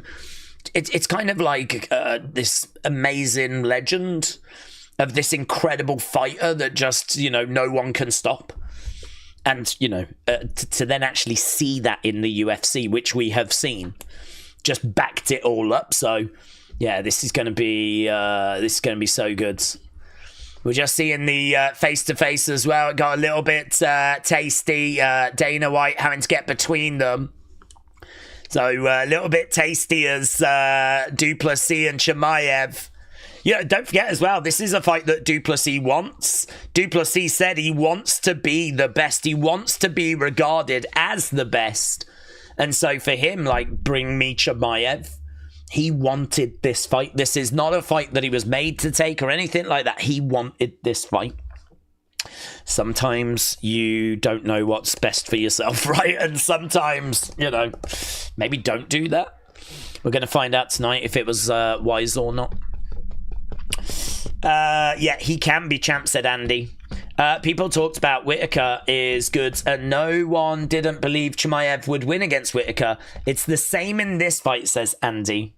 Well, Andy, I hear you, honestly, but I hear you. I think Chimaev is the favourite, and I think the majority of people are picking him. I think on Tapology, it's like 55-45 Chimaev. In our poll, it is a little bit skewed. I've not seen it as wide as what it is in our poll. In our poll, like, we're looking at nearly 70% Chimaev. I mean, I've not seen it that wide. But, you know, I think that it's understandable. I think there's a lot of fans that are really hoping and rooting for Chimaev, and I think that's playing a part.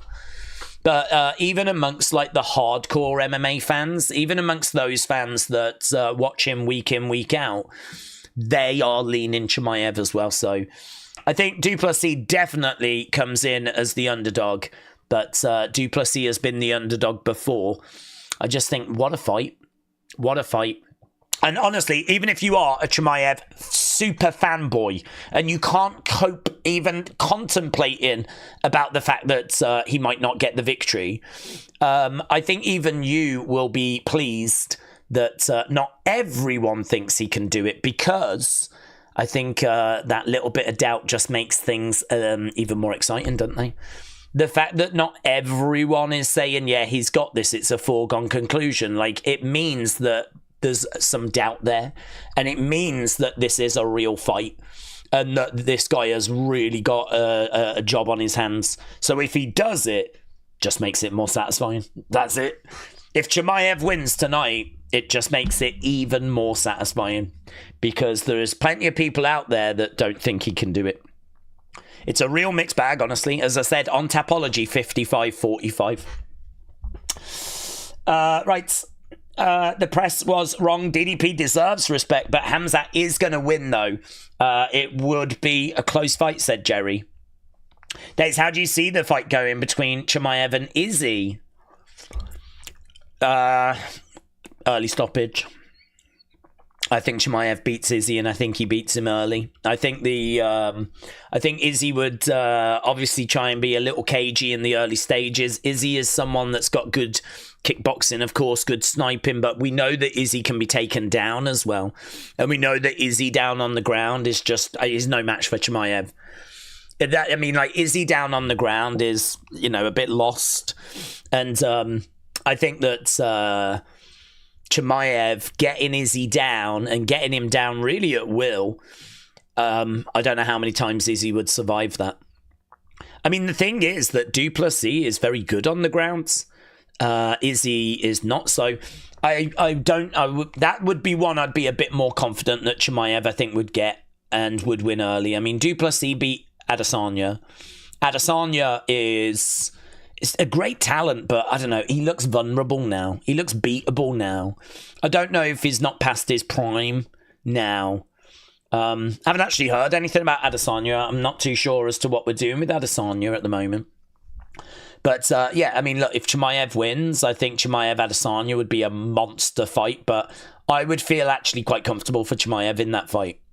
I genuinely, and it's a weird one, this, because I don't know how much people watch UFC. I'm sure many of you watch loads, right? But some of you might not watch that much. I genuinely believe Du Plessis is the toughest challenge in this division. The bigger name is Adesanya, but the tougher challenge is Du Plessis. So I think that if Chimaev actually does get past Du Plessis, Chimaev against Adesanya is a match that you would definitely look to make because it's money. It might not be the best two in the division, but it is money. I mean, Adesanya has got a lot of name recognition, so yeah, definitely a fight that we could end up getting if Chimaev gets the victory. But I'd expect Chimaev to be... I'd have Chimaev favourite in that. I mean, Chimaev's favourite tonight, but I just think there's a little bit of doubt. When's it going to start, said Hadi. Well, I can tell you, we've just got ring walks for our first fight right now. So this is the Asakura Elliott one. So, I mean, we've just got to get through the next couple of hours. Not even that, probably an hour and 45 minutes. So, I think once we get through, and some of these fights are probably not going to last that long. There's a couple of fights here that I think could have finishes in them that don't go like 3 rounds. Don't go 15 minutes. So, yeah, I think this is... I think UFC, though, are still going to make you wait. Even if we do get some early finishes, they'll just, talk for a bit in between the fights. Stretch it out a little bit. I think, an hour and 45 minutes, wherever you are in the world, 1 hour, 45 minutes from now is when I'd be expecting the ring walks for our main event. Right, Tyler said, do we think Topuria will be a better fighter than Islam? I think that's a really interesting question. I think for me, I would probably be leaning Islam. I think Topuria is an amazing fighter and a brilliant champion, but Islam has obviously got a hell of a support around him. And I think Islam as well is got the experience. I mean, if you think about the fights that Islam has been in compared to the resume of Topuria, I mean, what I would say is that Topuria is a fantastic fighter that has obviously reached the mountaintop and is now looking for other challenges. But he is also someone that I don't think his resume is quite the same level as Islam's. I mean, Islam, obviously, with the victories over Volk, I mean, they, in particular, were really impressive. I think that fight is a hell of a fight. And I don't even know where the odds would be on that, but I would be leaning with Islam. So, yeah, I think Islam is an amazing fighter. And with the support network that he's got, I'm just giving him the edge. But make no mistake about it, Topuria is about as good as you can get as well. We are talking pound for pound. I don't even know, actually, in the rankings. Is that 1 and 2? I actually don't know what the pound-for-pound rankings look like at the moment. I haven't seen in a while. People can throw hate, but Chimaev is a really talented fighter, said AB. Yeah, they are 1 and 2. They are 1 and 2. So Topuria is number 1 in the rankings, and Makhachev is ranked number 2. So they are 1 and 2.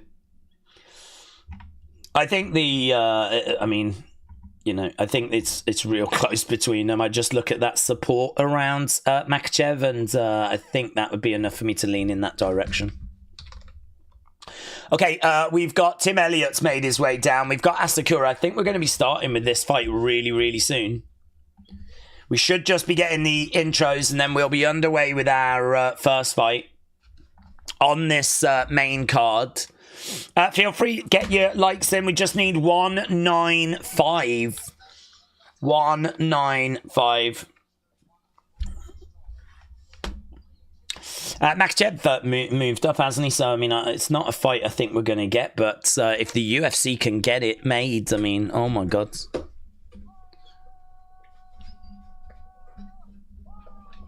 Right. Do you think anyone beats Topuria, says Tyler? I don't think anyone beats him at the moment. I think that the thing about the lightweight division is it's always got great talent coming through. I don't see anyone there that's going to beat Topuria right now. I mean, he is one of the best fighters in the world. As we said, he's actually number 1 on the pound-for-pound list. I think Makhachev, if he was to have go back down to lightweight, I think would be interesting.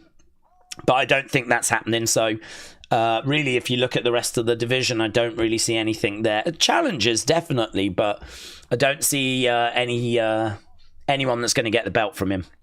I think Topuria keeps that title for a little while, honestly. Right, AB said, I love Asakura minus 300s. Let's go. We got a couple of bits that are coming in. So, James, shout out to you, said DDP is going to win knockout round 2. Love this channel. James, shout out to you, my friend. Thank you. And David, appreciate the support, bud. David Roden, born 5905. Thank you, my friends. Right, we're just getting the intros right now for these two. And we'll be underway with our first fight on the main card very, very soon. We just saw a really fun fight, actually, closing off the prelims. Right, here we go. Let's turn this up a little. Okay, main card, first fight.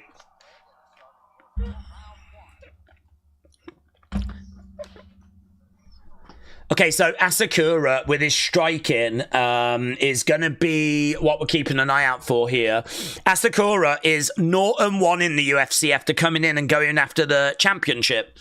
You know, he lost, and there's no shame in that. He's got 13-3 record in Ryzen. And we're seeing some kicks already coming in here by Elliott. Oh, there's the striking of Asakura. There's the striking. Lovely work there by Asakura. Nice circling rounders. Right now we've got side kick coming in there by Elliott. Asakura again just edging forward as Elliott. Backs away, inside leg kick there by Elliott. 1-2, straight down the middle there by Asakura. And again, we've got Elliott going round. We've got a high kick coming in there by Elliott.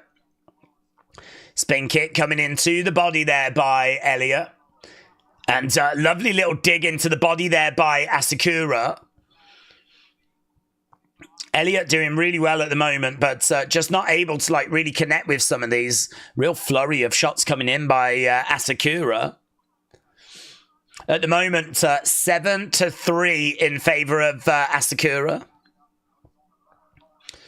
Yeah, lovely, lovely. And again, more flurry of shots. Oh, really good. Do you know, those shots are so hard by Asakura. It looked like Tim Elliott was rocked a little bit there. Swing and a miss there by Asakura. Asakura in the middle. Elliott was still showing as being 7-7. It feels different. I don't know if ESPN are a touch behind, but it definitely feels like Asakura is ahead.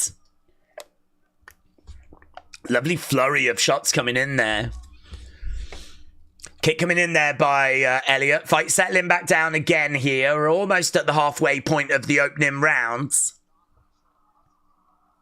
Asakura again with a big right hand, trying to really get it in.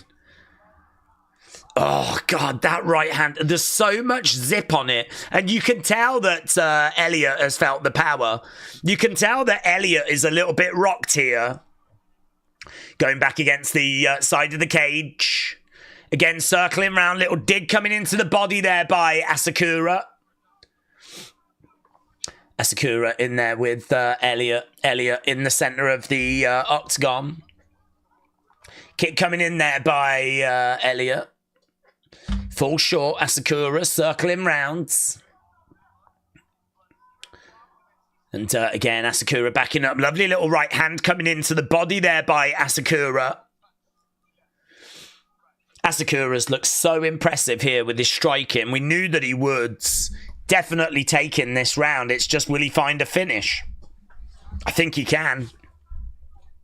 It definitely feels like he can. Asakura again circling round us. Right now we got Elliott in the centre. Ah, big knee by Asakura.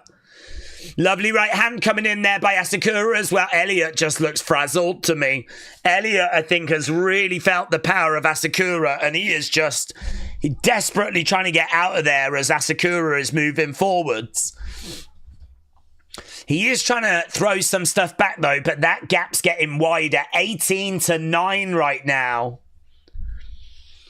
And right now we got Asakura on the outside with Elliott in the centre. Jab coming in there by Asakura. Kick coming in there by Elliott. Or tried to get a kick through. Asakura. Ah! Head kick. Leg gets caught. Takedown by Elliott. That was good. That was good. So Asakura going for a head kick. Tim Elliott grabbing the leg, bundling Asakura over. And right now, Asakura finding himself on his back. Elliott is on top of him right now. And some knees are being driven into the side of the body. And there's a hammer fist coming in there by Elliott. Asakura is on his back. Elliott on top, side control. This is not where Asakura wants to be. Asakura, a bit one-dimensional, striker. Very good on the feet, but a little bit lost down on the ground. Thankfully for him, he's only got a little bit of time to weather. He's trying to get back up to his feet, and he does. And there we go. That's, for me, I mean, quite close in the end, but I think Asakura takes it. Really fun, though. Really fun. Elliott looks like a crazy street fighter. AB said he's not as much as a defensive liability as other guys. Tim has subbed though, so I feel okay taking him. Elliott's who's going to win out of Chimaev or DDP, said Muzam. Yeah, we've been talking about that all night, but I am personally leaning towards DDP, but I don't have a strong read. I am not sitting here telling you to bet your mortgage on blooming Du Plessis.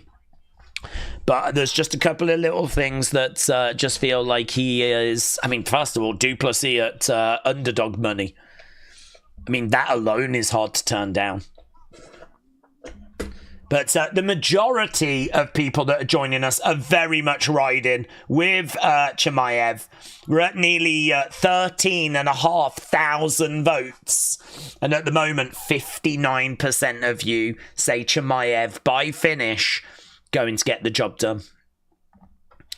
Okay, a couple of shots coming in there by Asakura again.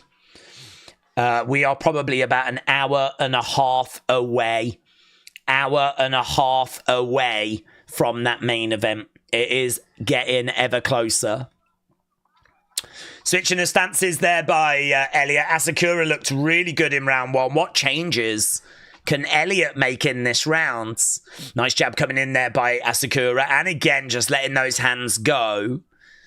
Elliot coming into the center as Asakura backs up a little bit. Lovely left hand there by Elliot. Elliot again just throwing out a kick to the midsection as Asakura tries to find a way forwards. And Elliot right now kind of leaning back a little bit as Asakura throws in a leg kick, heavy leg kick. As Asakura again circles rounds. There's Elliot trying to throw in a kick of his own. And again, no joy as Asakura backs up and circles rounds. Just Asakura struggling a little bit right now to just get close enough to get his shots off. That was really good.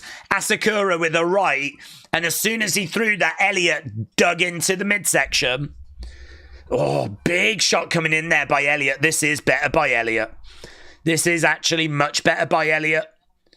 These two swinging away, circling rounds. Jab coming in, straight down the middle.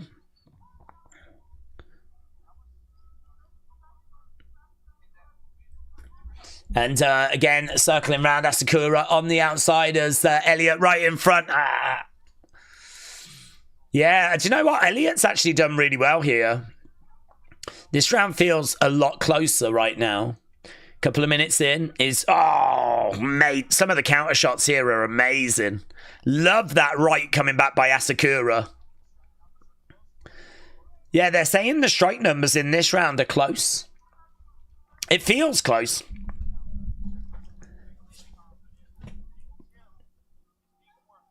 Yeah, Joe Rogan said Asakura not looking anywhere near as confident here. Oh, nice body shot there by Asakura, and a big right hand there by Asakura. Settling down a little bit now. I don't know if they're getting gassed a little bit or if they're just trying to find that perfect opening. The volume not quite there. Lovely left hand there by Asakura. Oh, God, his hands have got so much zip to them. Asakura backing up a little bit as Tim Elliott continues to move forward. Elliott has managed to get 1 takedown out of 2 attempts. Elliott right now doesn't know whether to come forward or go back. I mean, he just looked a bit confused there, but he sees an opening. Oh, he gets round the back of Asakura. Oh, couldn't do anything with it. Yeah, some really good defense there by Asakura. Swing and a miss there by Asakura. And right now we got Tim Elliott trying to find a way forwards. Asakura in the middle. Elliott on the outsides. And again, a couple of shots. Takedown. He walked into that. Takedown by Tim Elliott. Takedown by Tim Elliott. Right now, we've got Elliott on top of Asakura with just over a minute to go. Kareem said, has the main event been delayed? No. About an hour and a half. Hour and a half. We just got an undercard to go through first. Right now, we've got Elliott. Oh, rolling through. Elliott asking some questions. Asakura was in a bit of trouble there. Yeah, Asakura in a little bit of trouble. That's a tight guillotine. And actually, Asakura looks like he might tap. His arms seem to be thinking about it. That looks tight. That looks tight, Elliott. How long we got? 20-odd seconds. He taps. He did tap.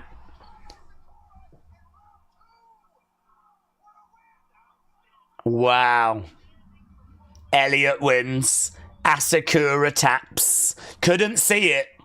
Referee, so Tim Elliott finds a guillotine, gets the guillotine on, gets the victory. Wow. Honestly, I really thought Asakura with his striking, and his striking is so good. It is so good. That is 0-2 for Asakura now. That is 0-2. That is a painful loss, let me tell you. That is a painful loss. What time is it in the UK right now? Right now it's 3:30 in the morning. 3:30 in the morning. Right, yeah, look at that. So it is a win. It's a guillotine. And it is a victory for Elliot there. Very, very surprising. Very surprising. I really thought that Asakura was going to get the victory in that. I really thought his striking was going to be too much. And actually, we did see signs of that. I mean, his striking looks so good. Really, like the zip and everything that he had. The speed, the hand speed, the countering. Really, really good. But Tim Elliott finding that guillotine and getting the job done. So there we go. Pretty fun open, actually. Pretty fun open, but more importantly, another match done. So we're just getting ever closer to that main event. Fat Man, shout out to you, my friends. Hello, hello. Hope you're doing well. Jerry said, this is my first time here, but I'm enjoying it so far. Oh, shout out to you, my friends. Yeah, really pleased to hear that, bud.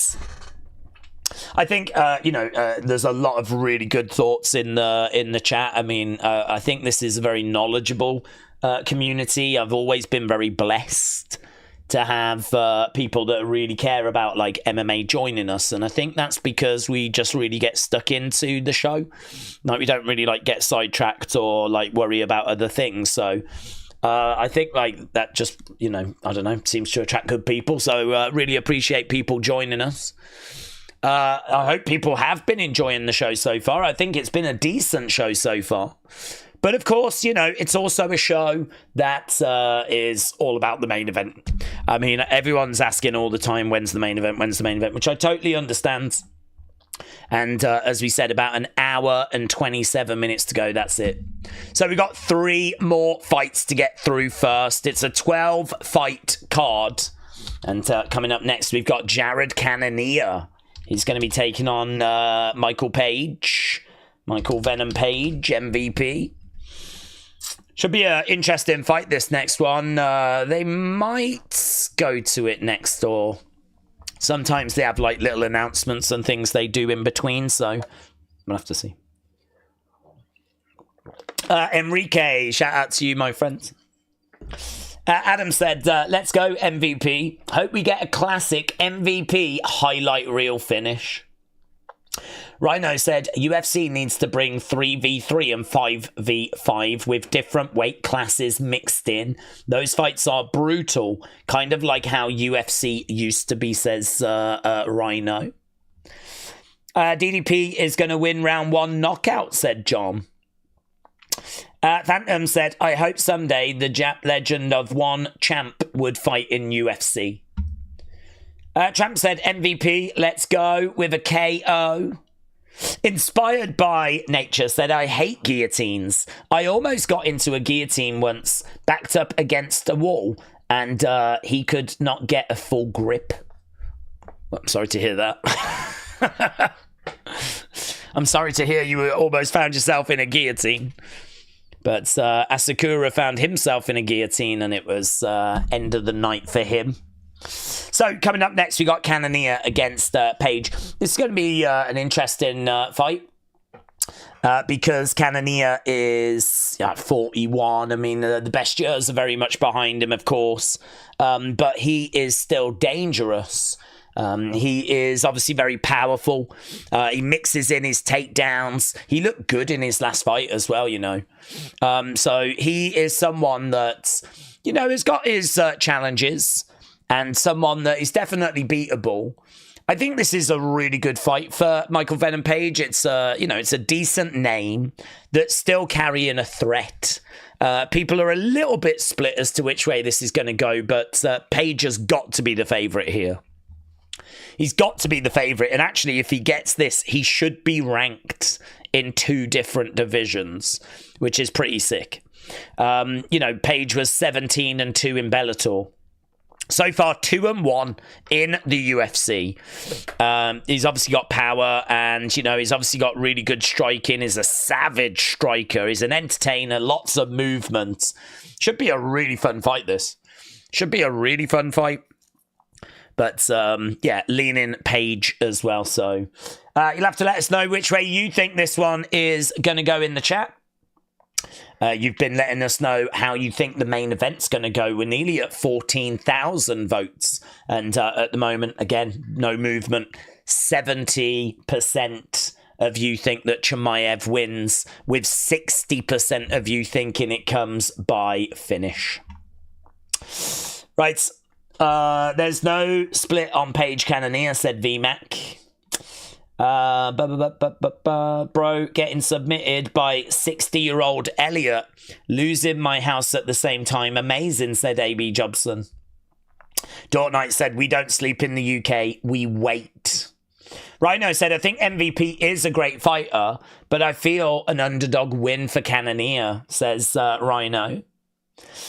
Don't sleep on Cannonier, said Bustin. His IQ might not be as high, but he is still powerful. Yes. Herb, thank you, my friend. Appreciate the kind words. At what time do we usually get up after an event like this if it ends at 5 a.m. your time, said Sansu? My body clock is the same, honestly. I actually stay up in the night all week because we do like pro wrestling during the week, and that's also on at like 1 in the morning, tends to finish at like 4, and then I do videos after. So my body clock is just weird anyway. So, you know, I'll be up. I mean, right now, what time is it? 3:30. I'll probably go to bed about 11 in the morning, regardless of what time this finishes. And then I'll probably be up about 6, something like that. And then just go through to 11 in the morning again. So my body clock's just messed up. But in all fairness, I'm used to it now. I've been doing it years. And so, yeah, this isn't an issue, really. This isn't a one-off. This isn't a rarity. This is life. So, yeah, it's lovely to be here doing this with you guys. Right, Iggy said, so many underdogs have won already. Yes, very true. Very true. Close to 15,000 votes. Yeah, it's getting there. Where can I watch this, said Balaji. So I'm watching it on TNT Sports. I believe it's ESPN Plus in America. Illegally, I mean, you could try things like Watch Wrestling. I genuinely don't know because I never have to look for them. If I was to look for them, I'd probably try Watch Wrestling and maybe Twitch. Probably Rumble. I feel like Rumble is the Wild West. And but you know that Dana's trying to pull them all down. You know that Uncle Dana is trying to pull down any stream he can find. So I don't know. I mean, it doesn't bother me if anyone in the chat knows of anywhere. Don't make no difference to me. Wherever this is being shown, but I'm honestly not aware of anywhere. Ronnie, shout out to you. You respect the people, and the people respect you. I have a couple of parlays. Can I get a good luck? Well, Ronnie, thank you, but yeah, well, I respect the people because the people, you know, obviously know loads about MMA, and it's great to get different perspectives. And so, you know, I think we've got a genuine community. So, yeah, I'm really pleased that people are just enjoying hanging out with us tonight. So, yeah, thrilled. And, yeah, good luck with your parlay. Certainly if your parlay is still active as well. If you've made it this far and your parlay is still going, amazing. I mean, granted, you won't have had every fight on the parlay, but I'm guessing you've had a few fights by now. So, Ronnie, good luck to you, my friends. We should be getting ring walks right now. Ring walks right now. 81% on Tapology have got Page winning. 19% think it'll be Cannonier. Page, last time I checked, was like minus 175. But as the people in the chat were saying, like, don't sleep on Cannonier. He's still a great talent. Still carries power. Even if he is 41 years old, he's still dangerous. And yeah, I've actually seen quite a few people picking Cannonier to win this, so should be a good fight, honestly. 3 fights left, and then we get to the main event, so including this. So we are getting there. Probably about an hour and 20 minutes, and then we'll be at that main event. Pretty soon it'll be less than an hour to go. So we are getting there. We are getting there. David said, hope you're well, coming from Scotland. Chimaev is going to choke out DDP, said David. David, Scotland, much love. VMAC said, days to hell with you. I'm just kidding. Keep up the good work. VMAC, thank you, my friend. I love how humble Chimaev is, said inspired by nature. He is way more humble than DDP. Do you know, I was watching the Countdown show and, he talks about Chechnya and he talks about how everyone thinks they're still at war and he's like, we're not. And he's building a gym in his hometown for the kids. And he said, the kids come up to him and say, I want to be the next you. And he's like, dude, you can be better than me. I mean, to be honest, he swears a lot and talks about smashing people and all that kind of stuff. But actually, if you watch him when he's just interacting with, regular people, he is a nice guy. I do agree. So he's building a gym for the kids and, trying to inspire that next generation, which got to have respect for that, I think a lot of successful fighters do things like that, but, I still thought it was cool. And, they kind of show that on the Countdown show, which was a pretty good watch, to be honest. Robert, appreciate the support, my friends. Thank you. Thumb up right back at you, buds. Yeah, so I think we've got the ring walks and we've got the people in the octagon. So, yeah, Robert, thank you, buds. So we should be getting announcements and then we should be underway with this. Right, I'm from Macedonia. Wow. Macedonia in the house. Shout out to you, my friend. I can see India in the house as well. Khamzat is going to win with his wrestling game and his choke. Velcro, shout out to you from Indonesia. AB said IPTV service is very good. Chrissy says hello from Florida. Hello, Florida. I love Florida. Been there many, many times. I've never been to India, though. But hello to India. Niraj is saying DDP. Wow. We have got a few people saying DDP tonight, but the vast majority are riding with Chimaev. Oh, hello. We've got Sweden in the house as well. That's kind of interesting. Suriname as well. Very cool. Very, very cool. It is crazy, isn't it? All these people from around the world. I mean, when we say that UFC is a global sport, I mean, it really is. Everyone from all the continents around the world really interested in this. And this is one of those fights that really grabs attention. Everyone wants to know who's going to be the victor in this main event. Is Chimaev the real deal? And we're going to find that out tonight. But we just got to get a few other fights out the way first. Moose from Seattle. David said, are you excited about UFC to Paramount? It doesn't personally affect me because I'm in the UK. So I believe it only affects the United States. So I don't think it affects the UK. So not one that makes a massive difference to me. But I am very pleased for my American friends that they no longer have to get ripped off with those pay-per-view prices. I mean, I believe this one tonight is $80. So, I mean, that is pretty crazy. I tell you what, though, what it means for watch-alongs is going to be interesting. I don't know if that conversation has been had, but I do feel like a lot of people join us because, look, times are hard, man. And, trying to spend $80 in this economy on, every month on UFC pay-per-view shows. I mean, who's got the money to do that? I wouldn't be able to afford that. There's no way I'd be able to spend $80 a month every month on watching the pay-per-views.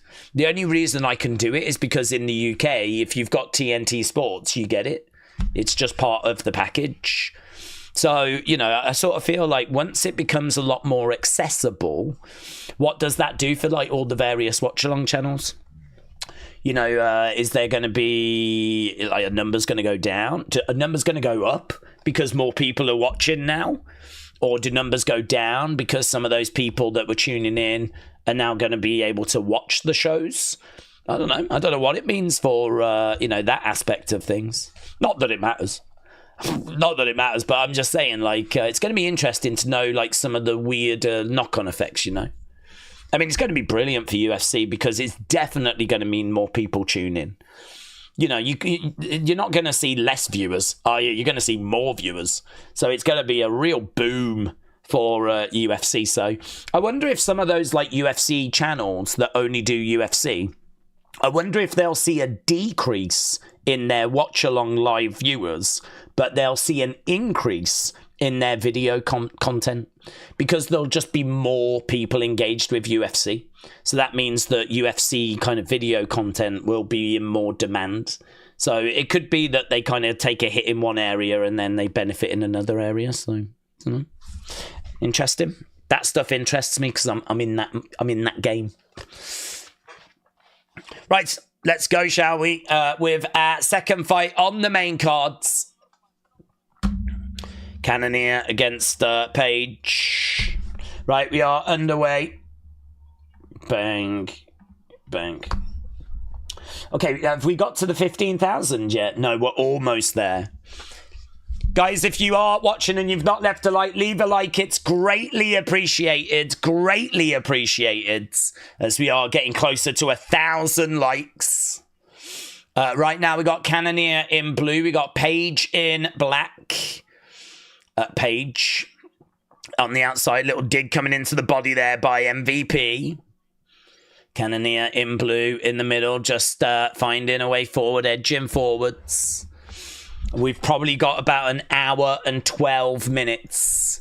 Might be a little bit over that. I mean, it's not an exact science, but about an hour and 12 minutes, and then we should be at that main event there or thereabouts.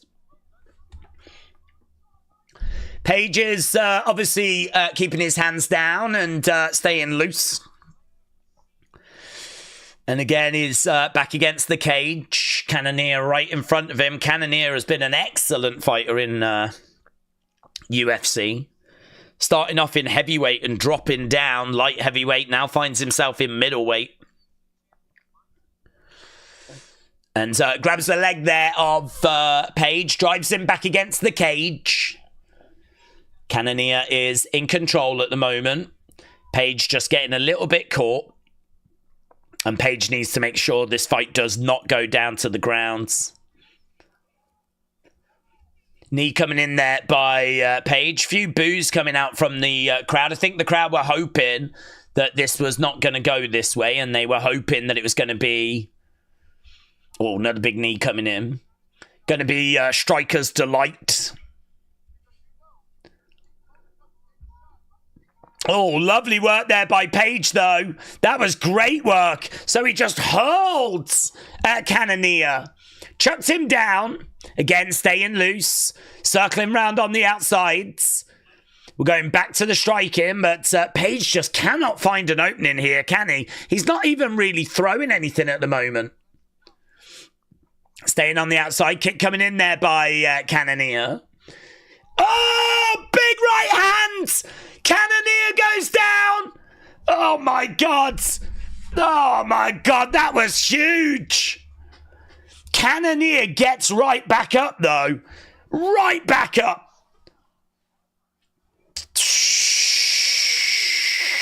It was honestly, I mean, the crowd are fired up, mate. Fired up. Big right hands. Page was telling him to stay down. Stay down. Don't bother getting back up, mate. Page definitely full of confidence right now, as you can imagine. I mean, Cannonier looks fine. I wonder if there was a bit of a slip in there. I wonder if he was a bit off balance. I wonder how much actually connected.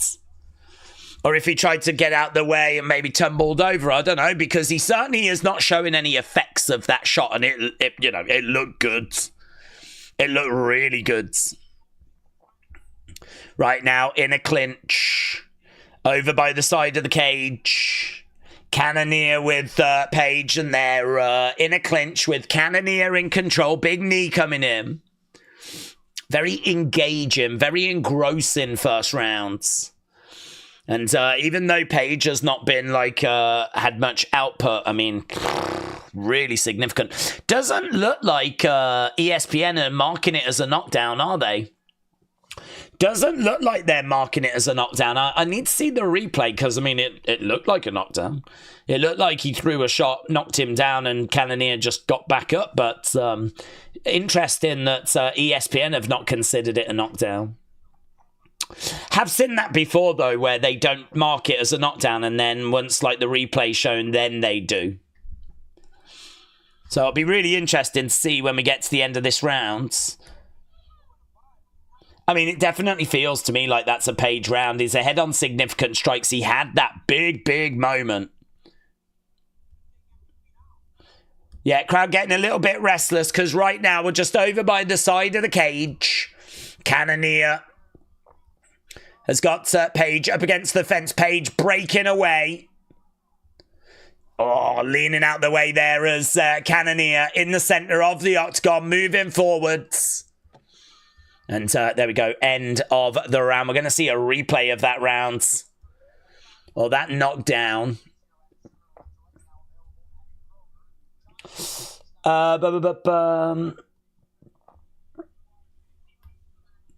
May God bless America and England, said Enrique.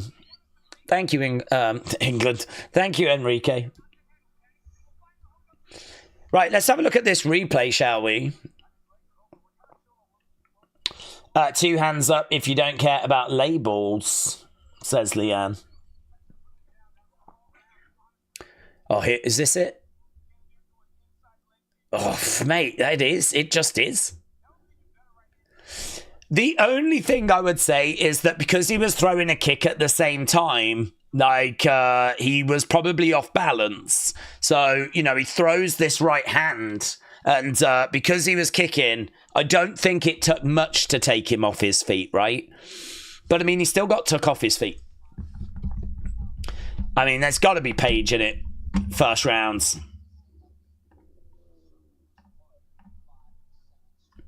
Okay, here we go. Then we are underway with round number 2. James said Triple Mania has been good so far. Enjoyable so far. Good.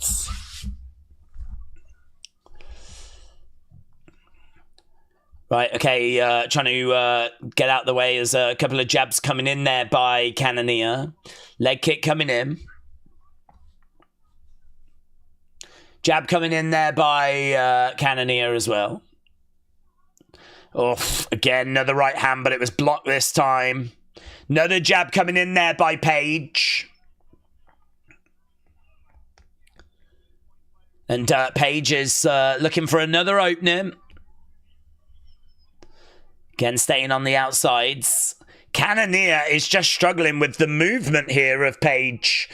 Page is just constantly like moving around like this. Cannonier doesn't quite know what's coming or where it's coming from. Jab coming in there by Page. And again, we've got Page on the outside. Cannonier right in front of him right now. Round number 2. Oh, another shot this time. Cannonier goes down again.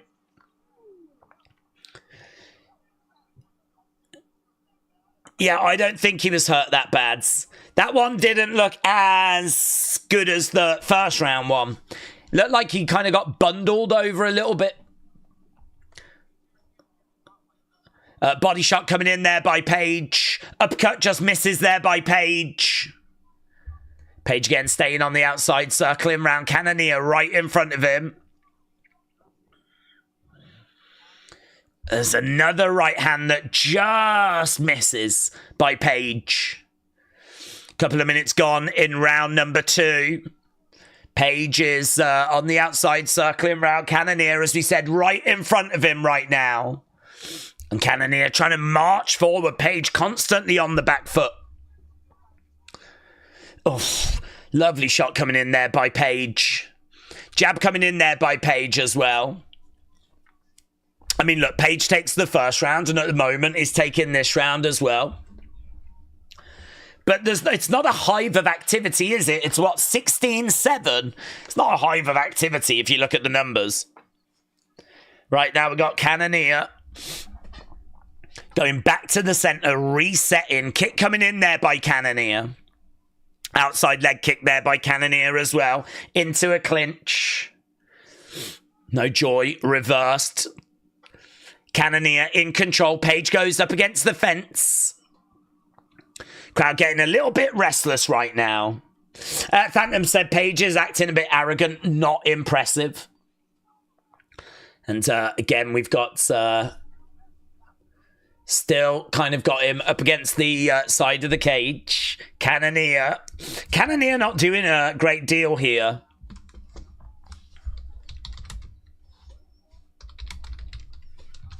Nice takedown there by Cannonier. Nice takedown there by Cannonier. Page trying to find a way of getting back up.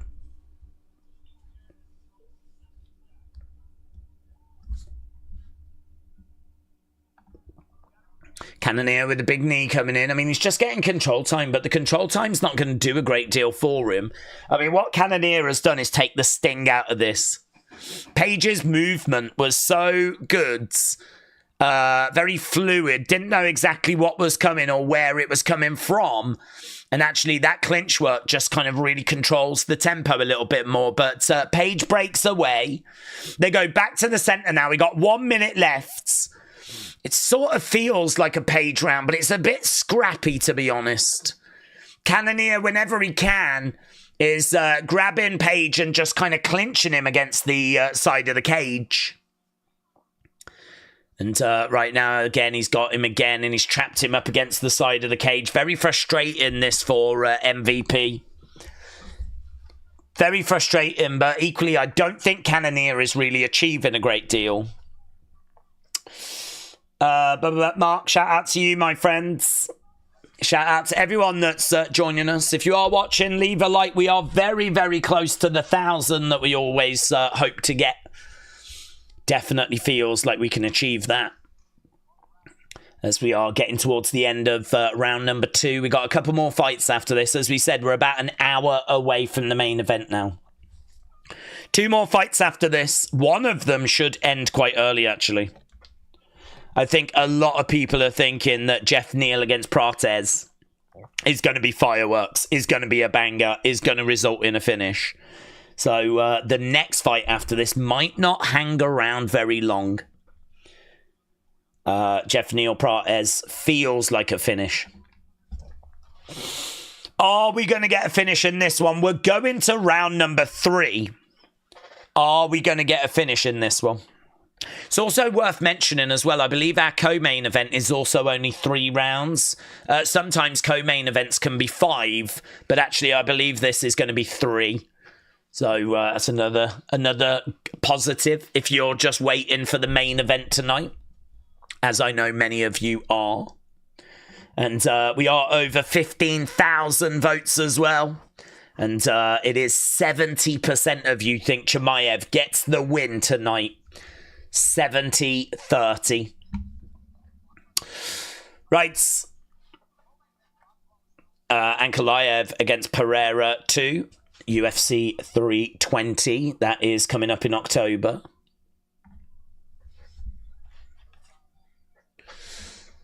Okay, so we are underway with round number 3. I think MVP is winning this fight. I don't really see what you could give Cannonier. I mean, he definitely had some control time. He's had 4 minutes control time, but hasn't done anything with that control time. Right, so Cormier said MVP has been more aggressive tonight than we normally see. Couple of shots coming back there by Cannonier. Lovely shot coming in there by Page. Bilal Muhammad said, this is the MVP that we've been waiting for. Big swing and a miss there by MVP, and Cannonier jumps on top. That was a big mistake. That was a big mistake. So MVP just got a little bit reckless there. He swung, missed, and then, you know, the takedown was presented and taken by Cannonier. Cannonier gets MVP down. And right now we got Cannonier on top of Page. Page finds himself on his back. Cannonier on top, chest to chest right now. And, I mean, if this round is just going to kind of go this way, I don't know which way the judges are going to go. I mean, this round would be a Cannonier round. I don't know who you give that last round to. I feel like it was MVP. I feel like MVP would probably win 2 rounds to 1, but right now, Cannonier has fully mounted Page. MVP is on the ground with Cannonier totally on top of him. And he might be giving up his back here, MVP. He's got big, big problems here, MVP. Cannonier, you cannot rule Cannonier out. Cannonier, with his experience and his skill set, you cannot rule him out. This is a big mistake by MVP. He's really opened the door here for Cannonier. Big elbow coming in there by Cannonier. Cannonier just covering up the mouth, preventing the oxygen from getting inside of MVP. Cutting off that airflow, making things as difficult as possible. Yeah, right now, Cannonier chest to chest, MVP still down. Has MVP done enough to take the fight, though? Cannonier on top of him. First and second rounds were MVP, but Cannonier can finish him here, said Adu. Well, he's got plenty of time to work as well, hasn't he? I mean, there's 1 minute 53, and he's looking for the arm. He's looking for the Kimura.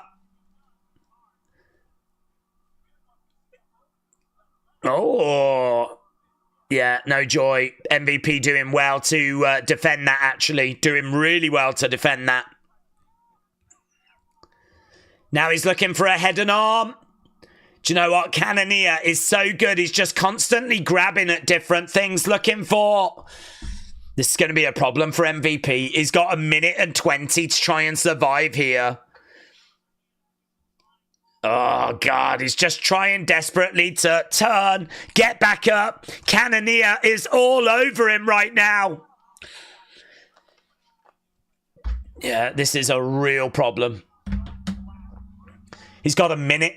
Cannonier has got 1 minute. He has absolutely dominated this round. Since that takedown, it's been all Cannonier. He's trying for some ground and pound right now. Shot coming into the side of the head there by Cannonier. And again, covering over the mouth.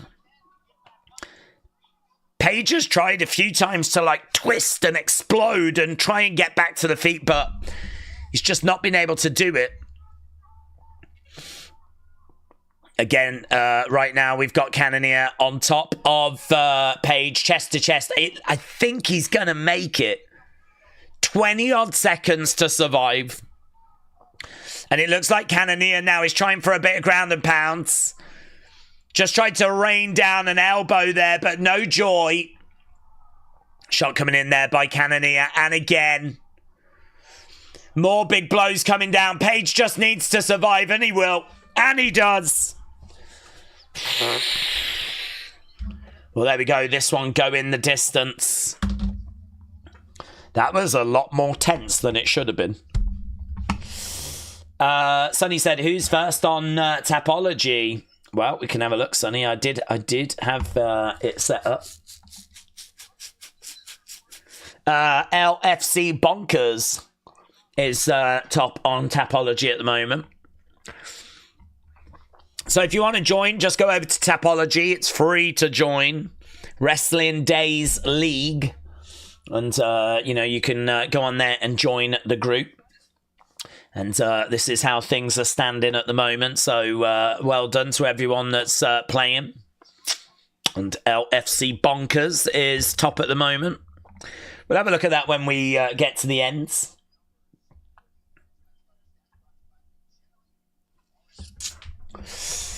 Okay, so we're going to go to decision, and I'm pretty sure that it is going to be MVP. I would think that's going to get it.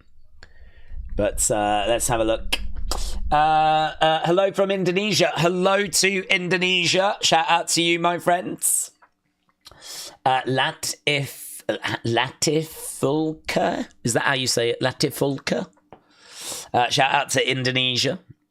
God's Child said, hi, when is the Khamzat fight? Main event should be in less than an hour, and we are just seeing Chimaev backstage right now. Should be less than an hour. 2 fights to go. 2 fights to go. Every fight tends to get about a half an hour time segment. Okay, here is Bruce Buffer then. All 3 judges. 29-28. MVP gets it. MVP gets it. 29-28. And honestly, Cannonier, you can understand him being a bit disappointed. He absolutely dominated that round 3, but he just could not find a finish. Rounds 1 and rounds 2 go to MVP. But Cannonier can certainly leave the cage with his head held high. Yeah, and there's some really good sportsmanship on show there between MVP and Cannonier. So, there we go. Michael Page, back-to-back wins for him. Bonnie, hello. Slovenia, hello. Shout out to you. Another bad judge call, said Rhino. Godchild said thank you. No worries. Reed, thank you, my friends. Appreciate the kind words. Akbar, he did give us his all, said Steve. He did. He did great. I mean, for him to take some of the shots that he took, and for him to face such a, an elusive striker. I mean, honestly, you've got MVP in front of you. He's constantly moving around you. He's got you second guessing as to where he's going to hit you from and what's going to be coming, and you're having to really prepare for everything. For him to weather 2 rounds of that, and okay, come out on the losing side of those 2 rounds, but he was able to come through that and then have such a good round 3. Cannonier, as we said, can definitely leave with his head held high. So that was Cannonier Page. That was our second fight on the main cards. Coming up next, honestly, everyone is expecting this next fight to have a finish. This is Jeff Neal against Prates, and this is going to be a lot of fun. This is striker versus striker. This is a banger. It's likely going to be fight of the night. It's probably going to get a performance bonus. Jeff Neal said he is training for a 1-round fight. So, this next fight, God, I hope this next fight delivers. I hope it delivers. Prates is a knockout artist. He's got 4 wins in the UFC, 4 knockouts.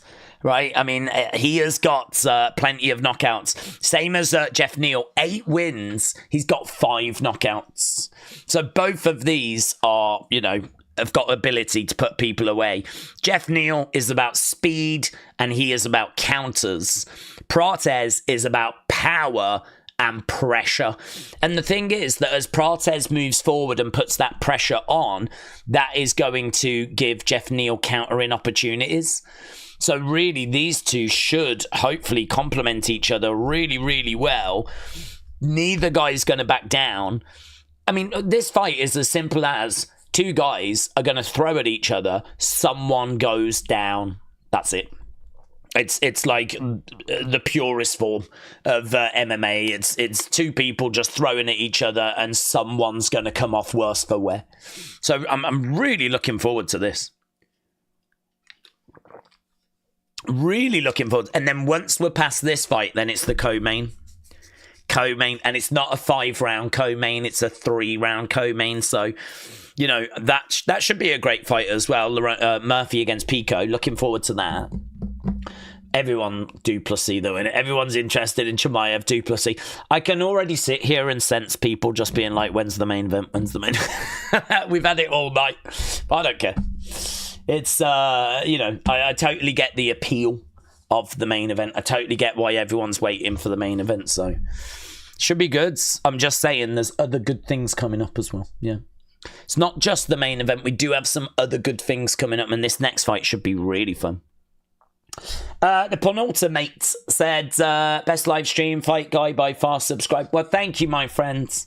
I really appreciate the kind words, and we just listen, keep it simple, nice and simple. We're here for the fights. We're here to talk about the fights. We're here to, have a good time, and shout out to everyone that's joining us, and I appreciate the kind words, my friends. There's a lot of good vibes around tonight. I think it's, obviously, big event, big fight, big main event, lots of just good vibes around. There's just so much excitement for this. It's nice to see that kind of coming into the chat. So, shout out to everyone that's joining us. Justin said, thanks, Days. I've been a fan for a long time now. You always show up. Cheers from Vancouver. Vancouver, shout out to you. I've got Khamzat winning. What are you drinking tonight? I am drinking some of the finest Yorkshire spring water. Look at that. Or from the valleys. Yorkshire spring water. It's not vodka or anything. It is literally just water. So that's what I'm on. But I just saw we got 1,000 likes as well. Massive thank you for that. We always try to get to 1,000. We're normally pretty good at doing it, but actually last time we fell short. It hurt. We fell short last time, so a massive thank you to everyone that's left a like. It really, really is appreciated. They're just showing next weekend, some big fights next weekend, actually. Aljamain Sterling against Ortega, Johnny Walker against Zhang Ming Yang. Some big fights on that card. I think they have tried a little bit to make the fight nights a bit more juicy. I've seen the fight nights went through a real period, like last year before, where there was a couple of things on them, but by and large, it was just quite skippable, actually. I think they're really trying to find a way of making those fight nights a bit more essential viewing. So, it doesn't look too bad. Right, what have we got here? I think they're just running through the video now for Jeff Neal against Prates. You've got Khamzat, have you, Justin? Justin, what are you drinking, bud? What are you on? James said, I wish this and AAA would hurry up because we got football in 9 hours. Let's go. Adam said, I still prefer the previous style UFC belts. I don't mind these ones. These ones have actually got quite a few Easter eggs in them. So my understanding is that each belt is tailored to each champion. Like each belt has got like flags on, I think, of the people that you've beaten. And it's got like different notches for how many wins you've had. And like there's all these aspects to the belts that when they first introduced them, like these belts, whether they still do that or not, I don't know. They might have thought, can't be bothered to do that anymore. But certainly when it first came in, there's like all these aspects to the belts that are personalized to each champion, which I thought was kind of cool, to be honest with you. It means that each belt should be different, and it's kind of tailored to that person's run. So I kind of thought that was pretty cool. But I the look of the old style belts was pretty good as well. So I don't know that I have a preference, to be honest. Neil is tough, said AB, but Prates should bounce back here. I think the kicks are going to be a major factor. First time not renting and watching YouTube. It's pretty great, says Mark. Well, Mark, shout out to you, my friends. Shout out to you. I'm pleased that it's good and enjoyable and you're getting something from it. The belts should have a coupon for a year of Spotify. Sure. My little guy will be 4 next Friday. I was with most of you watching UFC Watch Along the night he was born. said D. Crawfords. That was on the 22nd of August, 2021. I can't believe it's been 4 years. Really? That's great. Well, D. Crawford, shout out to you. Many congratulations and happy birthday to your little one. So what, you was watching as your kid was being born? Priorities. Would you like to look at the child? Not right now. Little bit busy. Main event just starting. Give me a minute. I mean, the kid will be there in like, half an hour. It's fine. Respect. DDP round 4. Shout out to you. Said add shout doors. AD shouts. ADS outdoors. That's it, innit? ADS outdoors. Shout out to you, buds. DDP round 4. Time flies when you have a repetitive, boring life, said Volontaira. Tell me about it. My weeks are normally exactly the same every week. Tell me about it. It really does as well, I can't believe... I mean, we were doing like UFC watch-alongs back in 2018, 2019. I mean, if I think that... I mean, we did a watch-along for McGregor against Khabib. And if I think that was, before the pandemic, and I think that was the end of 2018, if memory serves me correct, that's 7 years ago, which is just mental. Absolutely mental. Yeah, it really does fly if you have like really boring life. And that's this guy right here. Right, here's Carlos Prates making his way down.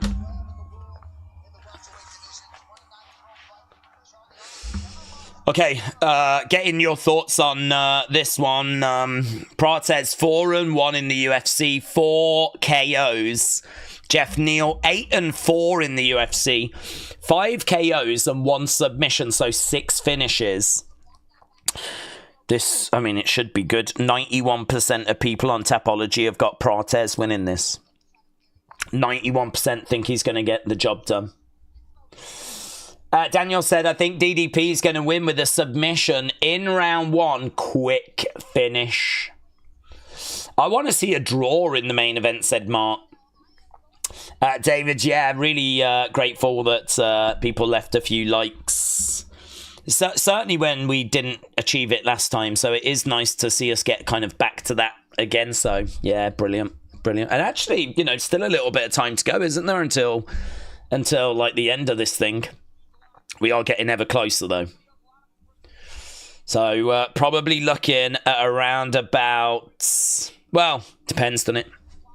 It really depends how this fight goes. If this is going to be first round finish, then I think we're about 40 minutes away from the main event. If this is going to go 3 rounds, then we're probably about an hour. So it's getting closer, though. I can't see it being any longer than an hour until we get to that main event. And as we said, if we are going to get the finish that we're expecting here, it could be about 40 minutes. Prates by decision, said Daniel. First said DDP is very good, but I think Khamzat wins in round 1 by subbing DDP. Mark said a draw would be cool. No one agrees it happened. I think a draw would be interesting. I mean, obviously you do the rematch if it's a draw, so it means we do get to do it again. I think people are obviously hoping for a result tonight, though.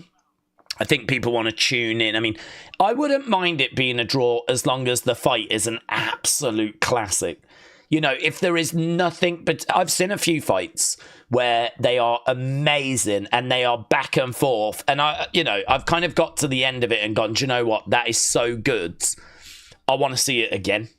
I'll take a draw and let's do the rematch and I'll see it again. I think if we get something like that in the main event, that's okay. I'm not down on that. But I don't know. If it's a bit of a plodding, like tactical, like they're both, trying to neutralize each other and they're a bit standoffish. I mean, not that I would expect that, but if for some reason the fight didn't live up to expectation and then you get a draw, that I think would disappoint a few people, because I think people would want to get like the result tonight.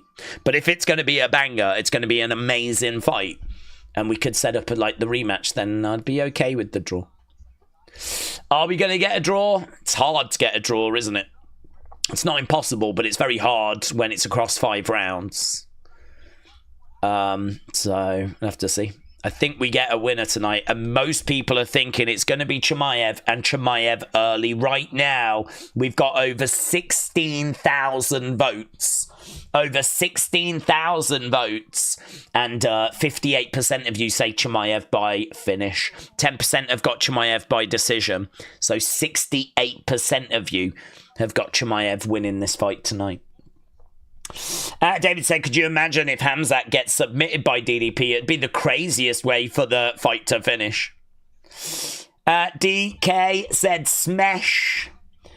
Are we going to get some smashing?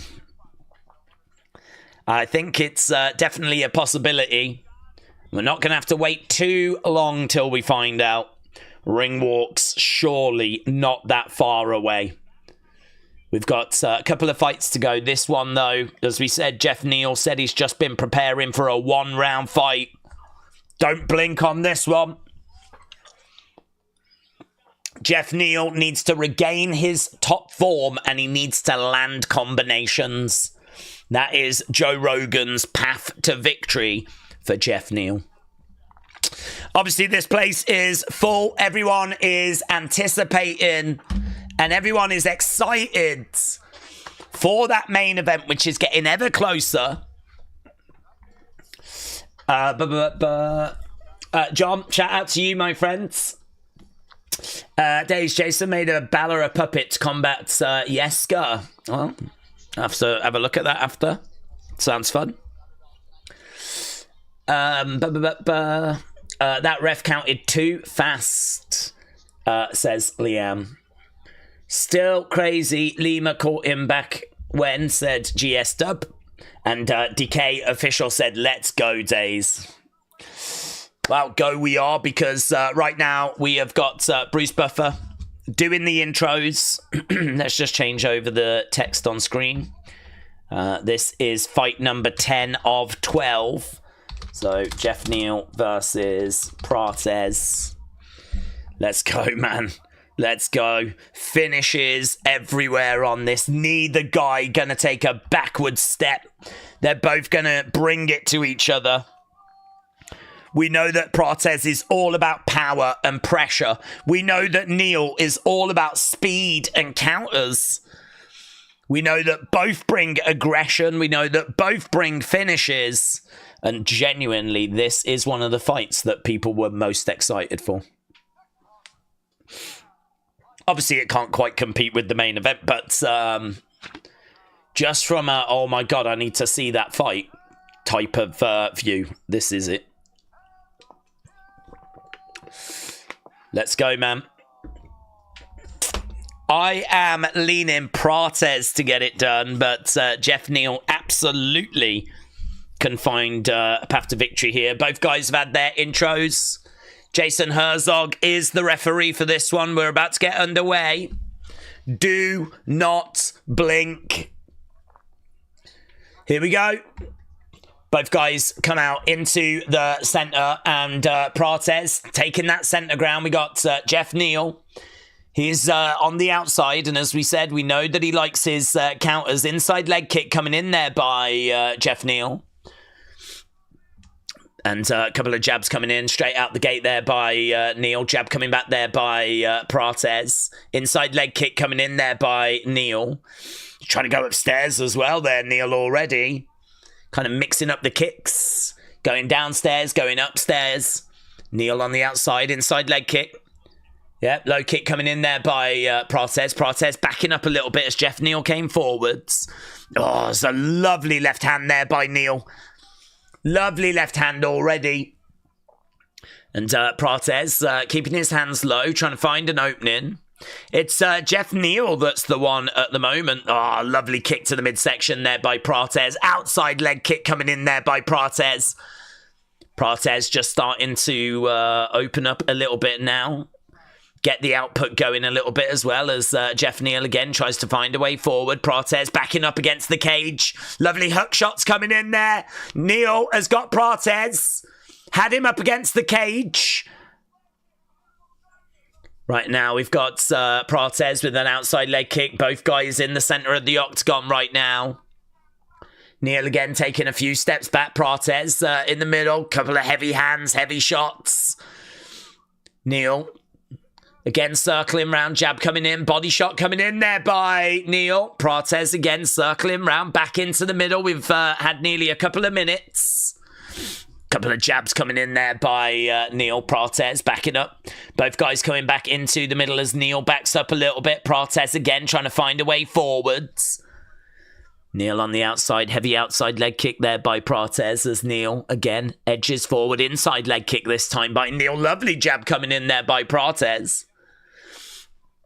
And again, it's back and forth at the moment. Very, very close. 11-10. Nothing separating them. Shot coming in there by Prates. And again, he grabs the wrists. That was kind of interesting. He grabbed the wrists, kind of drove Neal back. Don't know. Kind of felt like he was trying to set up for a kick or something, but nothing came. Halfway through round one. Oh, big shot coming in there by Prates. Just missed with it. Just missed. Neal again. Moving forward, applying that pressure, trying to find a way forward, but he misses with it. Lovely hook shots there by Prates. Oh, mate, these shots. Big knee coming in. Psh, bang, bang. Couple of shots there by Neal. Prates trying to get to a better position. Nice blocks coming in there by Jeff Neal. Couple of shots straight down the middle there by Neal. Prates trying to throw some counters back. Kick coming into the midsection. Prates grabs the leg. Both guys are really throwing stuff and really trying here. Lovely body shots there by Prates. Some really good output by both guys. Big knee coming in there by Prates. Neal, though, catching that knee. There's a lovely left hand that goes straight down the middle. Another jab coming in there by Prates. Oh, spin kick coming in there by Prates. Lovely jab coming in, and Jeff Neal definitely feeling that. Prates just starting to put a few bits together here. He's got the lead in the numbers. 25-19 right now. Yeah, you can see that Jeff Neal is swelling up. You can see that he's taken quite a bit of damage. And right now, Prates circling around Jeff Neal right in front of him. Couple of shots coming in. Big knee coming in there by Prates. Lovely hook shot coming back there by Jeff Neal. Lovely work there by Prates. Hook shot. Gets through. Neal, though, grabs him, drives him up against the cage. 30-odd seconds left in this round. This is number 11 against number 12 in the welterweight division. Looks like we're going to make it out of this round. But plenty of effort there. Prates, 62 shots. Lovely little hook shot there by Prates. Draws some oohs and ahs from the crowds. Led with an elbow. Jeff Neal down, and it's done. It is done. Round one. Oh my God, Prates. Prates gets him. What? It's a spinning something. I don't know if it's elbow or back fist. They're saying on commentary it was an elbow, and they said you could hear the crack. Prates, round one. It really felt like they were going to make it to round two. Let's have a look. Show me. Show me. Show me. Mate. Oh, my God. And he goes down, and the ref just calls it straight. Wow. Oh, do you know what? It's right on that part of the head. I mean, it is sweet. It is sweet. Do you know what? I mean, I hope he's okay, because he goes down and he's just... I mean, that is an elbow spinning, catching you right in the side of the head here. Do you know what? He's still down. Jeff Neal is still down.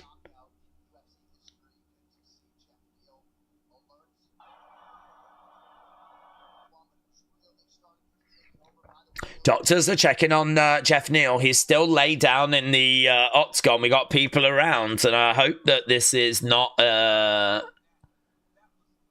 hope this is... weird that the cameraman would just show Jeff Neal still being down.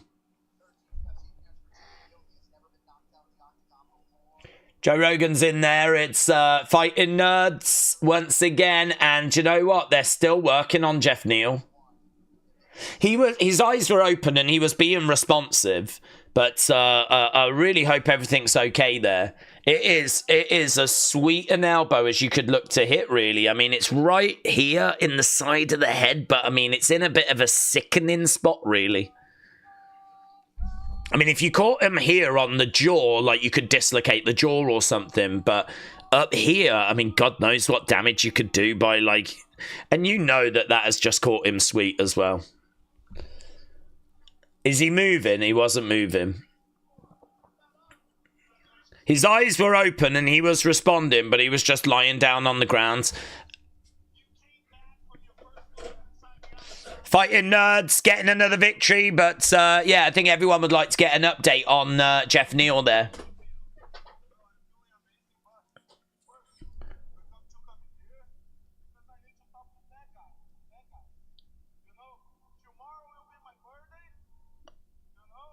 Tomorrow is my birthday.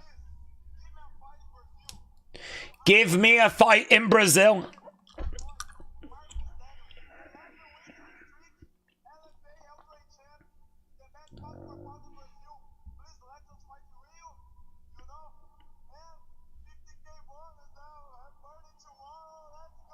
So there we go. He said, can I get a 50k bonus? And he's saying to Dana, can I fight in Brazil? But I don't know if Jeff Neal is still up yet. It's a savage sport, says okay. Daniel said they're probably telling him to stay still. Yeah, they could be. It is true. I mean, I don't want to cause unnecessary panic. Obviously, you just want to know everything's okay, but...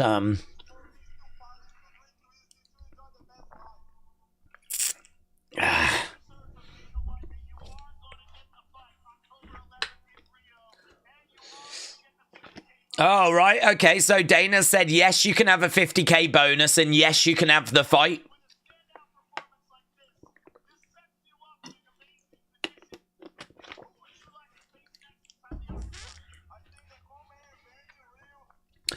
Right, well, there we go. Spinning elbow right at the end of the rounds.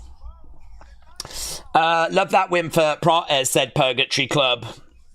One more fight and then it starts. Yes, one more fight. We've got the co-main event to come now. It's only 3 rounds. And then it is our main event.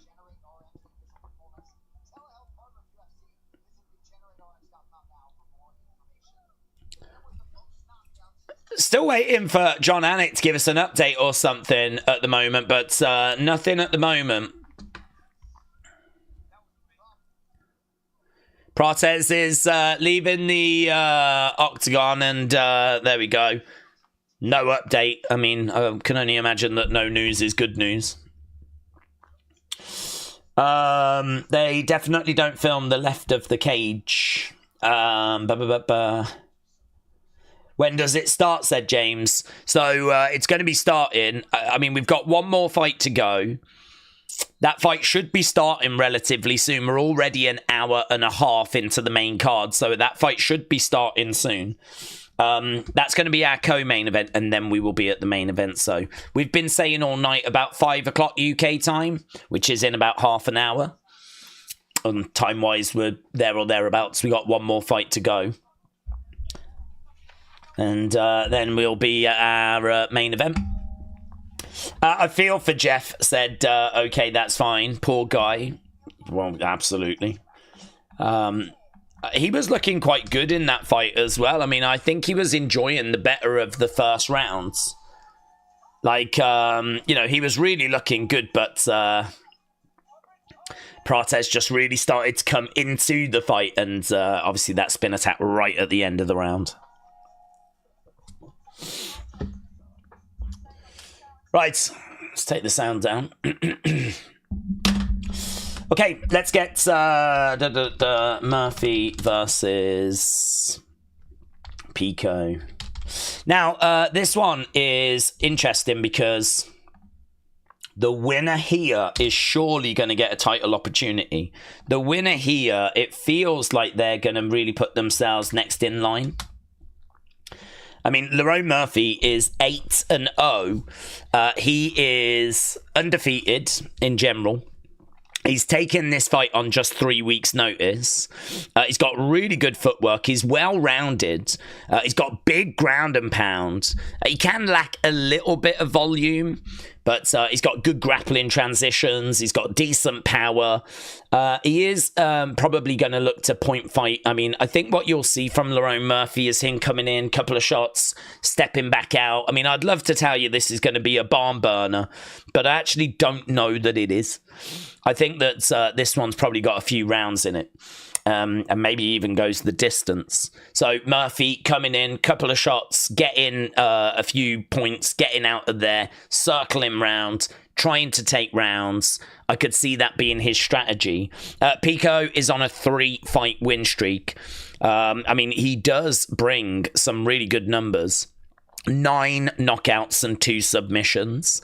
This is very much a longer-awaited debut for him. Like, this is his UFC debut. And he is really starting to put everything together. He's got great boxing. He's 28 years old. So, I mean, he's really starting to come into his prime. You know, the next kind of 5 years are going to be really critical for Pico. So, he's got great boxing. He looks to wrestle. He's going to look for takedowns. He might tire himself out as the kind of fight goes on, but he is a Golden Gloves boxing champion. He is also going to have the wrestling advantage. I mean, he is someone that's very well-rounded as well. And as we said, the winner here, I think, really puts themselves kind of in that shop window. So, yeah, very interesting fight, this one. A fight that, you know, matters, means something, and this is a fight that really Lerone Murphy needs to try and find a way of getting through. So he is actually coming in as a slight underdog. I believe Lerone Murphy is like plus 115. But actually on Tapology, 78% of people say that he's going to get the win. So interesting. This is our last match, our last fight before the main event. After we get through this, it is then time for Du Plessis against Chimaev. So it's been a bit of a journey. Obviously, we've been talking about Chimaev and Du Plessis all night, and we are getting closer to that fight. Feel free to get your thoughts in regards to this next fight and which way you think this is going to go. Feel free to get your thoughts in regards to what you think with the main event as well. I'll take any of your thoughts for any of these fights that are coming up. Obviously, we've still got our poll. I think there's a good chance that could end up on over 20,000. It ain't going to do 50, of course, but I think that it's coming up to 17,000 votes. I mean, that really could do 20,000 votes. So if you are joining us and you've not left a like or a vote, do both. Why not? For the lols. For the love of the game. And right now we have got 58% of people saying Chimaev by finish. Chimaev by finish, 58%. Chimaev by decision, 10%. So honestly, it hasn't really moved for most of the stream. It's been pretty much saying that throughout the whole stream. So even as new people are joining us, the same sort of feelings are being shared. And that is that Chimaev by finish, far and away what people are expecting. Seems like people are thinking Chimaev round 1, round 2, gets the job done, and basically Du Plessis just can't hang with Chimaev, just won't be able to survive that early storm. And that could be the case. I mean, it really could be the case. But we've not seen much movement in the poll at all tonight on that. Daniel, though, thinks the opposite. Daniel thinks it's going to be DDP by early finish. Logan, shout out to you, my friends. I need Pico to win for my 10 parlay, said Mark. Oof. I think Murphy's going to win by points, said Megadeth. And I think if he does, maybe he could talk about Volk. Yeah, I mean, I don't think that's too wild at all. I do think the winner here is... I don't know if they're in, like, you know, they're not guaranteed a title shot, but I think they're very much in the window. I think they're very much in contention, so... Yeah, I don't think that's crazy at all. Aura said Khamzat will KO Dricus. DDP will wake up in a hospital with Khamzat dressed as a doctor. Dr. Smesh. So, Aura, thank you for that mental image. Yeah, imagine that nightmare. Getting knocked out by Chimaev, and when you come round, he's standing over you dressed as a doctor. Wild. AB said, I really rate Murphy. I think he is excellent everywhere, including his wrestling and range management, except for one area, and that is his takedown defense. Daniel said, DDP is always underestimated, and he always comes through. Jerry said, what if the fight goes round 4 and 5? Could Khamzat keep up?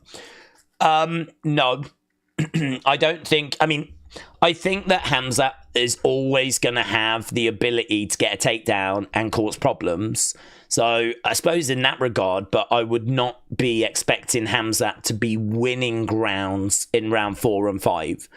I think that by that point, I would expect Khamzat's cardio to be drained a bit. I'd be expecting Khamzat to be feeling the effects of the fight, because the thing is, he goes really hard early. Like, he goes in at the beginning and tries to finish fights, and I think he'll do that here. I would be, I mean, it'll be a surprise if he paces himself. I mean, imagine if he doesn't come out hot, looking to try and win this thing. I mean, the way that he operates is he just throws everything in the kitchen sink in rounds 1 and rounds 2. And, you know, across a 3-round fight, it's enough. And actually, we've seen him in 5-round fights, and he's able to get decisions. So, I mean, Khamzat going the distance and getting decision wins, we've seen it. We know it's possible. We know that he's not just going to completely fall apart in the later stages of fights. But do we expect him to be winning those later stages? No, I wouldn't be expecting that. I don't think if he's in there round 4, round 5, he's winning those rounds. But he will still be a danger. He will still be a threat. Because, I mean, if he can get takedowns, if he can, you know, and make no mistake about it, look, Du Plessis is no slouch on the ground. You know, he's got a really good ground game. But, you know, in fact, his grappling is actually quite underrated. But Chimaev is a high-level wrestler. I mean, that's just what he's known for. So I think that he's always going to carry that threat. So it's one of those. I actually think round 3 is going to be quite interesting, because I think that Chimaev could take round 1 and 2. But will he have enough going into round 3? I mean, Du Plessis has got great cardio. I mean, he always looks tired, but he's still always working and always throwing and always got something in the tank. He's just always able to keep going. I mean, he will go 5 rounds, no problem. So, I don't know, Chimaev, it makes it interesting. I think, to be honest with you, most people that say Chimaev are saying it's going to be finish early. And certainly if you look at our poll is in very little doubt that if Chimaev wins, 58% of people are saying Chimaev finish, 58%, decision only 10%. So he's got nearly 70% of the vote, and only 10% of that think that he's going to go the distance. If he's going to win, it's going to be early, and it's going to be in those first few rounds, and he's going to, you know, find a choke or some sort of submission hold. So, but it's a great question, though, because, you know, what about as we get into round 4, round 5, you know, could Chimaev be looking good there? And I think he'll still be competitive, but I'd be expecting Du Plessis to be winning those rounds. This could get hairy if he can't keep Murphy on the ground because of the scramble, said AB. But Murphy has been taken down and controlled before by lesser grapplers than Pico, says AB. Khamzat said, people say you have to prepare for war. I think you have to prepare for the kill. He doesn't have a plan B. He just goes 100% round one. I saw that quote, actually. I think that was in that countdown show as well. That's, it's, yeah, at war. I've heard, I think it was him, say that you have to be prepared to kill. And it's like, it's pretty scary when you're hearing things like that. But, you know, some of these fighters do go to a pretty dark place. They kind of have to go to a pretty dark place. And, you know, he says about preparing to, like, you know, being okay with having to, like, kill someone to get the victory. It's like, Jesus Christ. I mean, let's hope it's not that. But my God, the sound of that elbow from Prates was just so disturbing. It definitely took some years off Neil's life with that shot. It was the real deal, said WrestleRants. It was pretty sick, honestly, in a not kind of very cool way. I mean, obviously, fun to see a finish to a fight, but I don't know, man. You don't want to see someone's health being like messed up like that, and I agree. That's the kind of thing where there could be some, you know, lasting effects. It was sickening. Right, both guys are inside the cage. Murphy is got a 3-inch reach advantage. He is the underdog in this one. It is plus 140. Bruce Buffer is doing the honors. This is our co-main event. There's only 12 fights tonight. 12 fights tonight. Murphy against Pico is fight number 11, so we are about to get underway with this very, very soon. No one can match or defend Ball's Sambo skills. That's why he will maul DDP in the opening rounds. That's fair. Is he okay? I don't think they've mentioned or said anything, honestly, so I really don't know. I certainly hope so. I mean, obviously he's not in the octagon anymore. We're about to get underway with our next fight. Has anything been mentioned on on social media about him?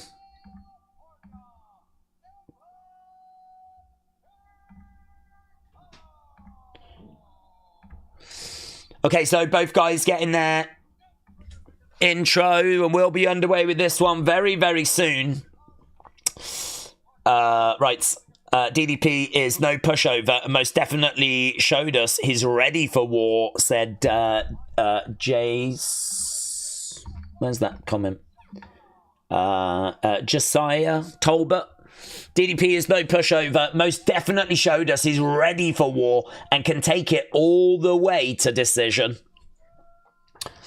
Will be so impressed if Pico can get a finish, said, okay, that's fine. This is Lerone's to lose. He's a range expert.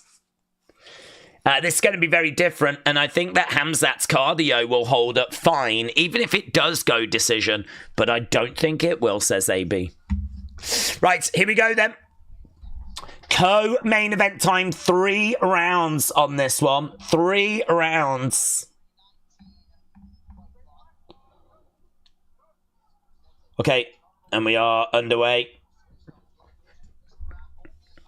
I can tell you right now, the fighting nerds are trending right now. The fighting nerds are trending. Shot coming in there. Oh, Murphy just presented a bit of an opening there. Pico looking pretty good in the first, 15 seconds. Murphy right now up against the side of the cage. This is our co-main event. And right now we got Murphy up against the side of the cage. Pico is all over him at the moment. Yeah, Murphy, this is not where he wants to be, but Pico coming out looking good.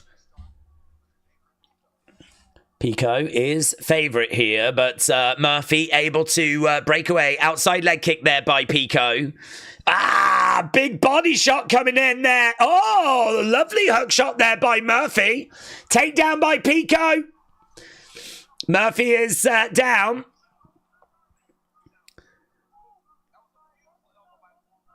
Yeah, Murphy had a nice little elbow in there, but it's Murphy that finds himself down on the ground. Pico is standing over him, right up against the side of the cage. It's been all action, this, by Pico. Pico has come straight out of the gates, and he's looking so good. So good. So Pico has got some wrist control, and he's got Murphy down. Murphy's trying to find a way of getting back up to his feet. Right now, breaking apart Murphy in the middle. Pico trying to find a way forwards. Nice kick coming in there by Murphy as Pico continues moving forwards. Jab coming in there by Pico. Murphy just cannot get settled into this fight. Right now he gets grabbed and he gets taken down. Not good by Murphy so far. He's really struggling here. He's really struggling in this fight. He just cannot get any kind of momentum going. Pico just will not leave him alone. And Murphy is just really struggling to find a way of getting any rhythm going, or he's not been allowed to settle. I wonder if that's a strategy by Pico. He's just not allowing Murphy to kind of get settled into the fight. Pico is just putting that pressure on. He's just continuing to move forward. There's a head kick that comes in there by Pico. Knee comes in there by Murphy. That looked good. That knee looked good. Pico just eats it, doesn't care. He's got Murphy up against the side of the cage. Pico right now, he did eat that really well. Big knee coming in down the center. Knee coming back there by Pico. Couple of jabs coming in there by Murphy. Lovely right hands coming in there by Pico. Yeah, his boxing looks really, really good right now. And right now we've got some more shots coming in. Lovely little dig coming in there by Pico. Murphy breaks away. Hook shot comes in there by Pico. Jab coming in there by Murphy. Kick coming in. I mean, so far you can see Pico. Oh, goes down! Oh, Murphy finishing! Murphy does it! Pico knocked out! Oh, my God! Oh, my God! I think it's another elbow! 3 weeks notice. No look, yeah, he don't know where he is. Pico don't know where he is. Pico don't know where he is. Oh my God. Oh my God, it's amazing. He was being absolutely crowded, pressured, frustrated. And he just manages to, I mean, he's losing the fight. Look, 15 significant strikes to 7. He's losing the fight. But Lerone Murphy with, I believe, an elbow. Having a little look here. Spinning back elbow. Bang! It's like flipping here again. They love it, don't they? They absolutely love it. This might be worse. This one might be worse. Pico and flipping Jeff Neal can have beds next to each other in hospital. Look at it, look at it. And do you know what's bad as well? Is Pico is sort of leaning forward, looking for something. So he's kind of going in that direction. He's moving this way as that elbow is coming in. Dudes. I need to know this man's okay. Honestly, Jesus Christ. And do you know what? He goes down and he's completely out, and Murphy's like, just smacks him in the face. Just to add insult to injury. Pico was down, he's been knocked out cold, and Murphy's like, Wow. Do you know what? That was I know it was only one round, but it was still a real hard day at the office for Murphy. It was still a real hard day at the office. There was a lot of that round that was not going his way. There was a lot of that round that was really just not clicking for him. And for him to find that elbow in that moment, I mean, Pico's going to be really disappointed. It's so fine margins, isn't it? I mean, like, you sort of feel sorry for him, really. It's the game, it's the sport, and it's happened so many times. You know, we've seen it so many times. Think about like Usman beating Leon Edwards and looking so good. Leon Edwards' corner going, don't let him bully your son. Don't let him bully your son. And he's flipping losing that fight. And in the dying seconds in round 5, head kick, dead. Leon Edwards snatching victory from the jaws of defeat. Like, I mean, this was nowhere near that level. But, God, you do so much right, and then you just get something wrong, and you're done. It's over. Game over. You're dead. You're on the floor. You're in hospital. Murphy was losing this, and he was looking frustrated, and he was being frustrated, and then he just finds out that it just finds that elbow, and it was just... Pico was sat up, so I think Pico is okay. Pico said that he would knock out Volk, said Nugzula. Well, I'm not sure that's happening anytime soon. That is really impressive. And actually, Murphy now, I think, has got a real opportunity to call out the champ. I don't know if he's going to do that.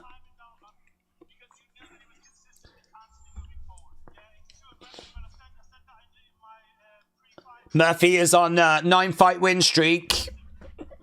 Jesus Christ, Islam Makhachev's on a 15-fight win streak.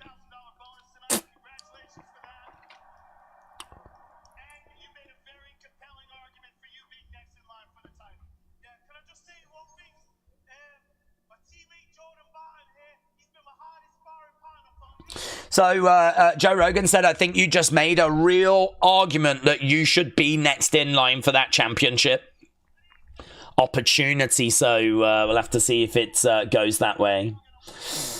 Crazy Ginger said, I told you clowns that Murphy would win. Murphy could be champ for sure, said Bon James. Murphy won. I won 1.3 grand, did you? Well done. Murphy, you are kidding. What a finish, said Lock In MMA. Macy Barber said, that's 2 spinning elbows in one night. Hey, 2 in a row as well. I wonder if we're going to make it 3. Hey, isn't that 2 first-round finishes in a row as well? Are we going to make it 3? 2 first-round finishes in a row. 2 spinning elbow victories in a row. Are we going to make it 3? There's one more fight to go. I don't know if we're going to stick around for it, but... joking. It is Chimaev against Du Plessis. All this chatter, all this hype. It is the next fight. Chimaev. There we go. Brother Man said, Days, I just got back from watching Triple Mania. Well, welcome back. Sonny said, I am 8-3. I think Khamzat is like the Usyk of the UFC. He is just a beast, said Ronnie. A draw would be fun, says Mark. Is there... Oh, there is another fight. Yeah, I think so. I'm not sure. I think there's one more. I might stay and watch. Yeah, I might stay and watch as well. I might do. DDP is going to show them. You're going to see, says, okay, that's fine. Right, well, where are we in regards to the votes? Oh, we're at 17,600. If you are watching and you've not voted, get a vote in. Love to see that at 20,000. I don't think it's going to change the actual feedback. I'm not expecting any kind of drastic shift, but it would be really interesting to just see where it would be at that point. Volk just tweeted, see you in December. Did he? James said, I would laugh so hard if Days was like, well, that's me done for tonight. Well, to be honest, it's been, we're just clocking into 6 hours now of streaming. So, I mean, I do feel like my work is done, to be honest. Just like... Definitely don't ban elbows, says Purgatory Club. No, I mean, hopefully both of those guys are all right and there's no kind of, effects or anything Maybe if there were like some issues, UFC would maybe start looking at it. But no, at this point, you know, pretty exciting stuff. Spinning attacks are always great. Any kind of spinning attack, be it a kick, be it an elbow, be it a fist, they normally catch people off guard as well. Some of the best kind of finishes have been spin attacks. And as we said, we've just seen 2 in a row. Right, Frozen Lake said Chimaev is the next superstar that arrives. It's going to be and new. Mark said, what was the record poll? 50,000. I can't remember what that was on. It was UFC. I can't remember which one. My guess would probably be Poirier McGregor, to be honest. We did McGregor against Khabib. And there was loads of people that joined us for that one.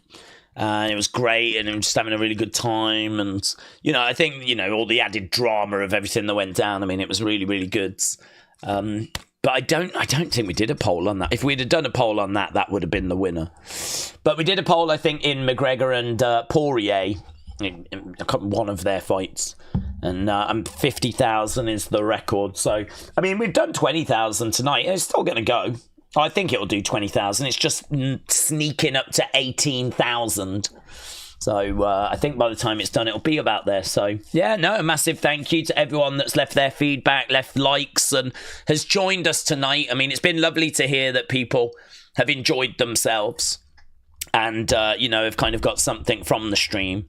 And, you know, I'm really pleased about that because, you know, what's the point in doing it otherwise? So, yeah, I really appreciate it. And hopefully whatever we're about to get right now is going to be what people were hoping for, is going to be good enough, is going to be something that we remember. I mean, this really feels like it could be a really, really significant moment in the history of UFC. And I really don't say that lightly. I really mean it. I mean, I genuinely think if Chimaev, and we've been talking about Chimaev for years, everyone has, right? Not just us here, but everyone has. And a lot of people have been waiting for this guy to get his title opportunity. A lot of people have been waiting for him to, and obviously, you know, he's had his issues. He's had like COVID and he's struggled and there's been loads of cancelled fights and, you know, there's been loads of stuff. Loads of drama. But, you know, for him to now be able to get in there and fight for a championship, for him to be able to actually put a title next to his name and, you know, be a champion of the world. I mean, this is what everything he has been working towards has been working towards. This is it. This is what it's all about. This is why you get into it. You get into it so that you can be a champion of the world. You can make your money, get to the UFC and be a champion of the world. So, you know, this has been a journey, a hell of a journey. The amount of work that he has put in to get to this level is actually unimaginable. But the same can be said of Du Plessis as well. The amount of work that goes in to get into this level is just... I couldn't even begin. Couldn't even begin to wrap my head around the amount of training that they've done throughout their lives. It means a lot, and it means a lot to a lot of people. And if he gets this done, one of the biggest sports stars in the world. I mean, he is just going to go to a different level. Because right now, it's potential. Right now, it's belief. But if he wins, it becomes actuality. It becomes reality. And it takes a lot of doubt away. And as we've said, like throughout the stream, if he gets past Du Plessis, who is genuinely the best in this division, if he beats the best to get the title, I think he enjoys a very, very long reign. I think he enjoys a very long reign, as long as he wants, really. I don't know who gets that belt from him. I don't know who beats Chimaev if he wins. So I think for the good of the sport, It's you know, I think Dana's going to be sat there keeping everything crossed, hoping that Chimaev gets this. Du Plessis is a hell of a fighter. And I actually think there is a really good chance that Du Plessis gets this job done tonight. I think Du Plessis, I give him all the credit in the world. I think he can weather the Chimaev storm. But I don't know, many of you don't think so. Obviously, looking at the poll, the vast majority think, no, he ain't going to make it out of rounds 1 or rounds 2. And you could be right. We've just had 2 first-round finishes. would it be that shocking if we just get another one? You know, you could absolutely be correct. But we are moments away from finding out. And I think if Chimaev wins, this could be seen as like a real true moment in UFC history. If Du Plessis wins, maybe not so much. He's already got the title. He just will have beaten one of his great challengers, you know. It'll still be remembered. Of course it will. But, you know, this is... Jesus Christ, this is huge. This is huge. In UFC terms... John Jones Aspinall might be bigger, but I mean, you're really struggling for too many bigger fights than this. This is about as big as it gets. Chimaev, undefeated. Been spoken about for years. So much support. I mean, passionate support as well. The kind of support where don't you dare say anything against him, otherwise you're going to get smashed. That kind of support, yeah? And I wouldn't dream of saying anything against him because he is the man. He's just got to beat the man in Du Plessis. It's man versus man. Here is Chimaev then running his way down. Get your thoughts in, get your thoughts in. What are you thinking? What are you feeling? We are finally at the main event, and mate, when this thing kicks off, when they are both staring at each other, and we have got the referee checking that both guys are ready to go, the goosebumps are going to be flipping on goosebumps. This is going to be absolute madness. This is going to be just special. This is special. You don't get this. You don't get this on a weekly basis. I mean, you don't even get this on a monthly basis. This is one of those fights that, like, you know, you might get one or two a year, if that, and sometimes you might not. It's special. This is special. Whoa, let's go, man. Let's go. How many more fights left in UFC, says Leanne. This is our main event right now. This is our main event. Jeremy said, let's go Du Plessis. Knockout round 3. Purgatory said, I last saw Chimaev live at Vegas, UFC 179. The next has got to be Shavkat for Khamzat. Shavkat would kick his ass. I'm going to watch this now, said Snow Rain. This should be an amazing fight, said Joe. But I feel disposed on Chimaev at minus 260. So, are you riding with Chimaev, are you, buds? Mate, I get it. He is the favourite. He is the favourite. Just there's a few tweets on screen saying that he's got to take him out in these first few rounds. Great reaction for Chimaev. Chimaev has made his way into the octagon. We're just waiting now. We're just waiting now for the champ, for Du Plessis. Chimaev's getting spark knocked out, said Core Spencer. DDP is standing for all Christians, says Kurtz. Chark said, who are you with? Well, I like both, honestly. I don't want to be that guy, but I genuinely do. I mean, I've loved watching Chimaev and his journey. Du Plessis is someone that I always believed would be there or thereabouts. Like, I really believed in him. And so to see him actually achieve it and get the title was really cool, honestly. So I was... I really like both guys. I think Du Plessis can weather the storm. I think he can weather the storm. But honestly, I think for the sport, it would be better if Chimaev won. So if I've got to pick, I'm going to pick Du Plessis, but Chimaev can absolutely do this. He can absolutely do this. I mean, it's one of those. It's 55-45. It's like there's nothing in it. The reason why I think he can do it, and I have mentioned this in stream already, so I'm sorry if you heard this, but I look at Chimaev and the fact that he took the distance by Usman and by Gilbert Burns.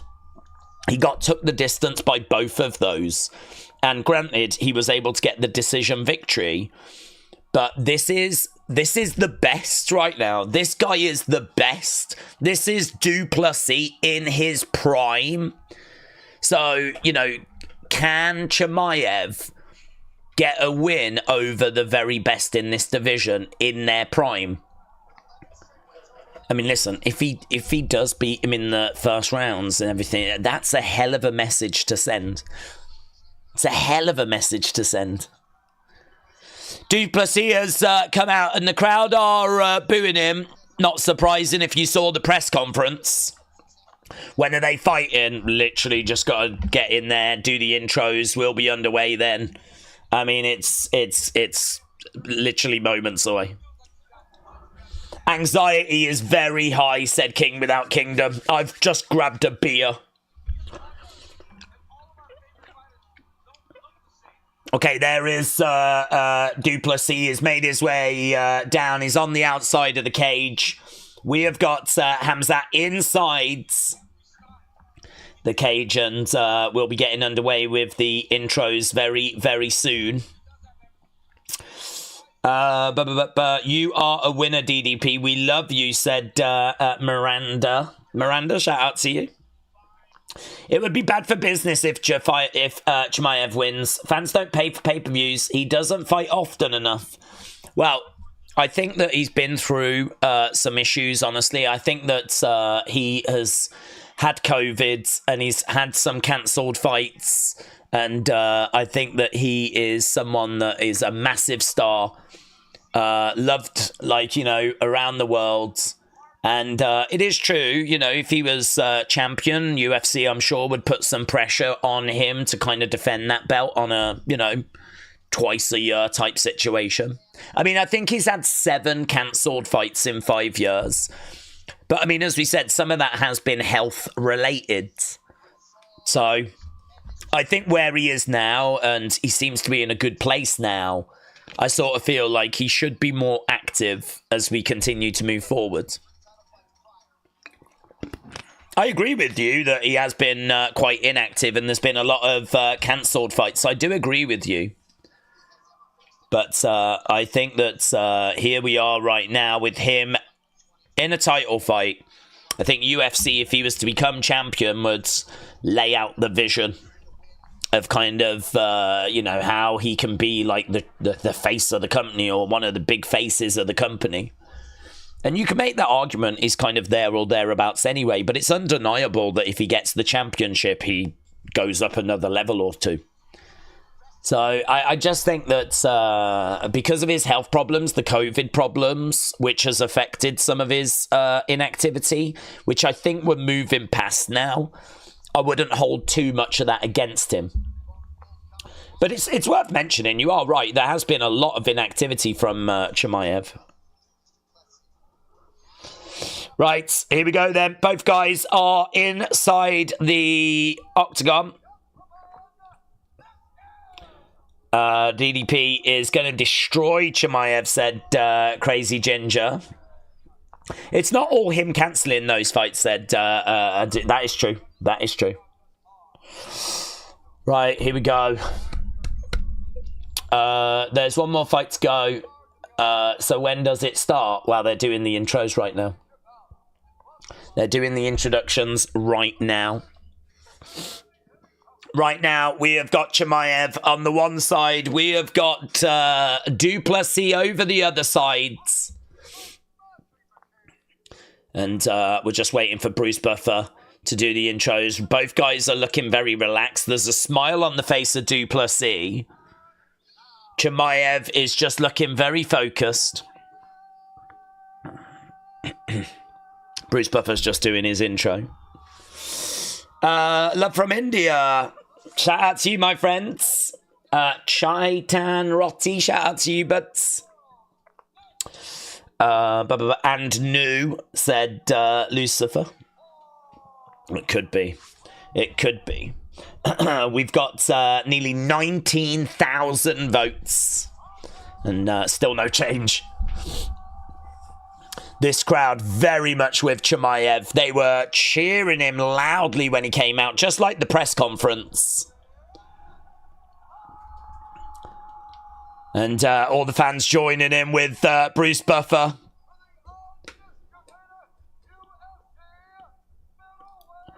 There is a smile on the face of Du Plessis. Du Plessis is seemingly ready. There's a smile on the face of Chimaev as well.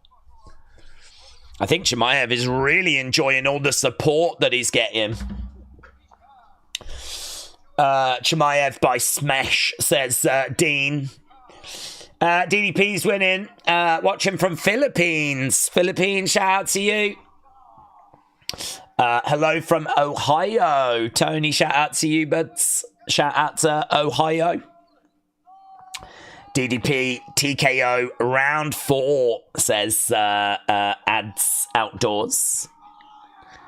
Chimaev gets his intro. There's a big cheer by the crowds. Let's go, man. DDP 4th or 5th round sub, said Crazy Ginger. Okay, here's DDP. Plus 220 underdog.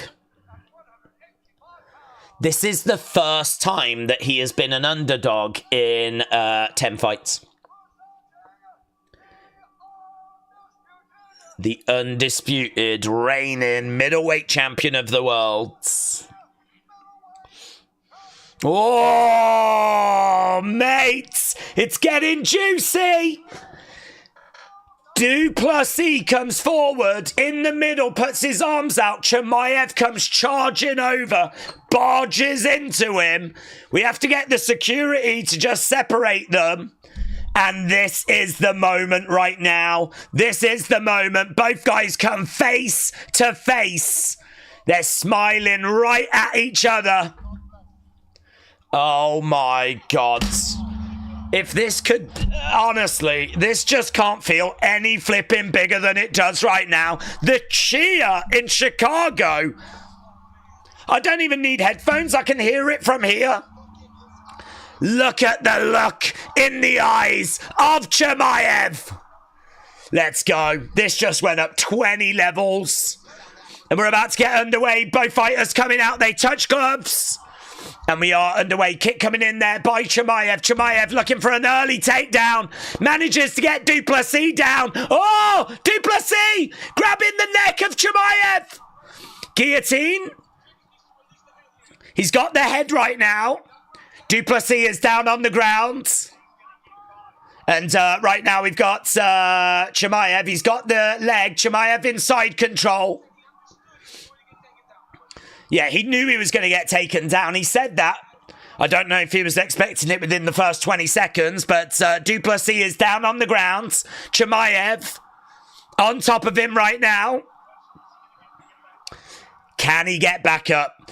Chimaev, side control. Chimaev throwing in some shots. He's trying to trap the arm.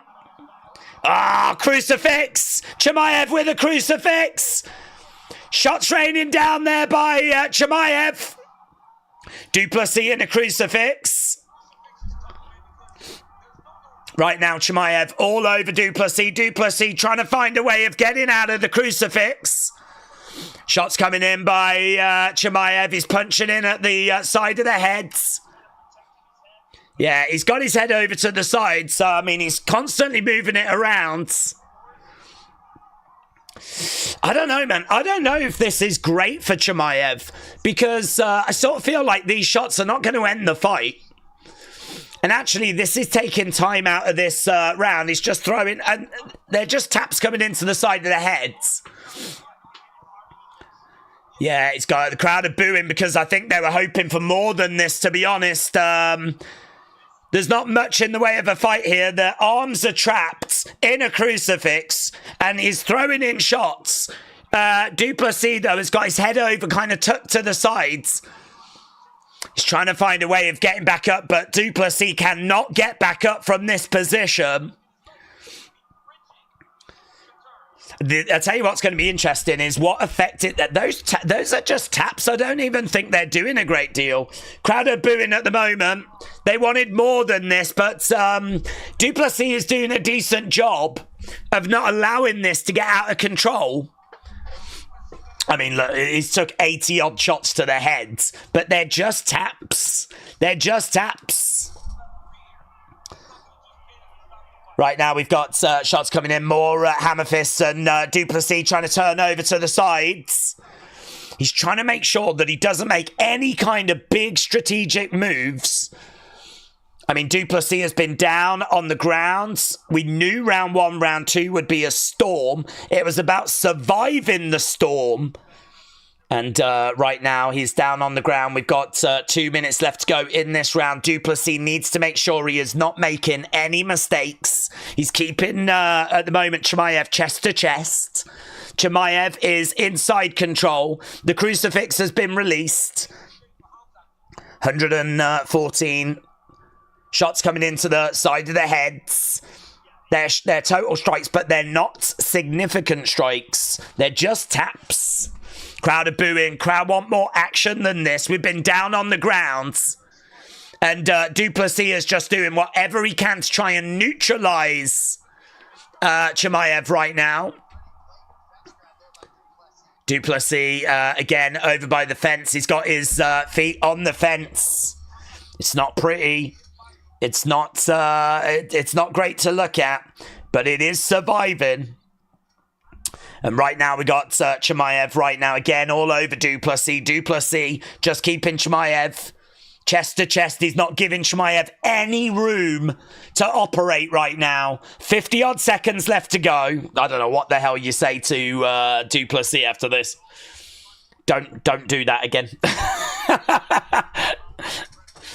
Try and do something different round 2. But well done for surviving. Who's winning? It is... it's easily Chimaev that's winning. I think everyone knew he was going to take round 1, but the question was, would he find a finish? Right now, he's managed to get round the back of Du Plessis. Dricus, though, back on his feet. Grabs the head of Chimaev. He does keep trying to grab that guillotine. We got 10 seconds. I mean, I bet Du Plessis is just praying for the end of this round. Elbow coming in there by Chimaev. And there we go. He survives round 1. Du Plessis survives round 1. Now, the big question mark is, what has that taken out of Du Plessis? There's a few marks on his forehead. He says he feels all right. Okay, round 2 is going to be obviously really interesting. DDP to win, said Vecca. Listen, he did really well to not get put away there. He did really well to not get put away. He was down on the ground for that pretty much that whole round. He's got a smile on his face. He's getting back up on his feet. I mean, look, Du Plessis knows the challenge here. We all know that Chimaev is legit. Now, is Du Plessis going to survive round 2? Yeah, I mean, that felt like a 10-8 round, didn't it? Kick coming in there by Du Plessis. Kick coming back there by Chimaev. And right now looking for a takedown, but it looks like it's... he's got him over by the fence. Chimaev round the back of DDP. Knee coming in there by Chimaev. Right now we've got Chimaev with DDP. We're over by the side of the cage. Down on our knees at the moment. DDP trying to find a way of getting back up.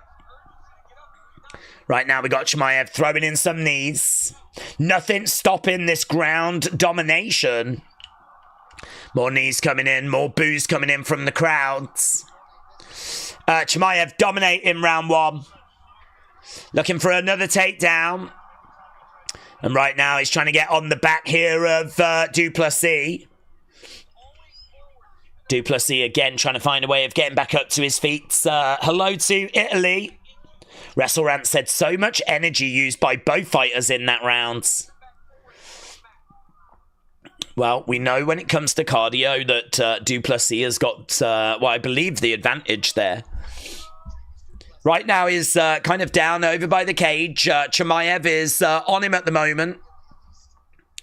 Du Plessis having to, again, be really careful.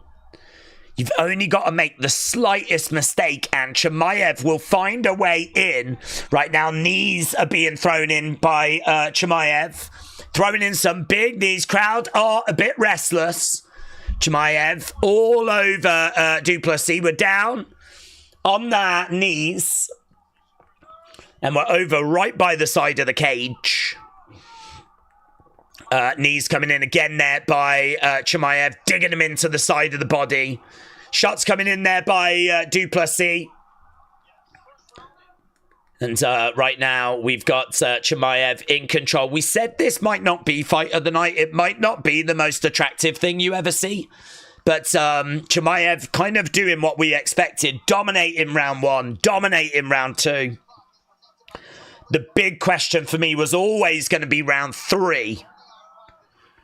Elbow shot coming in. Oh, rear naked attempts. Chimaev. Good work there by Du Plessis. Chimaev all over Du Plessis right now. Again, we got 2 minutes 20 left to go.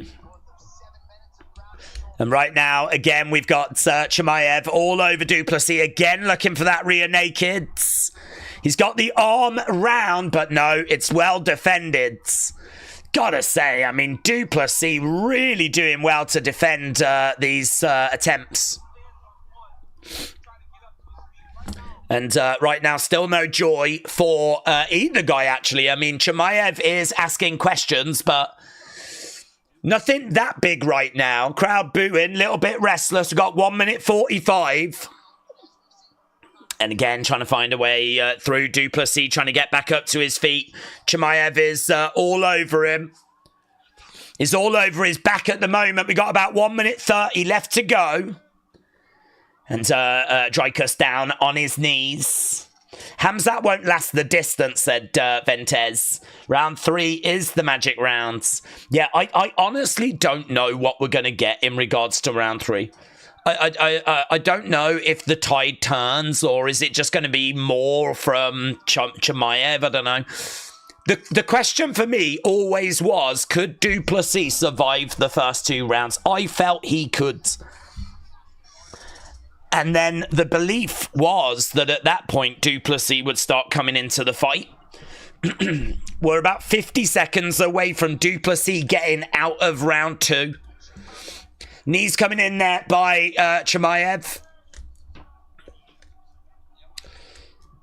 But right now, Chimaev is, again, all over Du Plessis. I mean, Du Plessis has posed no problems to Chimaev so far.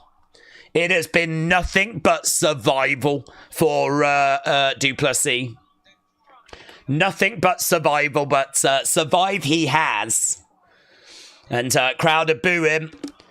Crowd definitely wanted more action than this, something more exciting than this.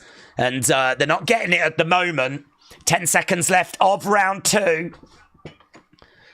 And right now, again, you got Chimaev all over the champ. And there we go. That is the end of round 2. So we make it out of the first 2 rounds. And now we go into round 3. And I don't know what we get now. This is where we start going into the unknown. I mean, this for me is where Du Plessis has to come back into this fight. Du Plessis cannot afford to lose round 3 the same way he's lost round 1 and 2.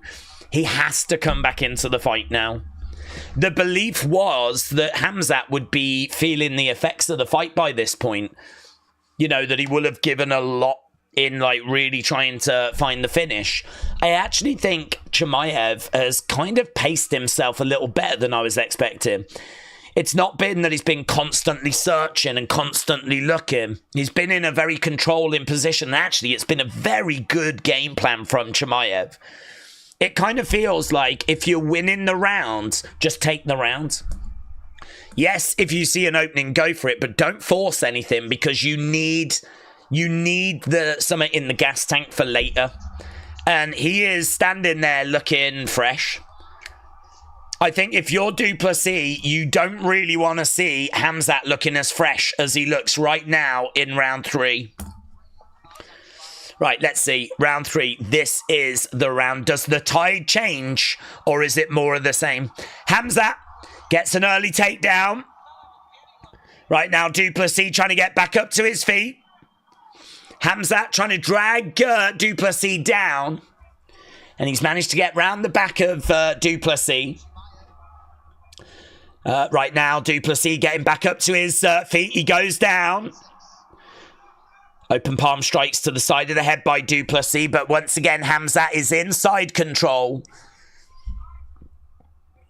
And right now, Du Plessis finds himself down on the ground with Khamzat inside control at the moment. We're in round 3.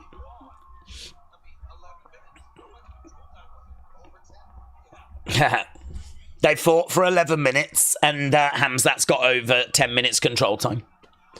Right now, we're down on the ground, and this is where Du Plessis needs to start coming back into this fight, but it's not showing itself right now.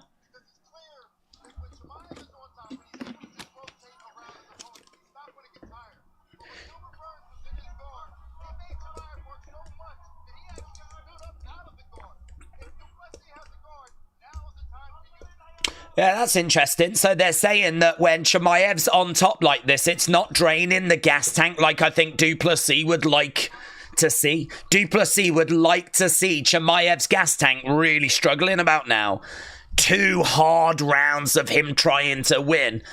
But the fact that it's not been that way, and we're looking for another crucifix, I think this is a concern if you are on the Du Plessis sides.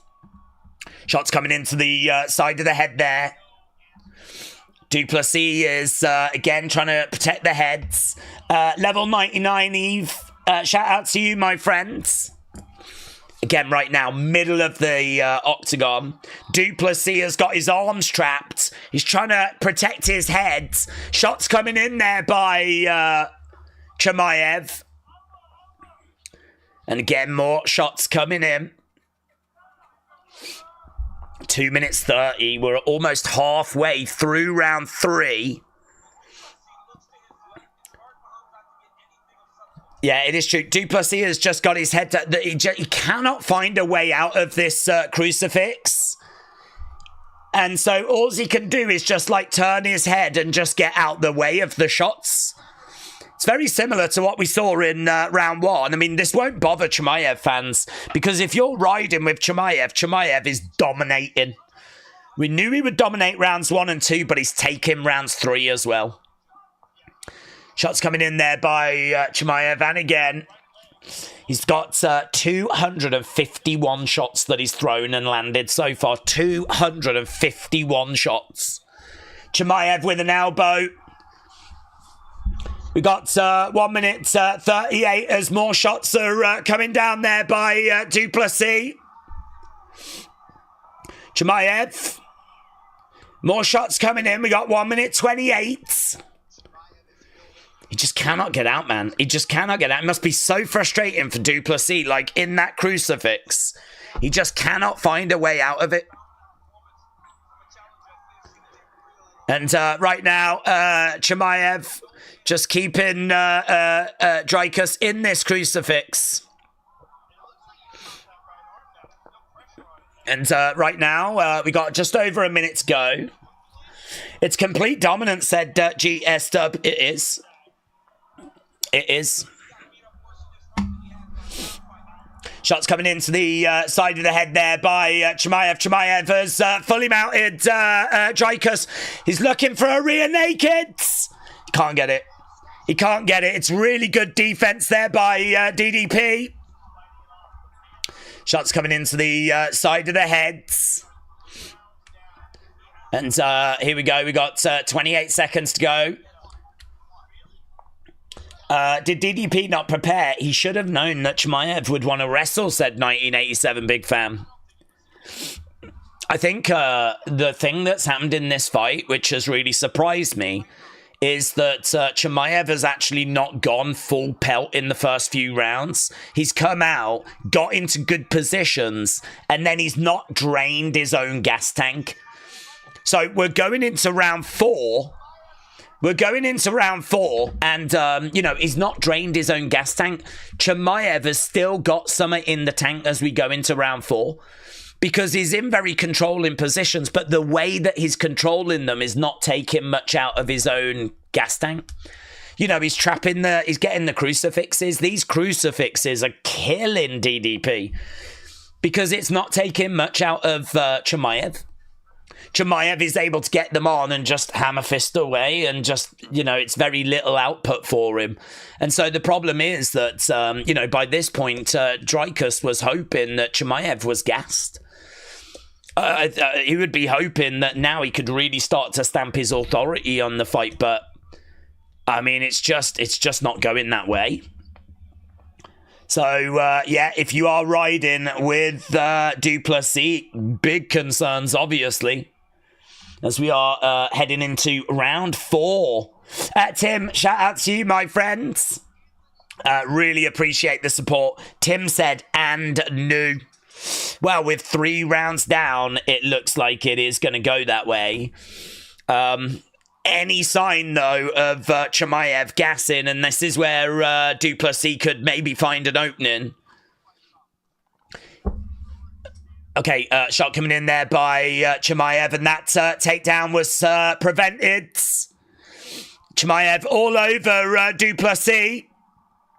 Right, now we got Du Plessis down over by the... look at that, he's on the back as well.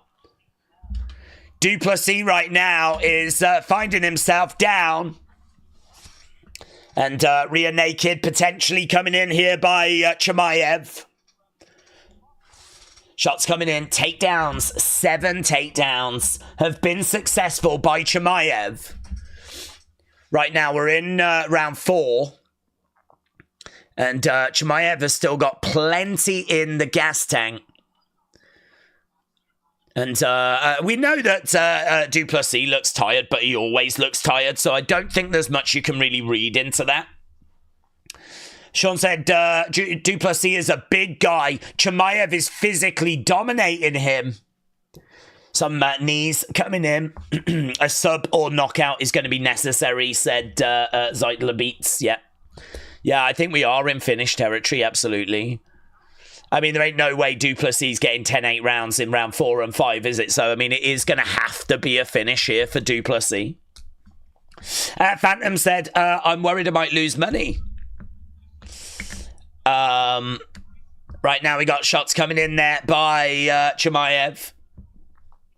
It's got to launch a major offensive after that escape, said Steve. Well, knees coming in by Chimaev. I mean, listen, if Chimaev throws it away from here, I mean, he's going to be gutted. There's going to be a lot of people that are going to be gutted if Chimaev throws it away. We are halfway in round 4, and it really does feel like and new is arriving. Yeah, Cormier said that Chimaev just doesn't look fatigued at all. Du Plessis is down. There's a knee that's coming in. Chimaev is going to be the most boring champion since Bilal, said TJ. Well, where are we in regards to our poll?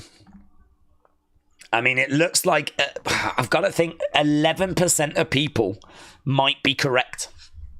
Chimaev by decision might be where we're heading. Chimaev by decision might be where we're heading.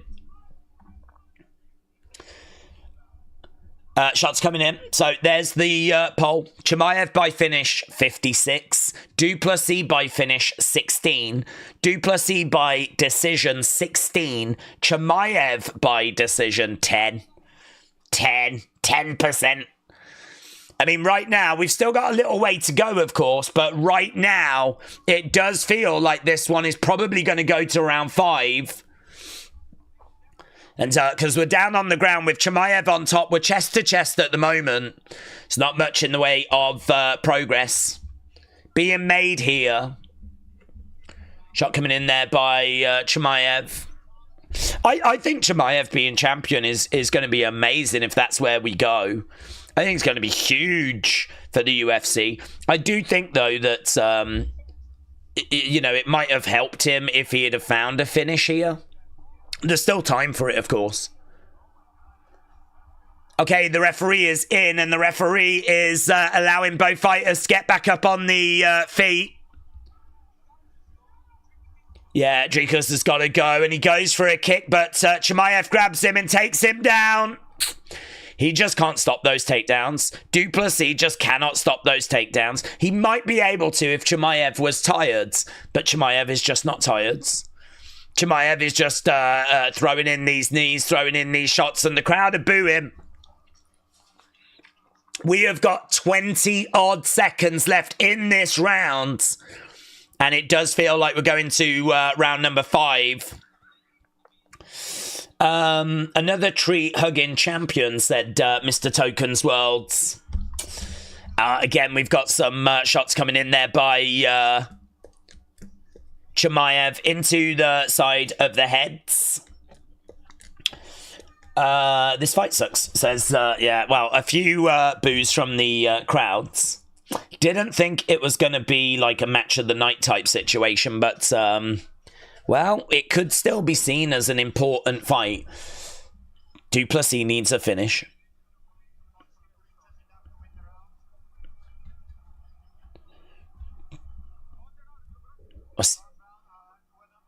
Last round, I've got to win it. You got to do more than win it. Du Plessis says he's got this.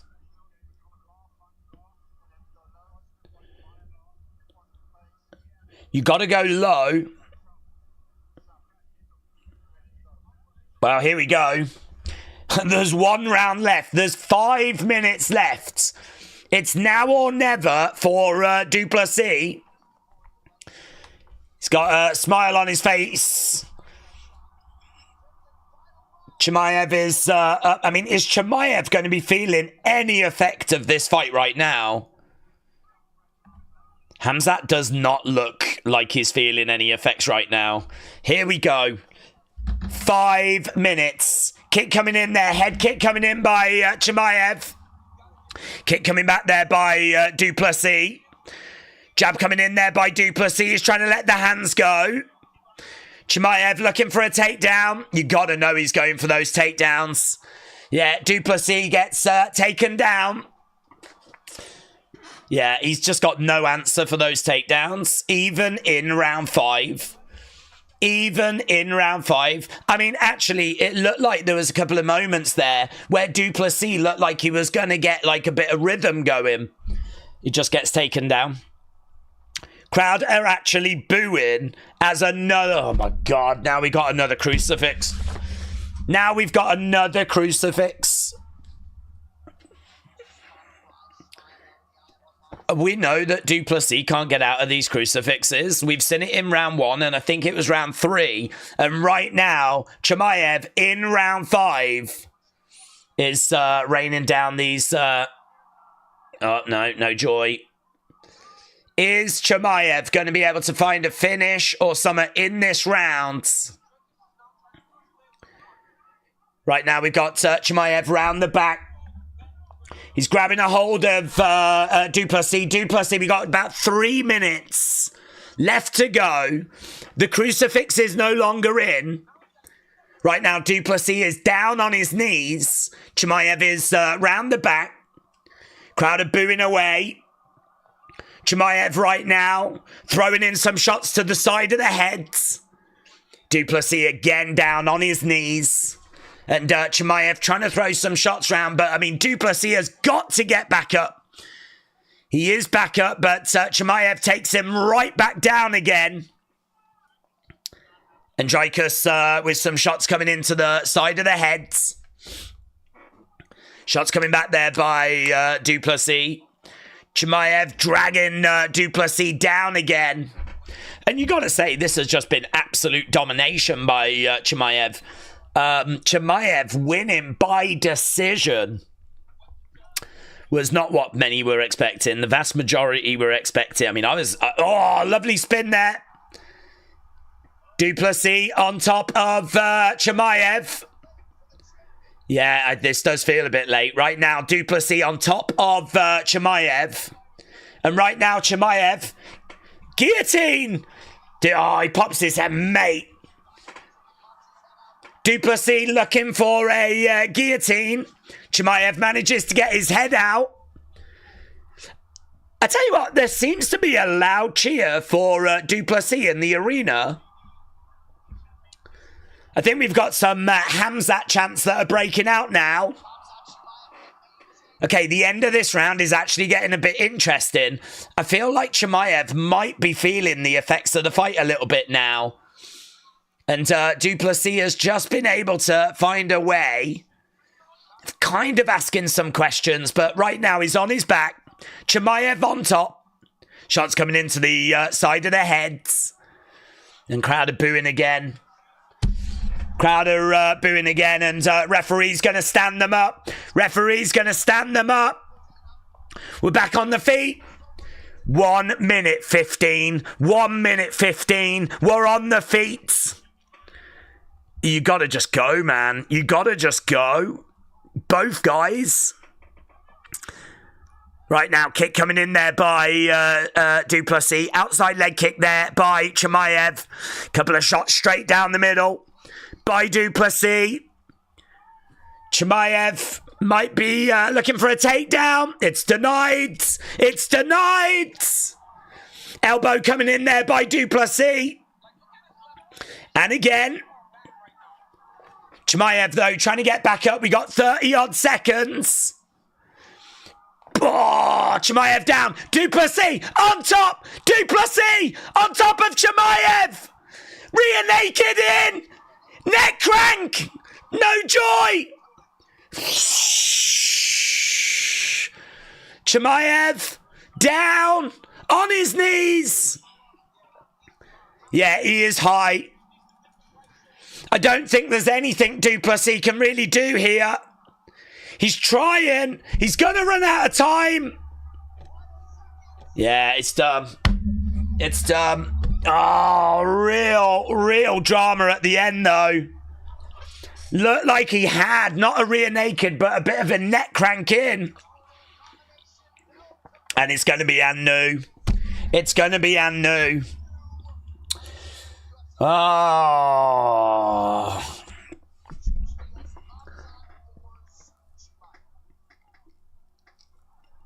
He looks pretty gutted, Du Plessis, as you can imagine. But has the UFC just got a new star? I'll tell you what's really interesting for me is the fact that every time Du Plessis was kind of coming good in the later rounds, big cheer from the live crowds, which we were not getting at the press conference. And we didn't get during the entrance. And I think part of that is because, you know, Chimaev's approach here was to just take down Du Plessis. And I think the live crowd felt very frustrated with that. So when Du Plessis was kind of coming back, it was quite exciting again. And the crowd were really engaged again. So, I mean, it's going to be a win for Chimaev. But I don't know, man. I don't know if this is going to be a win that's going to win him a lot of new fans. If you've tuned in to watch this, I'm not sure that's a fight that's going to really have kind of blown people's minds. Not that it matters. Not that Chimaev is going to care. Don't hate the player, hate the game, said Israel the Chosen. No rematch, please, said, okay, that's fine. Mark said if there was one more round, then the wrestling tree hugger would be gone. I mean, look, Chimaev's image is someone that goes in there and smashes and just runs through people. And I really felt that Dricus could survive the early storm.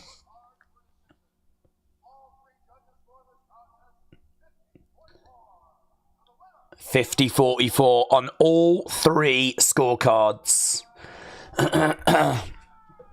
There we go. Chimaev wins. Chimaev has done it. And you know, I'm really pleased for the Chimaev fans. I mean, you've followed this guy and you've believed in this guy. And I'm really pleased that, you know, sometimes it doesn't matter how you win. It's just getting the win. And in all fairness to him, he's just got a win against, I think, the toughest person in this division. I do wonder what the narrative is going to be coming out of this, though, because that image of Chimaev just smashing through people, I'm not sure that's accurate. Well done, boys. Yes. Lucas said DDP just wasn't confident enough.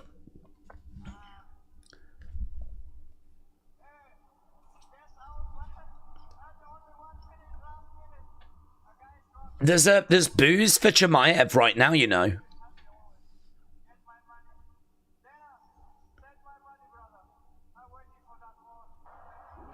So, yeah, Chimaev talking, and actually there's booze for Chimaev, which we have not been experiencing. Your tribal chief said another pay-per-view and The Rock didn't show up. 1 out of 10.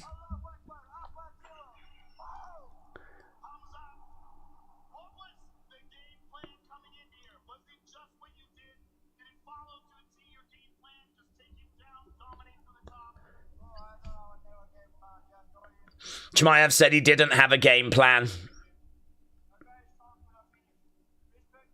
I respect that guy.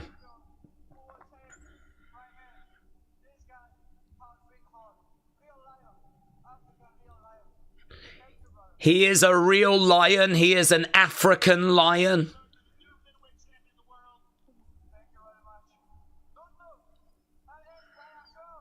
He's a nice guy. I like Chimaev. I mean, I do like him, and as we said, he's a nice guy.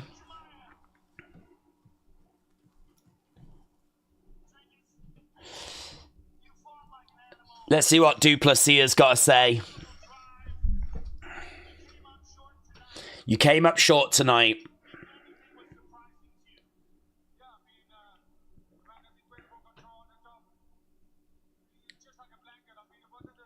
He was just like a blanket. He had incredible top control.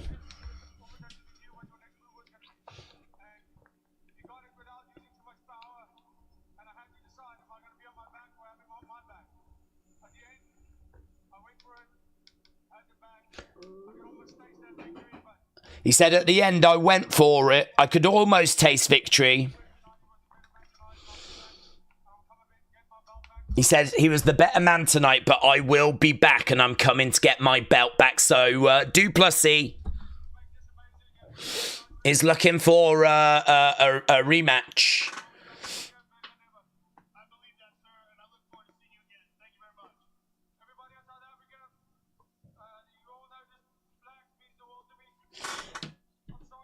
Imagine that's the worst fight ever, said Torres. He's a wrestler, not a fighter.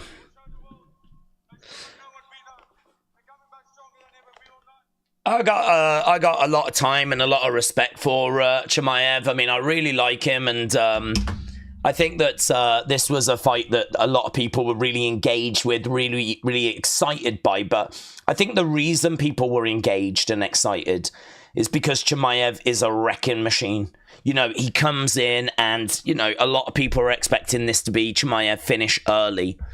And I sort of feel like there's going to be a few people disappointed by what they've seen. I hope that does not hurt Chimaev's marketability. I hope that he can still keep a hold of that kind of reputation, because to be honest with you, he's just gone in against the champ. The person I think is the hardest in this division. And there's every chance that against other challengers, Chimaev does look like that wrecking machine. But I think it was always going to be difficult for him to look like that wrecking machine tonight. But actually, what I saw from Chimaev tonight was some real maturity and actually some real forethought, because he was controlling the early rounds and actually controlled every round. But he was controlling round 1, round 2, and he was looking good. But he was not using up loads of energy. What I was looking for, and I think what Du Plessis was hoping for, was that in round 3, 4, 5, Chimaev was going to show the effects of rounds 1 and 2, and he didn't. I mean, you could make an argument that at the end of the fight, the very end, the final minute or so, you could make an argument that that was the best Du Plessis looked in the fight. And maybe Chimaev was starting to show the impact of the fight at that point. Maybe. If there was a 6th round, don't know. Would it be more of the same? Or would it be a case that actually that's when, Du Plessis would start coming through? So, I don't know. I mean, it's a comprehensive win for Chimaev. He picks up the victory. He beats the hardest person in the division. And I just hope it doesn't hurt his kind of standing too much, because I feel like a lot of people will have tuned into this. I feel like a lot of people will have tuned in to have seen this guy, seen this fight. And, hopefully that's not going to, hurt his, as you said, marketability.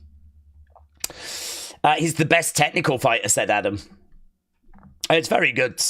It's very good. It's, as I said, for him to dominate the best in the division like that, you got to say respect. Honestly, you got to say respect. And this is where now Dricus has got to go away and try and, work on a few things. I think it was hard for Dricus because, he had to keep it, safe in rounds 1 and 2, because if he took any chances, he could have got finished. But the problem was that by keeping it safe, it sort of meant Chimaev did not have to take any chances and didn't have to empty the gas tank. So, yeah, I get it. Khamzat has run through everyone from Usman, and we know has got an elite wrestling defense. The worst part about it, said John, is that Khamzat didn't even look like he was trying to end the fight. Going for decision from the beginning deserves boos.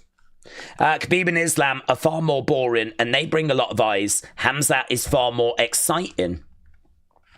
Much respect, he fought a very smart fight, said Tramps Galloway. David, shout out to you, my friend. Thank you. AOC said that fight was shiz. DDP has got 0 takedown defense. It was looking very poor tonight. I agree. Very poor. Steve, shout out to you. LMAO said it was a bit of a boring fight.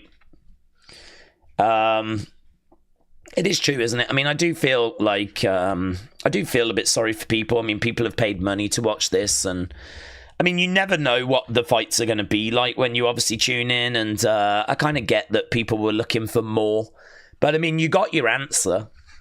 I think that's the best way to look at it. The answer was, if you put Du Plessis and Chimaev in an octagon, who comes out the victor? And you got that answer. So there we go. Right, it feels like a good place to kind of wrap things up. So a massive thank you to everyone that joined us tonight. It was obviously a really, really big stream deal, show. People looking for looking for a big juicy main event. We got our answer. There is just this air of kind of unsatisfaction, which I can totally understand. But listen, you can't win them all. Sometimes these fights go that way. And actually, we had some good finishes on this card. So if you look at the big picture, there were some good fights here and good finishes here as well. So on we go. And really appreciate people joining us. And Tapology, says Sonny. And I hope that everyone has a good weekend. Before we run away, let's just have a look, see where we are with Tapology. And there we go.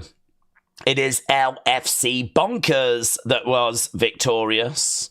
So I like to try and shout out the top 5.